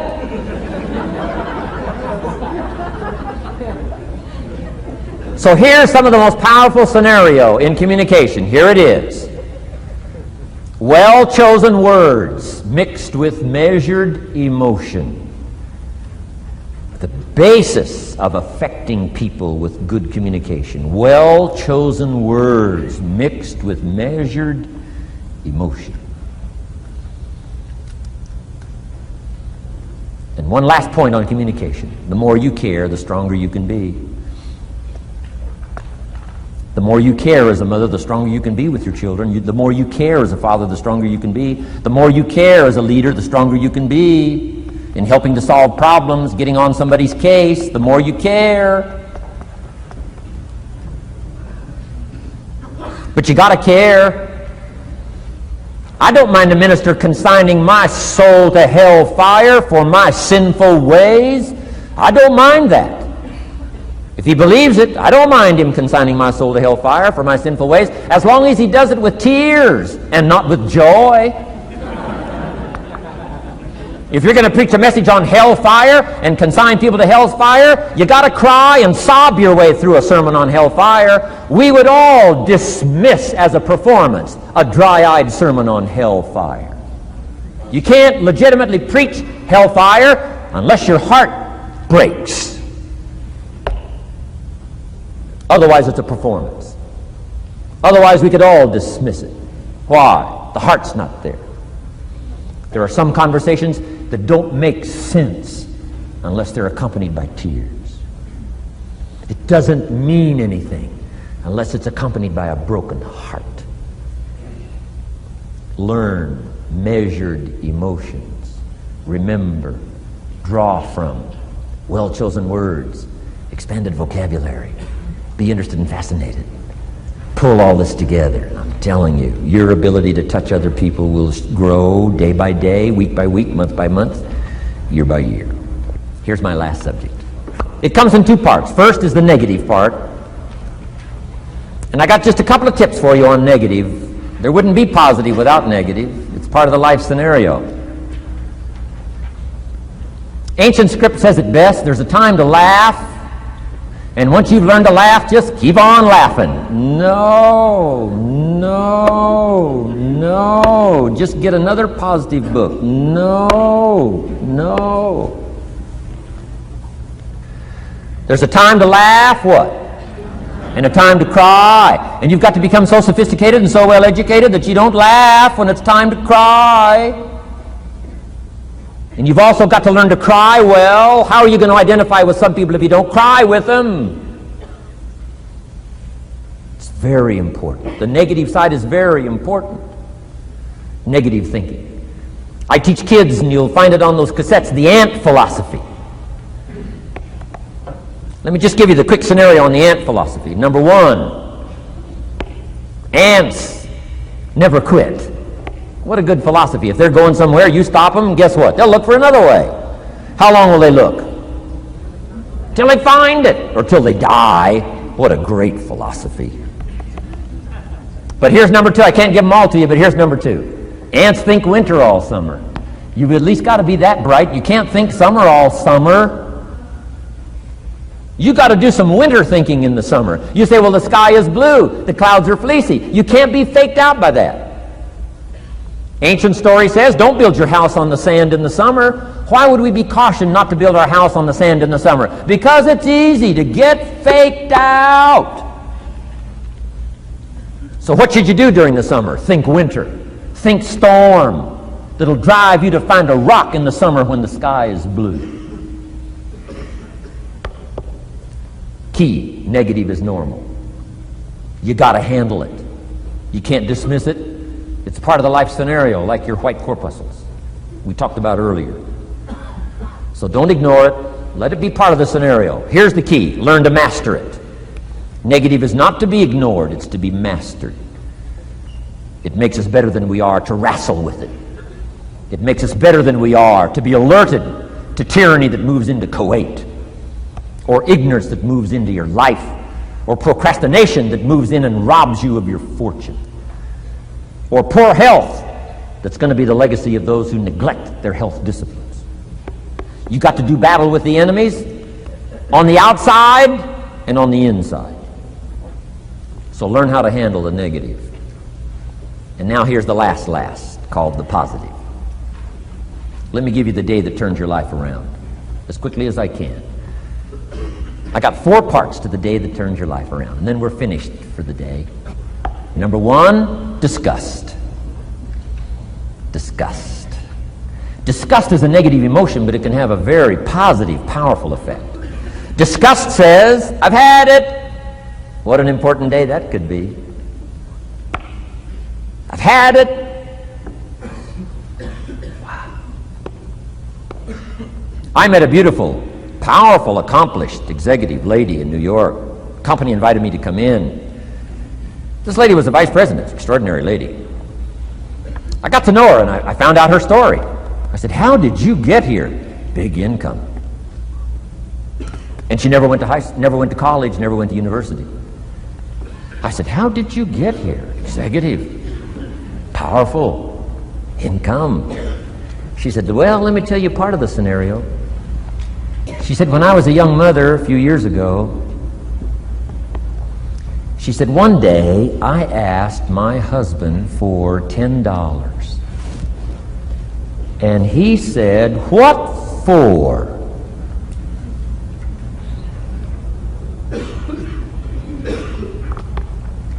She said, before that day was over, I decided I would never, ever ask again. She said, I started studying opportunity, found it, took the classes, put myself through the schools, did the scenario. Now I'm vice president. I make a lot of money. And she said, I kept my promise. I've never, ever had to ask again. It's called a life-changing day. The day you say, enough Now, if you can add an act to your disgust, it helps. The man takes a shotgun to his car, blows out every window, destroys every tire, puts 100 rounds in it, and says, I've driven this embarrassing thing for the last time. And then he saves it. He saves it. And later when somebody says, how did you become rich and powerful? He says, let me show you this car. One day I'd had it up to here, I blew it to smithereens. Enough is enough. Powerful. Here's the last three. Next is decision. Decision-making is a life-changing day.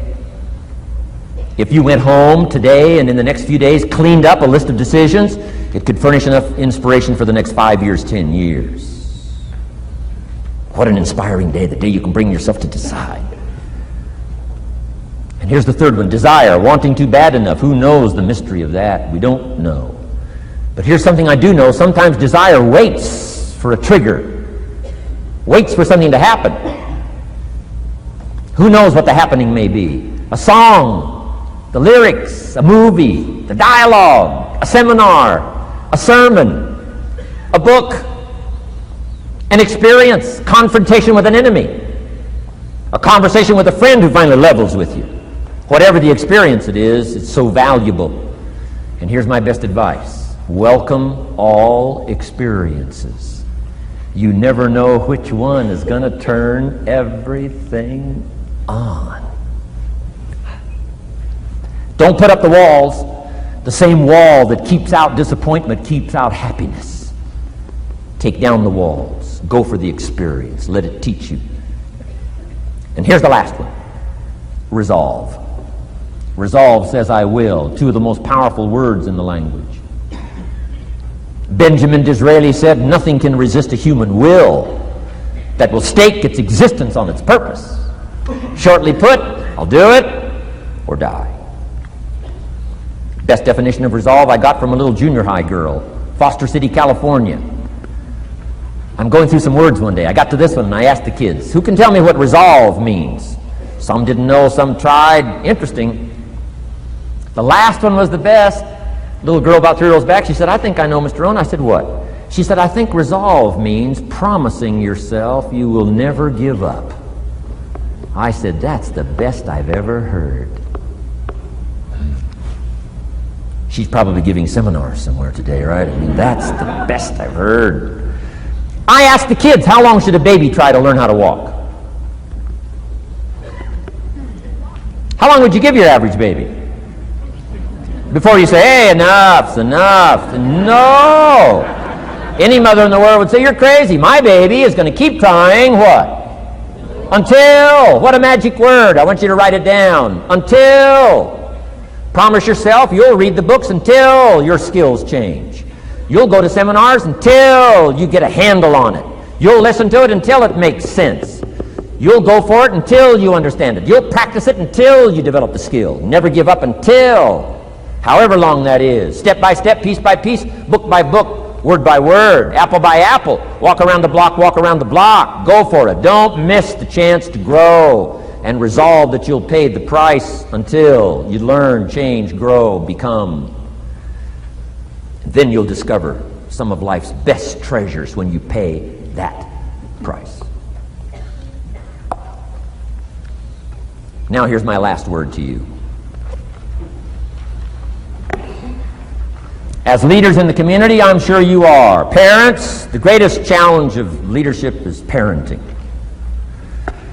Whether you're in sales or management, wherever I found you today, I want to give you, from my heart to you, what I wished you would do from this seminar today. And if I've inspired you to do this part here, among all the other things I've talked about, I would have considered it worthwhile to leave my family, fly away from my home, drop down into Fort Worth, Dallas, and spend one of my very precious days with you. If I can accomplish this, it'll all be worthwhile. It comes in two parts, and here it is. One, learn to help people with their lives, not just their jobs. Learn to help people with their lives, not just their skills on the job. Touch people with a book, touch people with a poem, touch people with some words. Don't fail to say something that could be meaningful. Help people with their lives, help them set their goals. Help them with their dreams, help them with the future, help them with errors, help them with mistakes. Help people.